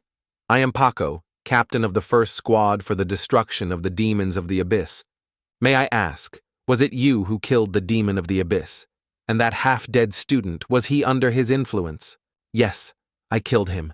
And that guy's name is Cow. We study with him in the same academy. He became a demon straight away, so I took action," our hero answered politely. After thinking for a moment, Paco continued, "How did you capture a demon? They usually do not show their true form. Seeing how Cow was losing, the demon entered into him and offered me a deal, and that's when I lured him out," the guy answered. Upon hearing this, the ordinary patrolmen's mouths dropped open in surprise. In general, Paco himself lured out demons using cunning and knows that this is not an easy task. Most of all, the captain was confused by the fact that Jean was able to lure out and defeat the true form of the demon on his own, and at the same time was able to bring the possessed one to a critical state without killing him. Even high-ranking professionals are not capable of such a thing. Anyway, Paco thought that something was wrong with our hero, so he arrested him and asked him to go with him. When suddenly one of the patrolmen shouted, "Captain, don't you know him? He's an extraordinary student. He's a legend." "Of course I know who he is, but given the situation, I have no other choice," the man answered rudely and confidently. Although there were no compelling reasons to arrest our hero, professionals must follow protocol for the safety of citizens. Meanwhile, Jean felt the effect of the look of the goddess of fortune disappear. Which means there's no point in going into another dungeon. After all, he's already reached the level required for the final test. John didn't particularly like that the patrolmen thought he was dangerous, but he understood that they were just doing their job. When suddenly Paco received a call from the head of the patrol unit who ordered Jean to be released, since the council had decided to freeze his case until he passed the professional test. The captain could not disobey the order, but he was outraged that the council was breaking the rules for someone. Being completely confident in equality, Paco asked, "This is a test. If I let him go, I will be punished right at headquarters, right? You are a good person and do your job well. This time it is different, you know, Master Curse, right?" The head of the department asked in a half-whisper. So, student Gene Knight defeated him single-handedly without any damage and received the Land of Death. The man continued. Previously, Paco thought that the rumors on the internet were greatly exaggerated, but official data says otherwise. Hearing this, our hero asked, "Excuse me, may I be free?" Putting on his sweetest smile, the head of the department replied, "Of course. Now you need to focus on your final exam. If you need anything, please contact me." As he did so, Paco handed Gene his sword and whispered, "I sincerely apologize, but if it's not too much trouble, I have one more question." "Everything is fine. You were just doing your job." "Ask," the guy answered with a slight smile. "What happened now, and has something in common with what Simon Huang told us?" the man asked quietly. As expected from professionals, the captain's wits worked perfectly, so our hero had no reason to hide anything. Interestingly, testing has shown that Simon has the perfect structure to absorb the power of the abyss. That's why the demons also want him, the powerful man with perfect compatibility. Luckily, the guy was so blinded by the feeling of revenge that he rejected their offers. It's scary to even imagine what could have happened if Simon had given in to temptation. Becoming serious, Gene said, "I have important information that cannot be discussed publicly. Could you please clear the area?"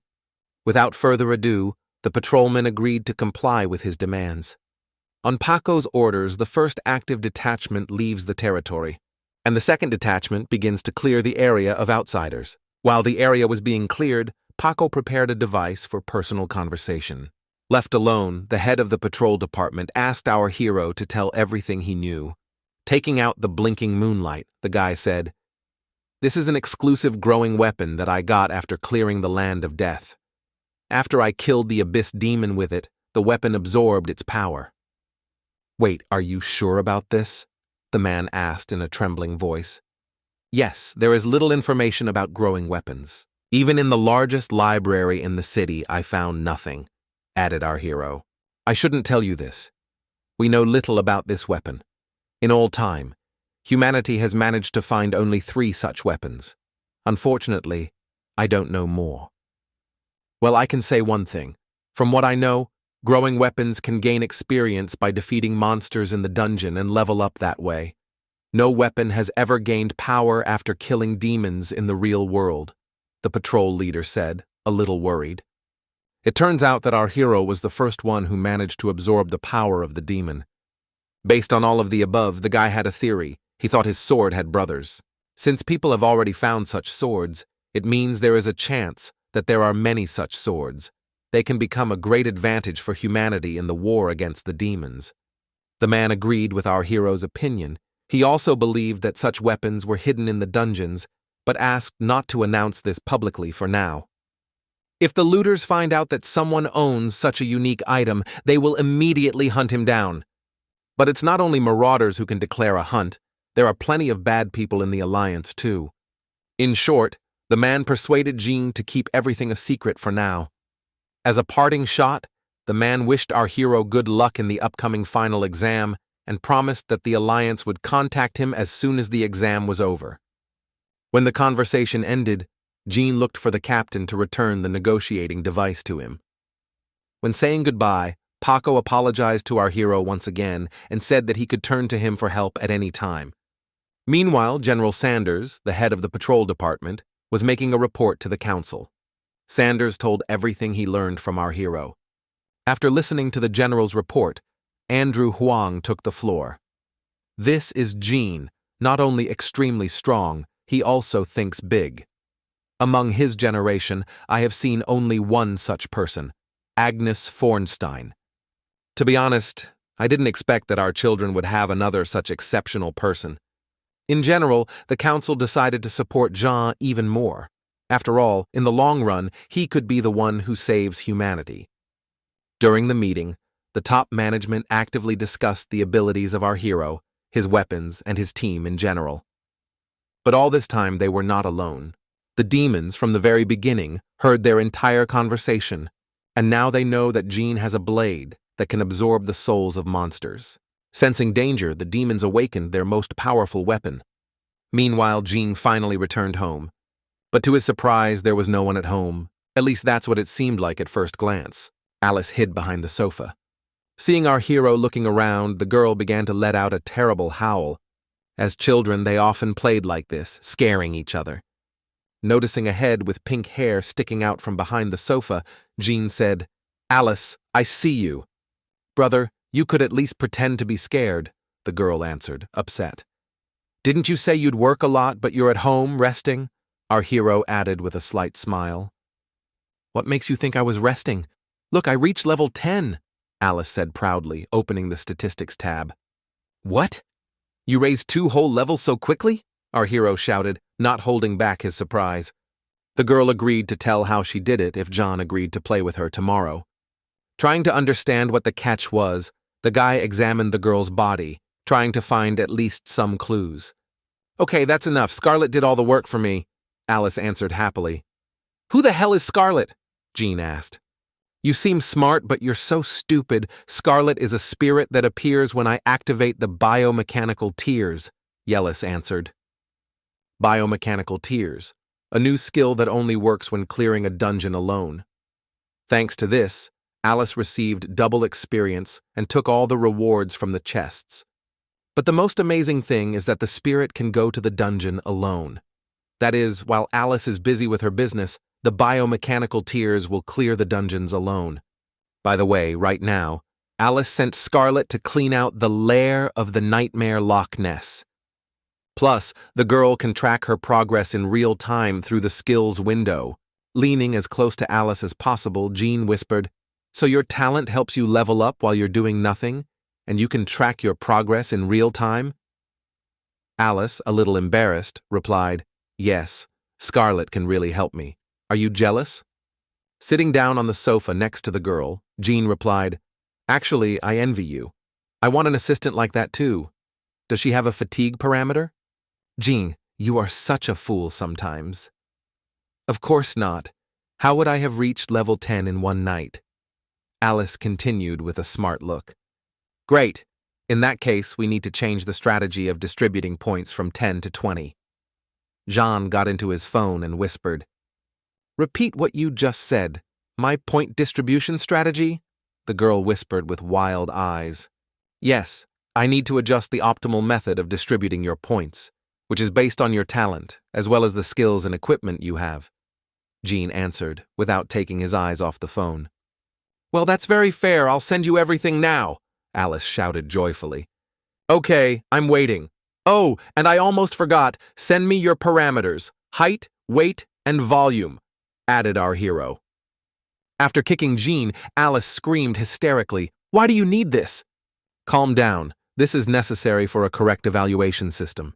In addition, your scores will directly affect the properties of biomechanical tears," Jean answered, raising his hands up.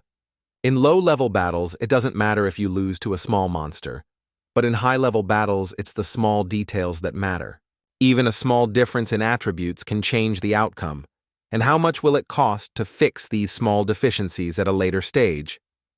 The higher the level, the more difficult it will be to overcome this difference. But Alice still did not understand why Jean needed her measurements. When suddenly our hero said, "By the way, about Anna. She still wants to change her profession, right? Ask her if she would like to provide her data. I would be uncomfortable asking about such a thing. Of course, it's her personal business. If she wants to refuse, I won't insist." Alice, to put it mildly, is not thrilled that our hero is collecting data on her and Anna. Angry, the girl slammed the door loudly, but Jean just wants to help his teammates become better. Despite all the discontent and indignation, Alice was still ready to give him her measurements. Deep down, she knew that all this was for the sake of becoming stronger. After all, they had been together since childhood.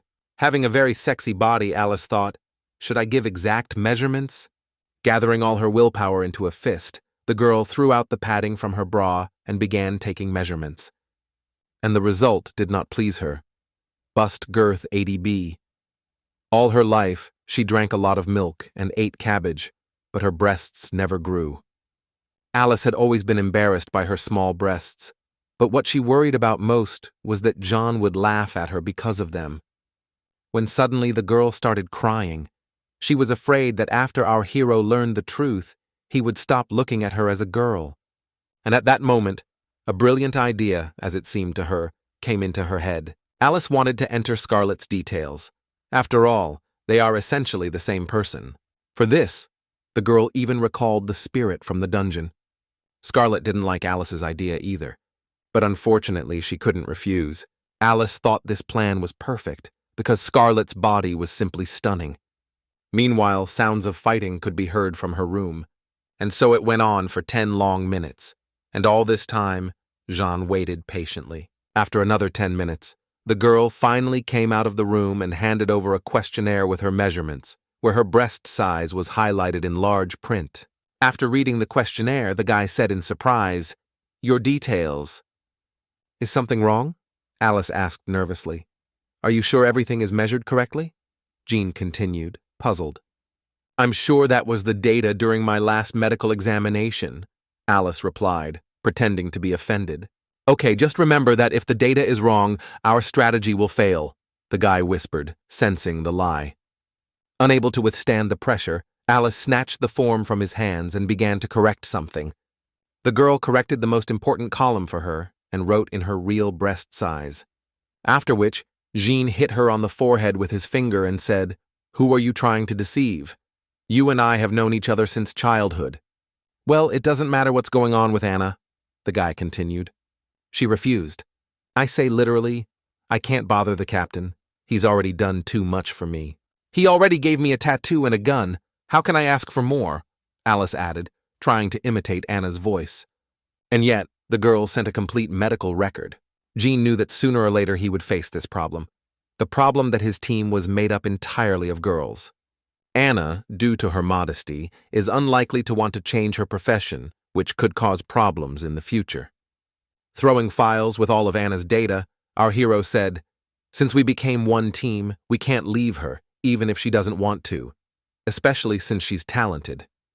Speaking of talent, after Scarlet cleared the dungeon, the system sent a notification that she had obtained a new skill, Soul Summoning Bell, which could summon a spirit to fight, but there was no specification as to who exactly she could summon. Just think about it. Alice has a spirit summoning skill that can summon more spirits. But everything is not as simple as it seems. The ability to summon spirits can only be used in secret dungeons. Unlike Scarlet, he cannot be summoned into reality. Basically, Alice can't summon a whole bunch of spirits to do everything for her. How suddenly, and try out a new skill in action. And for this, he chose a dungeon called the Lair of the Lizard Men. Recommended level from 8 to 10. Lizard Men, a large race with extremely high fertility. Their warriors are brave and fearless. With a decent level of intelligence, they are able to use various tactics.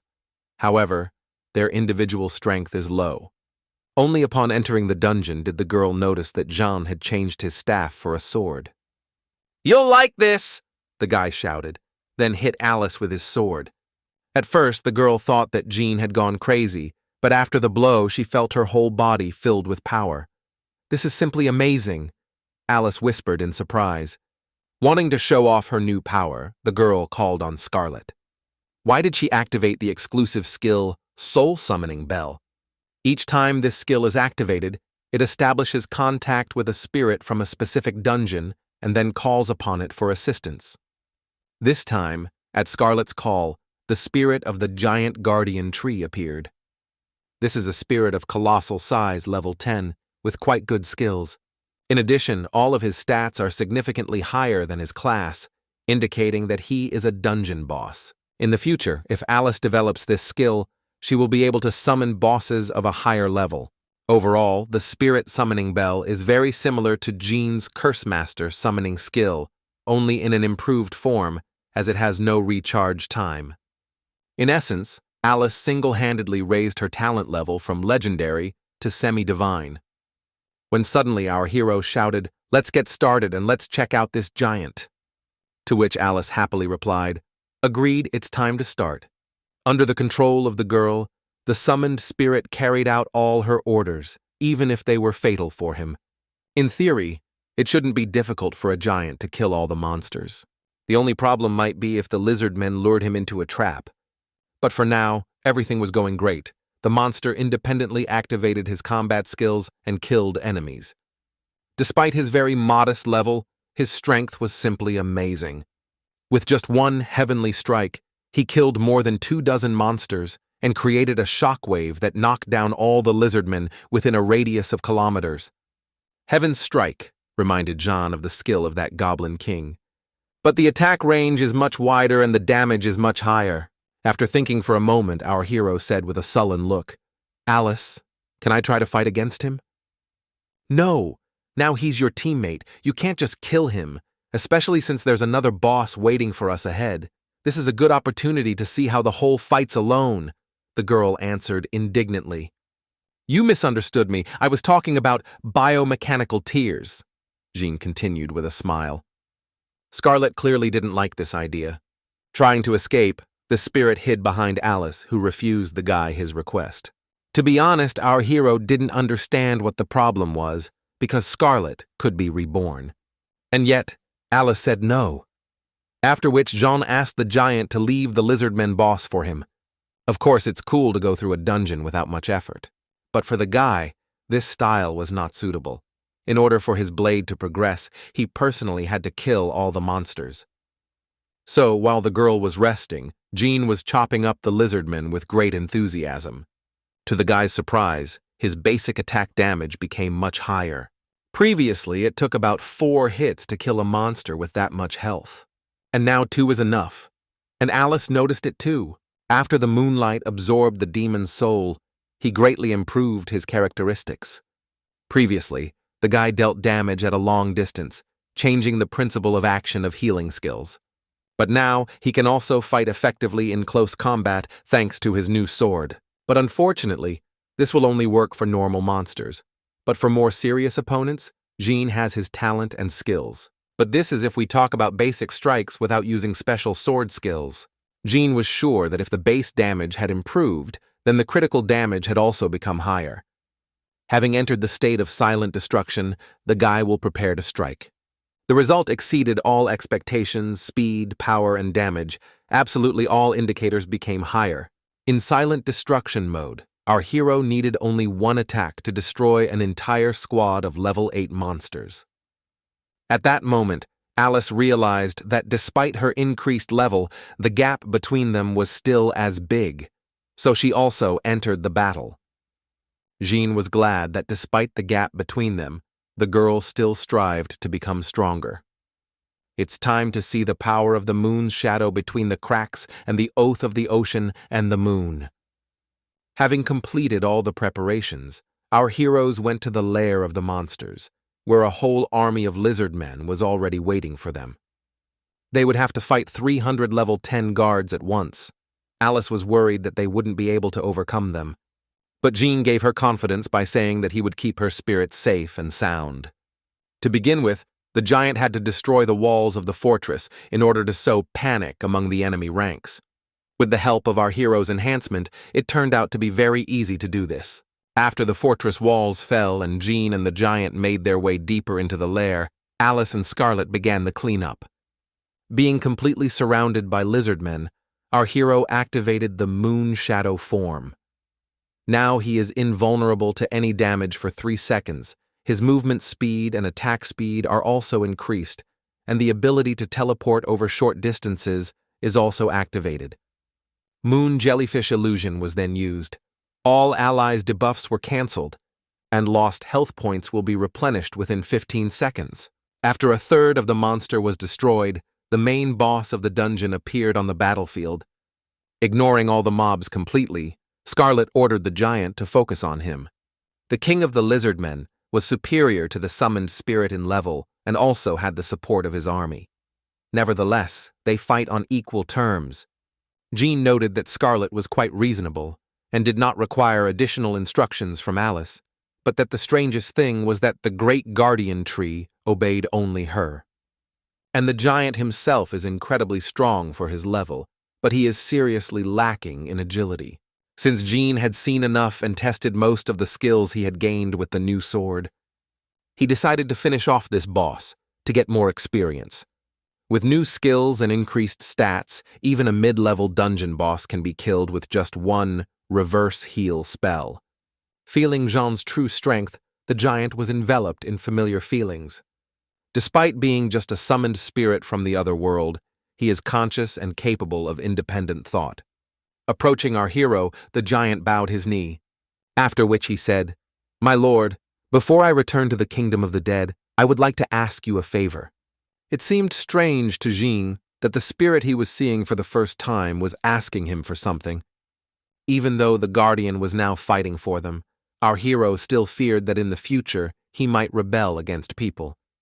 He had the same concerns about the Master of Curses, but he can stop him at any moment since this is his summoning technique. In general, all creatures that are now subordinate to people and have high intelligence, in the long term, pose a threat. So, let's get back to the giant's request. The giant said, "Take my mistress to the Forgotten Lair. I hope you have everything you need." Jean, alert, asked in surprise, "Who are you talking about? Who is your mistress?" Looking at Scarlet, in whose hand the bell was, the giant said, "It's her. And I am a simple security guard without a name," added the keeper. The request was very strange. Why did he ask for it at all? Just at that moment, a system notification appeared with an offer to open the chest. The passage of the dungeon was completed, which means the time for summoning the giant was over. In general, our hero left the spirit without an answer, after which, with a sullen look, he said, "Let's get out of here. Summoning techniques are a rarity for professionals, not to mention double summoning. As a rule, summoned spirits completely obey the will of their master, completely ignoring personal needs. But Scarlet can summon beings from other worlds, allowing them to be their own masters. Could it be that Scarlet is not really who she claims to be? If she is already able to summon monsters that have access to secret dungeons, humanity could be in great danger." Coming out of the dungeon, our heroes split up. Jean said that he still had things to do, and Alice wanted to rest. Even though Scarlet seems like an ally now, that doesn't mean she will continue to be one. Noticing how our hero was staring at the spirit, Alice asked excitedly, "Jean, what's wrong?" "Everything is fine. I need a little time. I just wanted to warn you in advance," Jean answered, opening his phone. Having secluded himself, the guy called Andrew and arranged a meeting. Hearing the excited voice of our hero, the man canceled all his plans and agreed to meet him.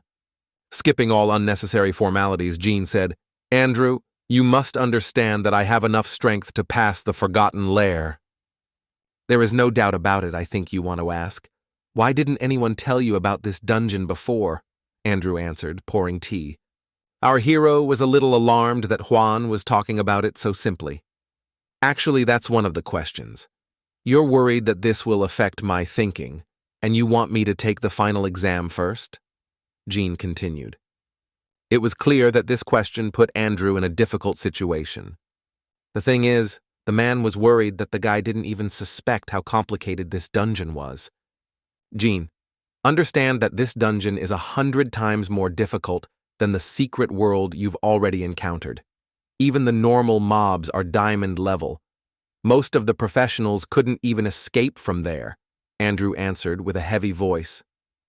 After a short pause, the man asked, "Do you know why professionals who have access to this dungeon do not go there?" After thinking for a while, Jean answered, "Because the equipment and skill are above the diamond level?" "Yes. Only legendary level equipment can defeat the boss. Moreover, if someone can clear the dungeon alone, they can obtain mythical level equipment and skills," the man continued in a half-whisper. In general, Andrew and the council had no doubt that our hero would be able to pass this dungeon. They were more worried that Jean would become arrogant and uncontrollable. If our hero were like Simon, thinking that his talent and strength were invincible, and madly rushed there, he would die immediately. Fortunately, Jean is not Simon, and he approaches everything responsibly. Andrew recommended that our hero reach level 20 and synchronize all his skills and equipment to have at least the slightest chance of victory. Overall, the advice was quite reasonable, so our hero decided to listen to it. when suddenly, Andrew changed the subject. There is something else I would like to tell you about. Recently, most of the Alliance forces have been thrown into hunting the demons of the Abyss. Quite recently, someone nicknamed White Clown appeared. As we know, he introduced a bunch of his spies into the Alliance, so we should expect that soon they will start to act actively. I just want you to know that as professionals, we cannot allow the tragedies of the past to happen again, Andrew added sadly. The man told all this with the aim that some changes might soon occur for which Jean should be prepared. Soon the council is going to isolate the city and conduct a purge to identify all the spies. The main problem is that the final exam is coming up soon, and the council thinks that demons will try to influence the candidates. Andrew also asked our hero not to think about demons and to concentrate on his final exam. There is one more question that Jean wanted to ask. If the awakened talent of a professional is of the summoning type and summons creatures from another world with their own consciousness and some memories, is there a chance of betrayal? To which the man clearly and without a doubt answered, no, there can be no betrayal. Jean knew the chance of betrayal was minimal, but he was surprised at how confident Andrew was of it. The whole point is that awakened talent is symbiotically linked with the professional. It is a force that develops within each person. It is like the most important organ, living and dying with the professional. Talent is the most reliable ally. Therefore, no matter what he calls or what world he is from, it will not be a threat to the life of a professional. Even if they have intelligence and their own character, deep down, they will still obey unconditionally. Long ago, the Alliance also had this question, and they tested it in the battle. Even monsters that can influence the mind are not able to take control of the summoning. Then our first question was, what will happen if we summon the demons of the Abyss? Without being surprised at all, Andrew answered, this will not happen. I shouldn't tell you this, but we have a man who can summon demons. The monsters he summons not only don't call people to join the Abyss, but on the contrary, they join the forces of the Abyss, becoming our informants. Why are you asking this? Have you awakened the talent for summoning? Andrew asked excitedly. No, not me, but my friend, Jean answered. Our hero's fears were caused by the giant feeling that he had access to a secret dungeon, and he asked to take Scarlet with him. Upon learning this, the man jumped up from his chair in surprise and shouted, "What? He also has permission to enter?" I'm not sure about that, but he claimed that there is. Our hero answered thoughtfully. Now everything is clear, you cannot worry, the summoning technique will not betray you. Just if you take it with you, inform the Alliance about it. Thoughtfully looking into the distance, Andrew added. The man also expressed a desire to test Alice to confirm that her appeal was not the result. Besides, in the future, this may help the girl get a job in the Alliance. Having found out everything he wanted, Jean finally calmed down. But the conversation didn't end there. Andrew also wanted to ask a few questions. This morning, a man received an autopsy report on a demon. According to experts, the true cause of death may be a planned magical attack. The monster's body looked as if it had been burned to death, but its cells and organs were actually exhausted and atrophied. In general, it looks like the effects of old paraquat. Handing over the autopsy results, Andrew asked, Jean, could it be that your talent is the poisoned milk technique? You guessed it. That's my talent, our hero answered happily. In fact, the expert did a colossal job. He analyzed the consequences of the reverse treatment perfectly. And the guy's answer completely satisfied the man. The thing is that since the morning everyone in the Alliance was arguing about what actually happened. Someone thought that someone had seriously injured the demon, and Jean had simply finished him off. Our hero was surprised by the need for this. As it turns out, the Alliance is paying a bounty on the heads of the abyssal demons. And what's most interesting is that a professional can choose the awards on his own. Moreover, you can ask for absolutely anything, even platinum equipment, and the Alliance will pay for everything. Let's find out. Everything we wanted, Jean was about to leave. Today, he and his team still wanted to go underground. After saying goodbye, Andrew wished our hero good luck on his final exam. It's actually amazing how different a father and son can be. On the same day after lunch, Anna asked the guy for a personal meeting. Considering they never really interacted, it was weird. For personal meetings was really necessary, she made a decision. She handed over all her data and information. For Jean, it was indeed strange that such a closed girl decided to trust him. Well, since she did it, he shouldn't let her down. The guy promised that as soon as her talent grows to the 2nd level, he will take her to the dungeon. In the meantime, Jean will analyze all her data and think about whether she should change her profession. Although in reality, she is a wonderful swordsman, but if she is uncomfortable, then sooner or later progress will stop. Inspired, Anna immediately ran to the dungeon to raise her talent level. It's hard to work on a team with people who are so easily influenced by their moods, but the guy can't leave her after everything they've been through together.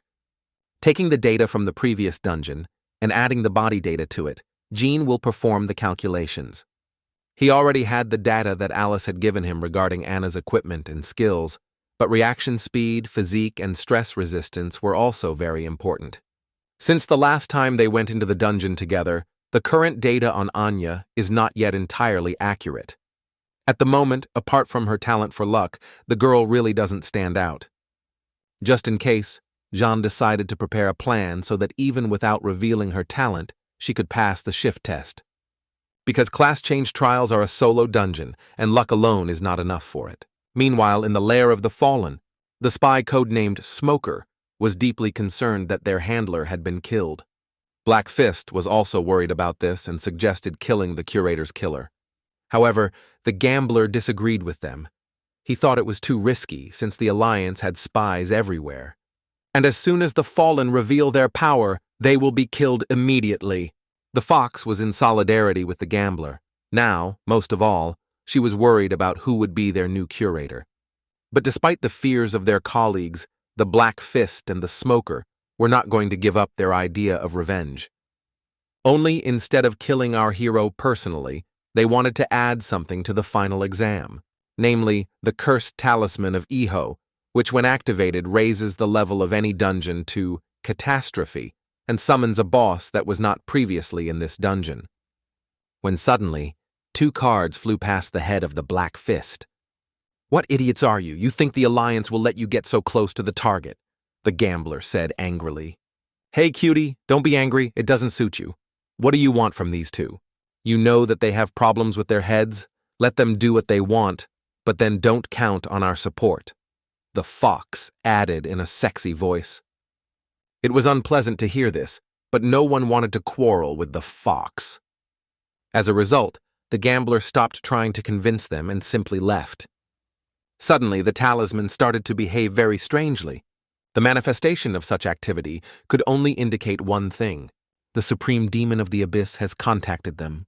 Due to the death of the previous curator, the Supreme Demon will appoint them a new curator, as well as one fallen one for support. The name is assistant, we already know, White Clown. Lately, white clowns are making themselves known more and more often. He not only killed more than a dozen high-ranking professionals, but also carried out a massacre in a club where there were ordinary people. The number of victims exceeded 1,000. Even for them, the White Clown was a real madman. The Smoker refused to carry out the mission while the Clown was in town. He believed that this fallen one was threatening their very existence. To which the Supreme Demon replied through a terrible laugh, "I like that you have your own opinion. You are my children, and you can refuse me. The White Clown has no authority to command you and will not participate in your operations. He will arrive in the city to take over your previous assignment. And he will also cover you when you complete a new task. I want you to take Simon Huang to the dungeon, and the White Clown is now your ally. After you complete these missions, kill Jean Knight. And most importantly, make sure that the professionals don't reveal your secret. I have strengthened the talisman of theirs, so use it. The final boss will kill Knight and you will be safe."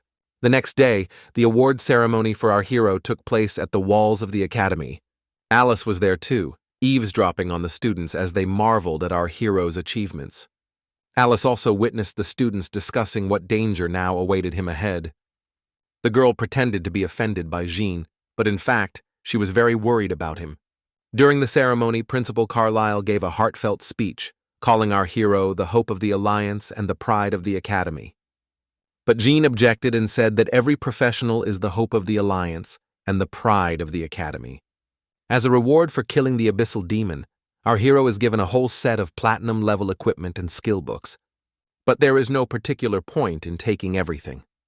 Moonshadow and Ancient Dragon Necklace are, of course, top-notch strong artifacts with great growth potential. There is no point in taking anything from the equipment, because then its entire bonus will disappear. Jean hoped that there would be a set of equipment with the skill of instant movement, but unfortunately, there was no such thing. After some thought, our hero finally chose a reward for himself. From all the variety of items, I chose only 3. Belt of Inspiration. Adds 450 points to health, 40 to magic defense, and 100% of base regeneration. Boots of Agility. Adds 10 points to agility, 60% to movement speed, and reduces the effect of the slow debuff by 25%. Skill Book Holy Radiance. Pulls out one ally with a powerful flash of light, instantly restoring their health and greatly increasing all stats for 10 seconds. Holy Radiance doesn't remind you of anything? It's the White Knight Spirit skill. If you use the talent on this skill, you can sharply, up to the Rage mode, reduce all the enemy's characteristics. Perhaps of all the books on skills, this one is the most valuable, and the Boots of Agility and the Dragon Necklace together provide a 50% reduction to the slow debuff, ideal against agile bosses, and cover the weak side of Jean's characteristics. After our hero received his awards, the ceremony was over. The Alliance had already secretly assigned guards to watch our hero, and today's ceremony was held in order to draw as much attention to Jean as possible, so that it would be more difficult for the Fallen to attack him. The final exam would start in 3 days, and the director was interested in what plan the guy had come up with. There was no specific plan, but Jean wanted to help his comrades pass the test, when suddenly the director's bracelet started to glow, and soon he received notification of the approaching danger. After which Carlyle said, "I wonder who exactly is on your team." To keep their conversation confidential, the man invited our hero into his office, where Jean revealed that Alice and Anna were his teammates. The guy shared his concerns regarding Anna with the directors. What worried him most was that her innate talent couldn't be used in combat, and that being a swordsman wasn't exactly right for her. The director understood Jean's fears. However, he reassured our hero, saying that with his help, she would easily pass the final exam, and with her talent, her future life would become much easier. Anyway, Carlyle gave advice to focus on the final exam now. He handed over some envelope. When the guy saw its contents, he froze in surprise. Here it is, the real reward. This is also part of the Alliance of Professionals plan, added the director. The next day, Jean and Anna went to the dungeon Land of the Lizards, where the girl, under the watchful eye of our hero, was preparing for her final exam. At the moment, the girl was able to reach the 10th level and develop her talent to the 2nd level. In the dungeon, Anna fought all the monsters alone, trying out different attack and defense tactics. And the progress was incredible. She was able to clear the entire dungeon and reach the boss on her own. Jean, on the other hand, occasionally gave her little pieces of advice. Although they weren't even advice, he simply made her believe in her own strength. Having caught the Lizard King in a mistake, the girl cut him in half. You may be wondering how she became so strong in such a short period of time. Everything is extremely banal. Anna acted according to the program developed by our hero, improving her equipment and skills, which gave the maximum increase to skills. As her talent level increased, she acquired one interesting skill. Now Anna can double the reward level. But there is one nuance: she can only use this skill on herself. That is, as before, she cannot activate her talent on someone so that he receives a doubled reward. However, no one stops her from sharing the reward with her team. The only problem is that the chests will drop professional equipment suitable only for her. Overall, Jean is pleased with her progress. The only thing she lacks now to pass the exam is self-confidence. But after she cleared the dungeon alone, this problem disappeared. Despite the amazing result, Jean noticed that it was still difficult for her to wield the huge sword. After which, the guy asked, "Anna, are you really ready to change classes?" The girl got nervous and replied, "Everything is fine, honestly. I really like my huge sword. Why did you ask? Did I do something wrong?" Anna asked with tears in her eyes. "No, it's okay. I know you've accumulated a lot of power points to become a good swordsman, and you have become one. But your scars speak volumes. Just know that your career choice is your future. I'm worried about you, so I'll tell you how it is. Your innate abilities are not suitable for the swordsman profession. If you continue down this path, it could cause irreversible damage to your body. My husband and I will be with you for some time. But in the end, you just won't be able to continue on the professional path." Minus added Jean. Having heard the bitter truth, Anna could not hold back her tears. Our hero knew that this conversation would be difficult, but sooner or later it had to take place. Jean warned her that this was a test she would have to go through alone, and it was incredibly difficult. But on the other hand, she will finally be able to choose a profession that suits her perfectly. However, the choice remains hers. Anna understands perfectly well that her team doesn't really need her right now. Even despite this, they support and help her all the time. And she also understood perfectly well that if she remained a swordsman, sooner or later she would have to leave the team. So, in order to stay on the team and be useful, she decided to take the career change test. At the exit from the lizard's lair, Alice was waiting for the guys. The girl was outraged that tomorrow was already the final exam, and instead of preparing, she had to wait for her teammates. "Don't be angry, we have a surprise for you," our hero said, holding out something in his hand to the girl. "Look carefully and you will understand everything," the guy added. Final exam day, exam arena. For many, this day became a ticket to a bright life, but forced others to look for a regular job. There were about 1,000 people at the wall of the arena, including both students and ordinary spectators.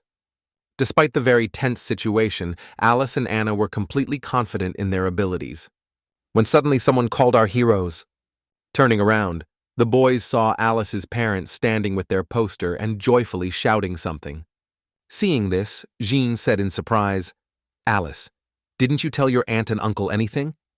A little embarrassed, the girl replied, "I can't tell them. In fact, it was even good that they didn't know anything." A minute later, the mayor came out onto the podium, which meant the beginning of the exam. As expected, the mayor gave a speech. "Dear students, today I have some news to announce. Due to some unforeseen circumstances, the exam is postponed for 3 days. And the reason the students are here today is because of another important announcement. A couple of days ago, a rumor spread through the city that someone from another world managed to get into the real one. Nobody believed it, but now after the mayor's statement, everyone thought differently. After waiting for people to talk, Mr. Nico continued. Today is the day when a special conscript student appeared in our city for the first time. According to the latest Alliance regulation, each subsequent special student will have to complete a unique underground instance with the selected team before the final exam. Moreover, this dungeon challenge will be held in the form of a final professional test, with a live broadcast and recording so that all students can watch and learn. And the first special student will be Student of the First Academy of Professionals, Jean Knight, shouted Mayor Nico, pointing his hand at our hero. And of course, this news quickly spread throughout the city. Upon learning of this, the gambler said, "A strange coincidence. Knight became a special student who must pass a solitary test, which is precisely intended for the final test." To which the smoker replied, "I don't care, the main thing is that we have completed the task of our Lord. The rest does not concern us."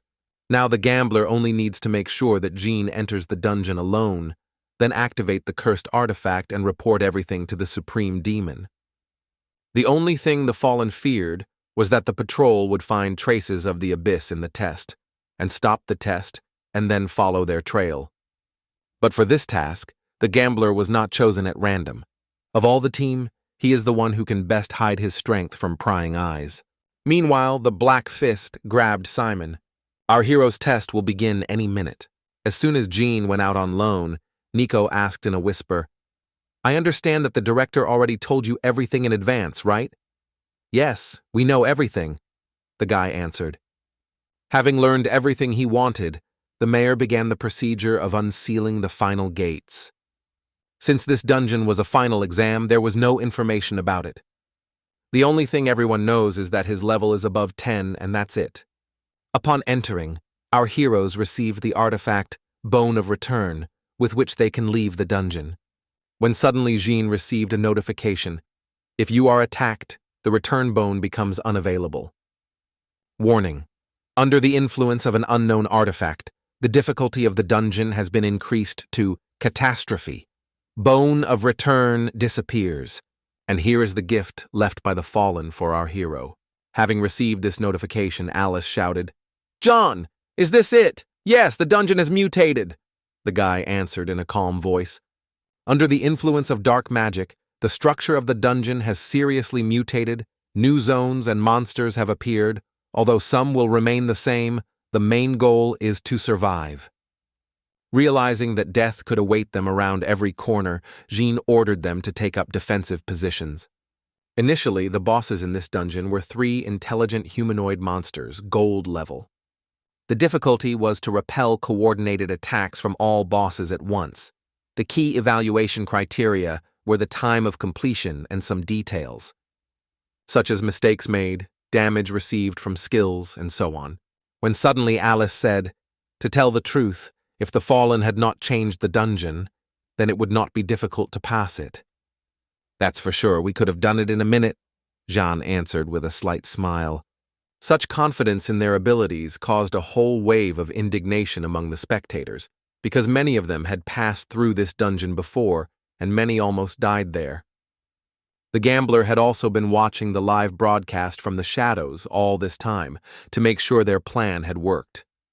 It's hard to say how the cursed artifact has changed the dungeon, but so far, if you don't take the flames into account, the normal mobs and terrain haven't changed much.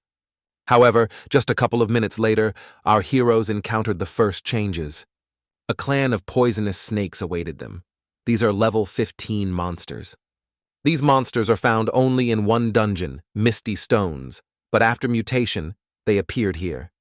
Their main attacks involve throwing poison arrows, which do little damage but inflict a large number of debuffs. Having repelled the first attack of the monsters and taken a more advantageous position, Jean activated the Moon Sea Tide. Moon Sea Tide is not an offensive skill, but a defensive one. The guy activated it to discuss their next attack. They need to act quickly and for sure. Alice was the first to attack with her Butterfly Hurricane skill. When suddenly Jean shouted, "There are 3 more on the right, use Firestorm and then the Ice card." Alice carried out the order without delay, and the battlefield was engulfed in flames. For monsters whose element is water, fire attacks do not deal critical damage. With the first spell, Alice removed most of the health of the poisonous snakes, and with ice punishment, she sealed them so that they could not escape. After which, Scarlet finished them off. After a series of powerful attacks, Alice needed some time to recover, and then Anna entered the fight. Unfortunately, her main element was fire, so she wouldn't be able to deal significant damage to the monster.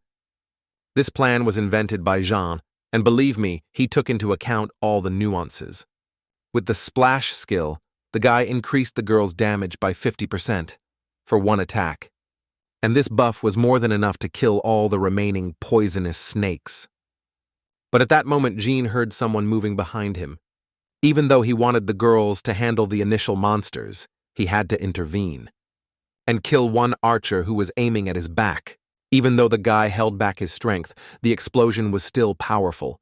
"Anna, Alice, be careful, watch your mana. The next wave will be elite monsters," our hero said, throwing his sword over his shoulder. "It will be done, Captain," the girls answered with a smile. There was real chaos on the observation deck. Some envied our heroes and some admired them, and only the parents were sincerely happy for them. Having heard the students' conversations, the gambler almost went mad with anger. He sincerely did not understand why students admired someone's strength instead of turning to the abyss and becoming the same. After making sure that Jean had entered the dungeon, he immediately left.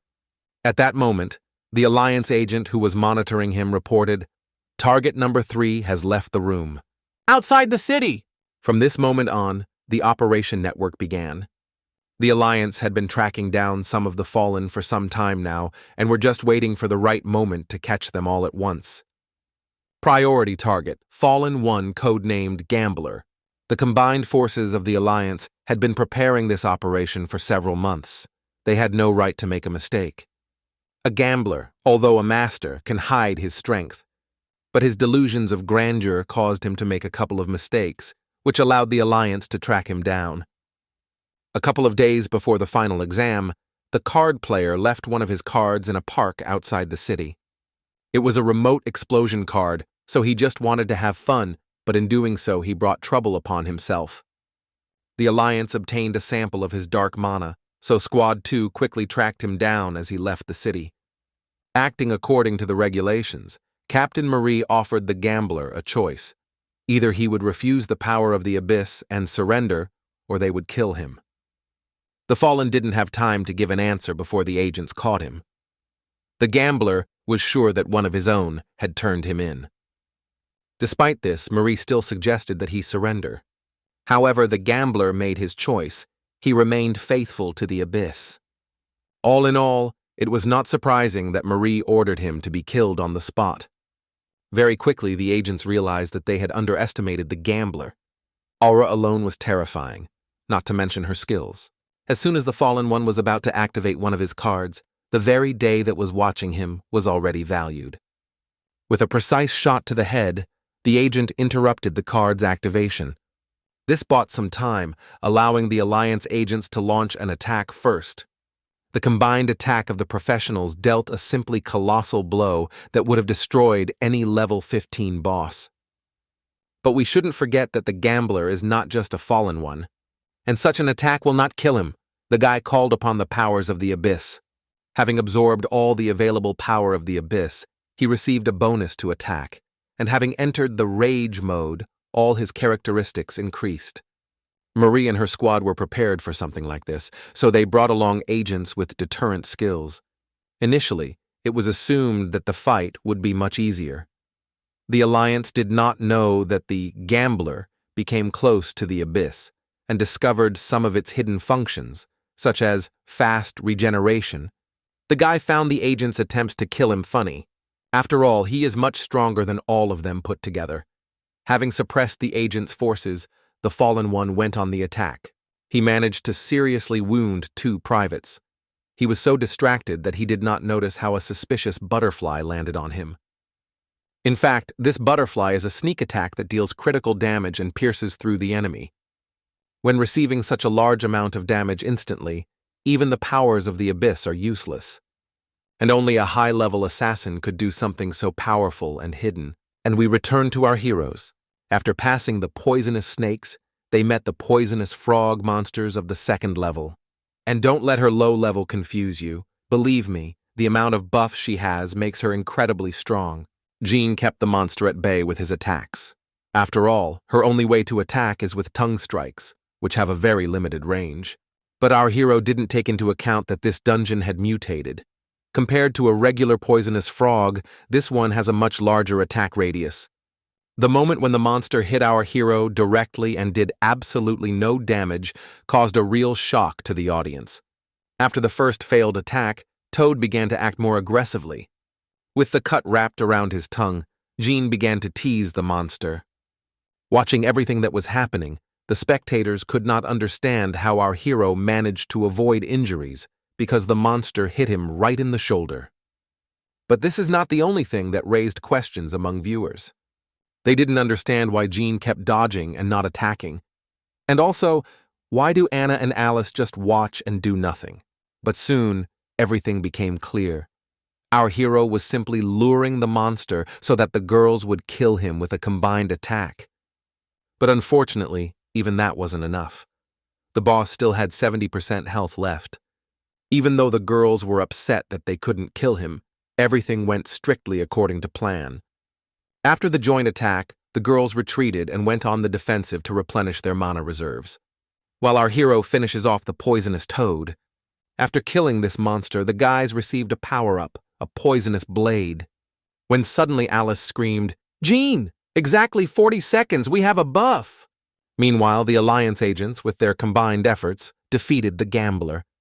Fortunately, there were no casualties among Marie's team, but the Gambler is just one of the fallen they were going to kill today. The operation continues. But before continuing, Assassin Kobe said, "Brothers, you all saw it. The coming battle will be far more dangerous than anything we have faced so far. It will be even more dangerous than fighting an entire army of demons. Perhaps none of us will return alive. If anyone wants to leave, step forward. No one will judge you. If we die, I ask the survivors to protect our families and the people of the city," continued Kobe. After which the soldiers joyfully shouted, "Captain, we will not surrender." "Great! Let's go and cut off the head of the King of the Abyss," Marie and Kobe shouted enthusiastically. During this time, our heroes dealt with 3 more passing bosses.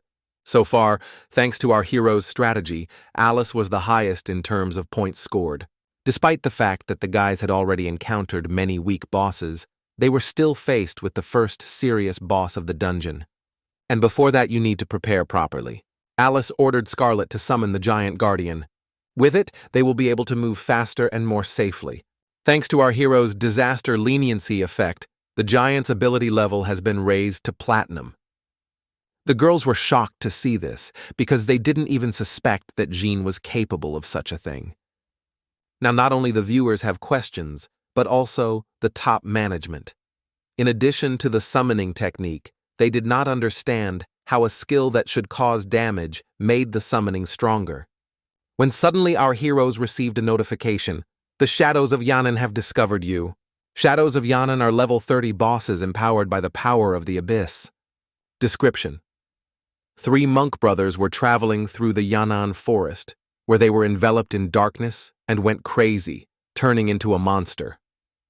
Seeing them approaching, our hero ordered the giant to use a knight's charge and strike from the sky. After raising the summons level to Platinum, Jean changed its form, adding a horse and a shield. With his first attack, the Guardian hit one of the bosses directly, bringing him to a critical state. Immediately after this, Alice and Anna went on the attack, using their strongest skills. With the Yannan shadows, you need to act quickly and reliably. Any delay can cost you victory. The girls acted according to the plan developed by our hero. Alice froze the enemies, and Anna had to cut them with her sword.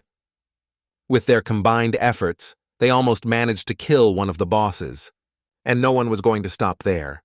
Anna and Alice continued to rain down powerful attacks on the enemies. At some point she screamed, "I used all my ranged attacks, should I switch to melee?" When suddenly the giant killed the second boss. The remaining monster went into a rage mode. Now, all the skills of his brothers have passed on to him, and now he is incredibly dangerous. So Jana decided to deal with him personally in order to protect her team and give them a chance to recover. Meanwhile, a meeting of the heads of all departments was taking place, where Agnes gave a report on the plans of the demons of the Abyss. Due to the appearance of our hero, the demons were forced to change their plans and concentrate on destroying Jean. The Alliance knew that they would try to eliminate the guy at the final exam. Agnes feared that the great demon would be cleverer in developing his plan, but fortunately, he turned out to be quite predictable. Due to which the Alliance operation was successful, many agents of the Abyss were eliminated. All the good news they received was false to lower their guard. Andrew wanted Jean to be informed of the situation. The man wanted our hero to force the demons to open the gates of the Abyss early. When suddenly one of the heads of the department said, "Mr. Juan, what about your son?" I told him about the plan. It is also a test for him. I believe in him. Since the Supreme Demon wants to recruit him, he will not kill him. As long as he is true to his principles, he has nothing to worry about. As soon as the gate opens, our mole will infiltrate them. Andrew answered in a slightly nervous voice. At that moment, the secretary entered the conference room and reported that the Alliance agents had already penetrated into the territory of the Abyss with a huge advantage, and also that a magical wave of demons is moving towards the city, which means that everything is going according to plan. Agnes and Andrew were confident that they would achieve a great victory today, with minimal losses since they had a special weapon. Meanwhile, our heroes have almost completely dealt with the last shadow. Admit that after our heroes were strengthened, the giant became simply incredibly strong. His skills are almost at the level of a legendary boss. However, there were people who considered Jean to be a very weak professional. But let's be honest, these people are just jealous of him. But those who assessed him soberly understood that he was a universal fighter and a unique combat unit, capable of turning the tide of battle. The Academy professor considered Jean a very mediocre fighter for one simple reason: his poor endurance. He made this conclusion based on the fact that for most of the battle, Jean stands behind and occasionally helps his team. When suddenly this professor said the phrase, "I do not understand your admiration, an ordinary universal fighter of which there are many," he believed that the only one who was truly worthy of attention was Alice with her summoning technique. He saw her as an ideal fighter who could carry out any mission while remaining safe, when suddenly a security guard ran up to Mr. Nico and whispered something nervously in his ear. Seeing the man's worried face, the audience began to wonder what happened, after which the mayor immediately made a statement. A message has been received that the demon wave will begin in minutes. We ask that you stop watching and calmly proceed to the shelter. In such situations, the main thing is to remain calm. There is nothing worse than panic. Alice's parents understood that all this was not just for nothing, but they believed in their children. Meanwhile, our heroes have completely dealt with the Yan'an shadows. And it turned out to be easier to do than they thought. After killing more monsters, our heroes received a scroll that the Alliance left especially for them. Scroll of Barrier Guardian, used to create a 10-minute invulnerable shield, but those inside cannot leave or attack. This barrier, Jean left to Anne and Alice, after which he said, "If you do not use it this time, save it for an emergency." From this point on, they split up. Alice and Anna stay here and recover while Jean and the giant move on. There was a good reason. The following would be extremely dangerous. It was for this reason that Jean allowed the girls to kill most of the monsters, so that their exam scores would be at a very high level. What's behind the gate can kill in seconds, so the guy doesn't want to risk his team. The girl understands that our hero is trying to protect them. So Anna wanted to give him all her provisions, and Alice was ready to give Scarlet. Not knowing what awaits him ahead, the guy decided not to refuse, because everything could come in handy. Everything that Anna gave, Jean fed to the giant. As a result, all of his characteristics increased to the maximum, and his speed indicator exceeded the class limit. Having finished their preparations, they jumped into the gate. There, some very unusual monsters were already waiting for them. Not wanting to waste time on them, Jean ordered the giant to use Knight's Break. Thanks to the increased characteristics, the damage was enough to kill all the mobs at once. Next on their way was the Diamond class boss, level 20, the general of the Black Puppet Swordsman. Despite the difference in levels, the giant was confident that he could defeat him alone. Jean had no doubt in his powers, but he felt that something was wrong. He felt someone hiding in the shadows, and to lure them out, he used Reverse Divine Healing. And here she is, the second boss of the Diamond class, level 20, the general of the Black Ninjas. And again, our hero will have to fight a duet of bosses. The plan was as follows: Scarlet covers the rear, the giant deals with the swordsman general, and Jean takes on the ninja general. As with all previous similar fights, the strength of these bosses lies in their combined attacks. So the best way to fight them is to separate them and destroy them one by one. The biggest problem in the fight against the swordsman general was his summoning technique. The ninja general also had this ability. Fortunately, Jean had a countermeasure. After entering the Ravage phase, our hero increased his damage by 50%, after which he used the Starry Sky Shine technique, thereby killing all the mobs and leaving the boss with less than half of his health points. Using the smoke screen, General Ninja attempted to retreat back to recover. And at that moment, Scarlet enters the train. Being a shadow warrior, this monster is highly susceptible to light-based techniques. So, the Hurricane Butterfly dealt critical damage, which was enough to tear the ninja general apart. Meanwhile, the giant brought the general of the swordsmen to a critical condition. On the brink of death, the monster entered a state of awakened rage. But this won't change anything. With a reverse healing spell, Jean finished off the general, meanwhile in shelters. The broadcast of the final exam was not interrupted for a second. What they saw left all the spectators in raptures. They did not expect that one person could possess such destructive power. At this moment, the university professor realized that all his judgments regarding our hero were wrong. When suddenly Nico approached the man and said, "Professor, are you okay?" But the mayor did not hear an answer because of the loud shouts of the crowd. Suddenly, the girls received a strange signal in the form of black smoke. Considering it to be a signal from our hero, they moved forward. In fact, this black smoke was a harbinger of incredible danger. The arrival of the twilight fog always means one thing: the appearance of witches of absolute destruction. These monsters are incredibly dangerous without any enhancement, and now they are under the influence of the abyss, which makes them even stronger. All the boss's characteristics were classified. However, judging by the giant's behavior, it was clear that he had encountered them before. Be that as it may, these witches were apparently summoned by someone. Besides, their leader is just someone's clone. Jean already has experience fighting such creatures, and it was a brutal battle. And it certainly won't get any easier now. As a friend of the Clone Witch Destruction said, "You have an interesting team. Priest, Giant Tree Guardian, and Bionic Tear's physical form with Summoning Bell.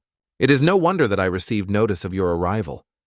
With a slight smile, the witch added, "It is clear that the witch's words greatly angered the giant and Scarlet." After which Jean said, "Guys, calm down. Have you met her before?" "I'm not sure, but she seems familiar to me. She has the same sign as you," the giant replied. When speaking of the sign, the spirit most likely means access to the nest of oblivion. When suddenly the witch said, "Little brother, don't be so hostile. Considering our fate, I will let you through this stage. I hope you can get through the oblivion nest," added the witch in an unknown direction. After which Jean received a notification. The secret boss, Witch of Absolute Destruction, has disappeared. And along with her, all her subordinates disappeared. Our hero encounters this for the first time. Thinking about what had just happened, the giant said, "Sir, although I don't remember who she is, except for the nest mark, she has several similar marks of origin, meaning that she does not exist from this dungeon. Also, she had an aura of bringing disaster, so it is quite possible that her appearance in this dungeon caused him to mutate. Most likely, the giant had met her before, but due to his imperfect memory from the summoning technique, he could not remember her. Now that's not what they need to worry about. They've dealt with all the bosses, but there's no completion notification." When suddenly, Jean heard footsteps behind him. "Thank God you're okay. We saw black smoke and thought you were sending a distress signal," Alice screamed excitedly. Of course, it's good that the girls take such good care of their captain, but they have nothing to do here. As soon as the witch's puppets sensed someone's presence, they stopped and began scanning Anna and Alice for threats. Sensing divine power within them, the puppets entered the battle again. But it seemed that everything would be fine. But on the other hand, it's even better. The witch is the final boss, and only by killing them can you complete the test. The only problem is that each puppet has incredible power and can kill Anna or Alice. So Jean will have to spend some of his energy on protecting them. Even to repel the mob's attack, the guy had to activate one of his skills.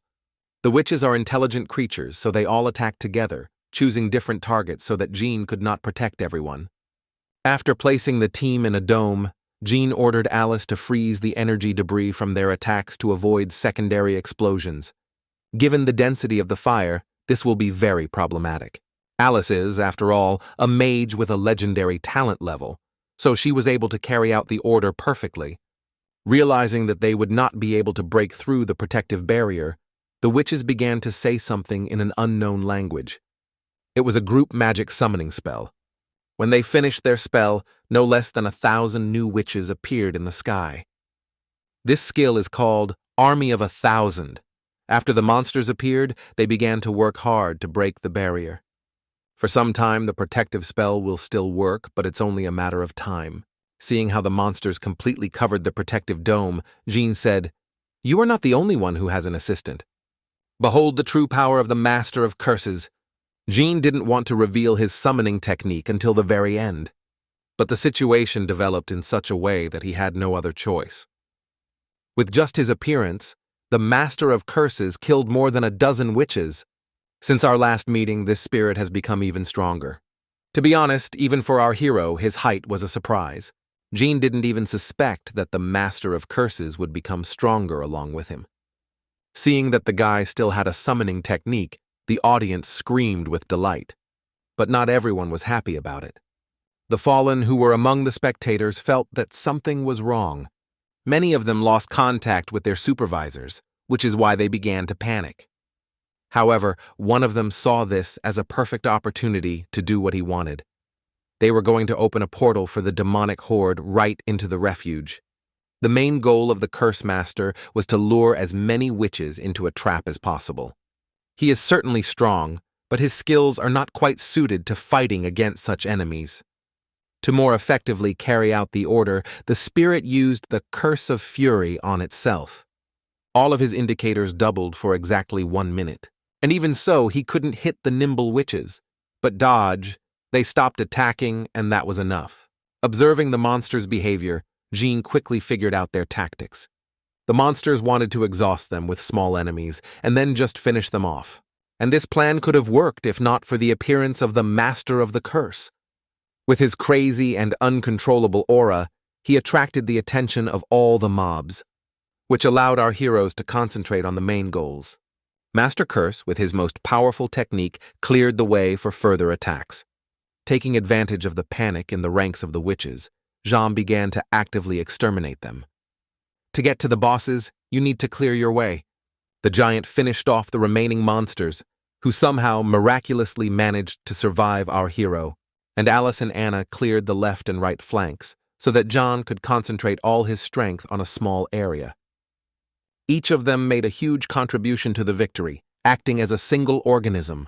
Although it took a lot of time and even more effort, the entire witch army was destroyed along with the summoning technique. After finishing off the mobs, our heroes separated the bosses so that they could not create a summon again. Without their own army and support, these witches are very weak. So killing each of them was not difficult for Jean. After which, finally, it appeared. Notification of successful completion of the dungeon. Before the awards were counted, Anna activated her talent. Now all chests have been upgraded to diamond level. As a reward, the guys received 2 diamond-level witch chests, which had 1 skill for the priest, Blessing of the Stars, a weapon for the mage, the Book of Divine Thunderstorms and equipment, Eye of the Sun, Blessing of the Stars, restores health to all selected targets in the radius and applies the star effect. All healed targets have their stats sharply increased. They receive 3 random buffs. When the talent is activated, it changes to Punishment of the Stars, reduces the health of all selected targets in the radius, and applies 3 random debuffs. Throughout the exam, the audience was most interested in the award they received. Meanwhile, a report came to Mr. Nico. Alliance forces have seized control of certain areas in the Void Realm. Now the defense forces are storming the main fortress where the Supreme Demon is hiding. Despite the rather difficult situation, the Alliance believes in its victory. The news was good, of course, but Nico felt that not everything was so simple, and he asked the soldiers to be more careful. And a moment later, our heroes finally left the dungeon, to the delighted cries of people. Jana was a little embarrassed that they appeared in the shelter. But on the other hand, this meant that the Alliance had gone on the offensive. And yes, he knew about all the plans. Seeing Mr. Nico's worried face, our hero felt that something was wrong. Meanwhile, Alice was happily waving to all the spectators. Seeing that her parents were also safe, Jana became much calmer. But it was too early to relax. The guy wanted to take part in the battle against the demons of the abyss. As the saying goes, be careful what you wish for. The fallen waited until our heroes left the dungeon, after which they opened a portal from the abyss directly into the shelter. This came as a real surprise to everyone. After all, no one could even imagine that they would do something like this. In a matter of seconds, more than a dozen demons entered the shelter. The Alliance agents inside acted quickly. However, there were too many monsters. The only calculation of the fallen was that they waited for Jean to return. Seeing the demons, the guy didn't hesitate for a second and rushed into battle. Thanks to the lightning-fast reaction of our hero, it was possible to avoid human casualties. But how could this happen? Because it is at the entrance to the shelter. When suddenly Jean said, "Mr. Paco, report everything to the Alliance leadership." There was no doubt. The demons were summoned from the shelter. Now we need to identify the fallen and eliminate the threat before it's too late. With every second that the guy hesitated, more and more demons appeared in the shelter. Fortunately, the city guard quickly came to the rescue, so it was possible to avoid civilian casualties. Given the current situation, Mayor Nico was forced to personally enter the fight. The defense forces fought desperately against the monsters, but there were more and more of them with every second. But the soldiers were not allowed to reveal their full combat potential by civilians, since there was a risk of accidentally hitting them. But soon, thanks to coordinated work, all civilians were evacuated, after which Mr. Nico attacked the demon with wild flame. A dragon named Hermit was able to kill all the monsters at once, but new ones kept appearing. At this point, it finally dawned on Paco that there were fallen ones hiding somewhere who were using the summoning technique. Alice and Anna were busy protecting civilians. They killed demons that managed to break through the first line of defense. Now Jean wondered, what should he do? Organize an evacuation from the shelter or find the traitors first? The question is extremely important, because the wrong choice can lead to the death of people. When suddenly, the defense forces that were protecting the streets burst into the shelter and reported that level 40 abyssal demons had appeared outside. Everyone knew that sooner or later this would happen. The question is different. Why are reinforcements arriving so slowly? Mayor Nico was outraged that the professionals guarding the shelter were not fulfilling their duties. But he didn't know that most of them had already died. The demons that appear from the portals are not only high level, but also have many skills that ordinary fighters cannot cope with. Our hero realized that the demons had decided to destroy the entire city, while the main forces of the Alliance thought they were capturing the abyss. This is what happens when you underestimate the enemy. The number of victims among professionals has already exceeded 100. Among civilians, there are 10 killed. During the fight, Alice noticed that the damage from her attacks was higher than usual, which meant that these demons had poor resistance to magical damage. But you can't overdo it either. If you're left without mana, Alice won't help in any way, but will only be a burden. The biggest problem is that in addition to fighting the monster, you also need to think about protecting civilians. The situation was greatly facilitated by the fact that Mr. Nico was in the shelter, and several high-level professionals were among the spectators. When suddenly Jean shouted, "Mr. Nico, the monsters on the street are much stronger than here, which means the main portal is in another place. My team found out that these monsters have poor resistance to magic, so I need help from all the magic students who can attack from a distance." Even though asking students to fight violates all the rules, the mayor had no other choice. They are future professionals, which means they must protect people. Plus, they have the perfect opportunity to learn a thing or two from our hero in real combat. To motivate the new recruits, Jean demonstrated his new skill that he had acquired after passing the final exam. What can I say? Our hero became an example even for a small group of priests.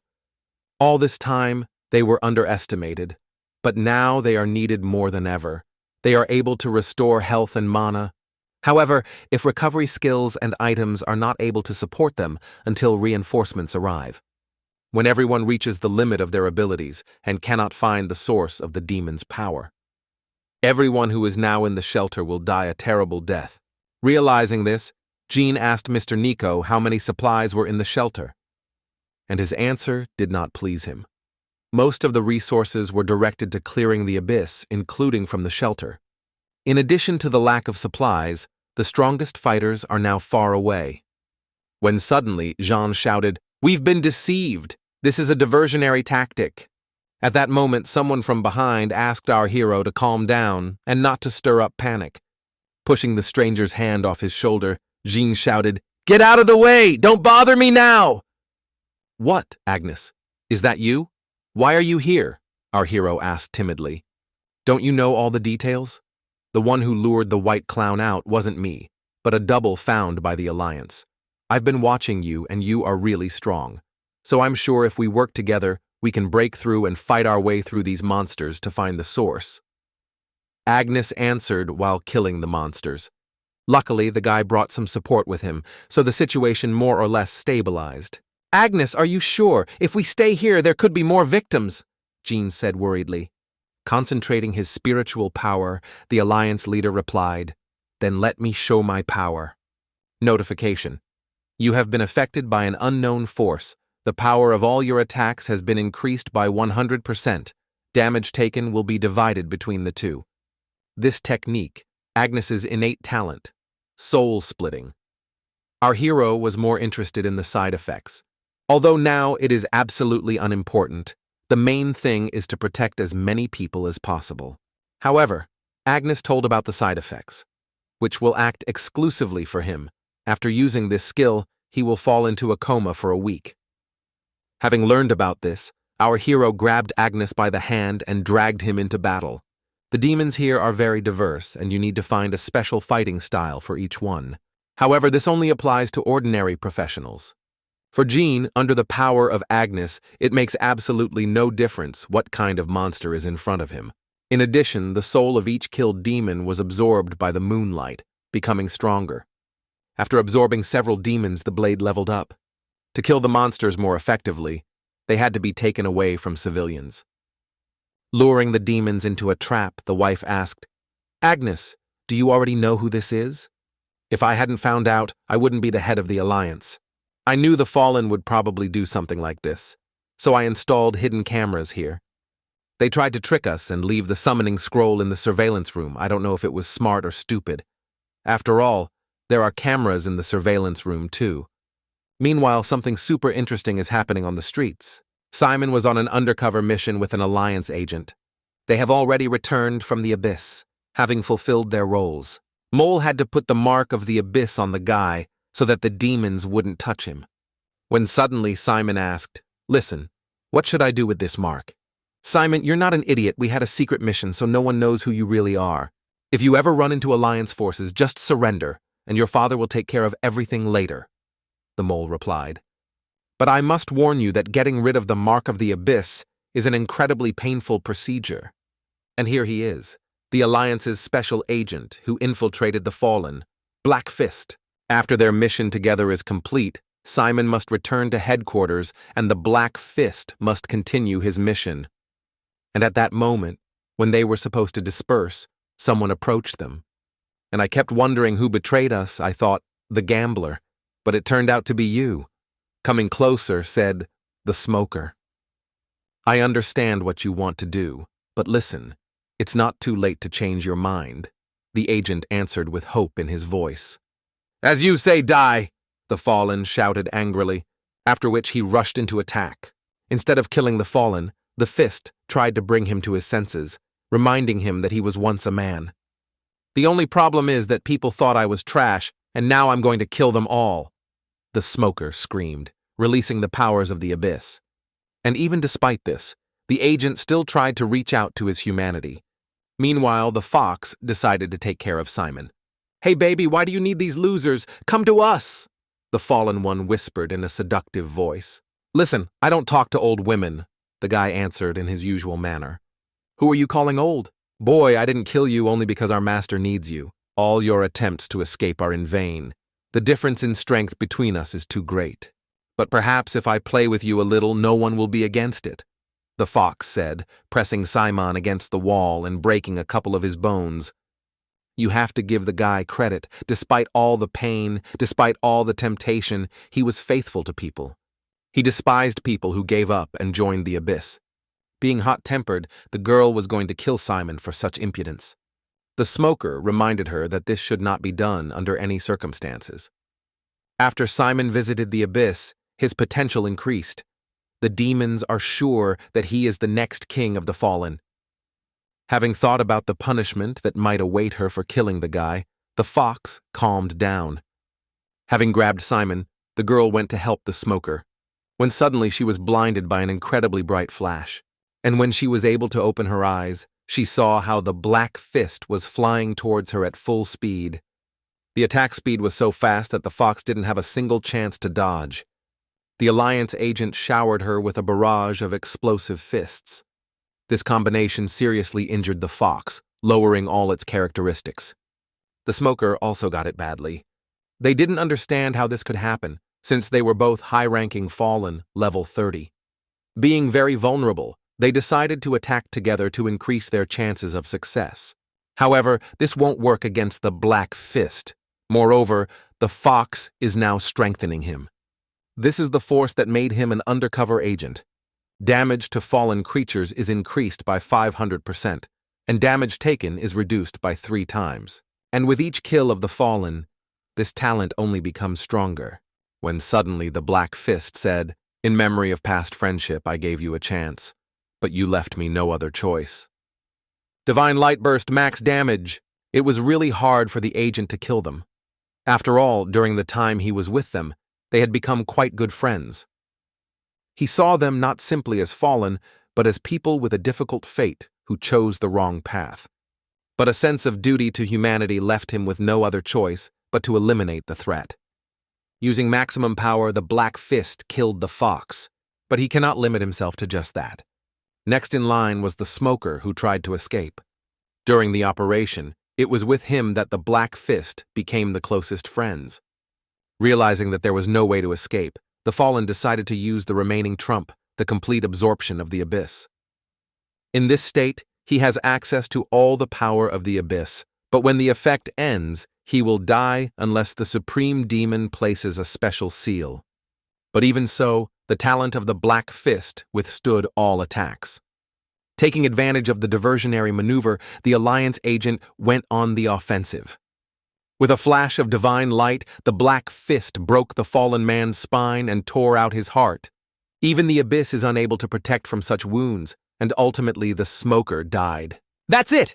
The entire fallen squad has been destroyed! And the funniest thing is that while Simon was tied up, he managed to fall asleep. Considering its importance, the Black Fist decided to personally take it to the safe place. When suddenly the agent was contacted. "I report that we are now at the northern gate. The fallen that were pursuing us have stunned Simon. He cannot move." They turned out to be the smoker and the fox. I eliminated the threat from their side. Added the Black Fist. Unknown voice. "Okay, plans bring him to me right away." The agent got nervous and replied, "You can't do that, he's just a student." Unknown voice. "It's not up to you to decide. We've received information that this guy has potential greater than even the Lord of the Fallen." You do understand what this means, don't you? If he accepts the power of the Abyss, he will take the throne of the king. And we must take advantage of this to gain full access to the Abyss. We are confident that his integrity will not allow him to fall completely. Some were willing to take risks for the chance to kill the Supreme Being, the Emperor of the Abyss. Despite all the risks, this is the first chance for a human being to perform such an operation in all time. This stranger said that he had already agreed on this issue with Andrew and the heads of the Alliance. In general, the Black Fist could not disobey the order. The only hope is that Simon will hold on to the feeling of revenge and not succumb to the Abyss entirely. Thank you for watching this video to the end. I will be very interested to read your opinion in the comments. Until next time,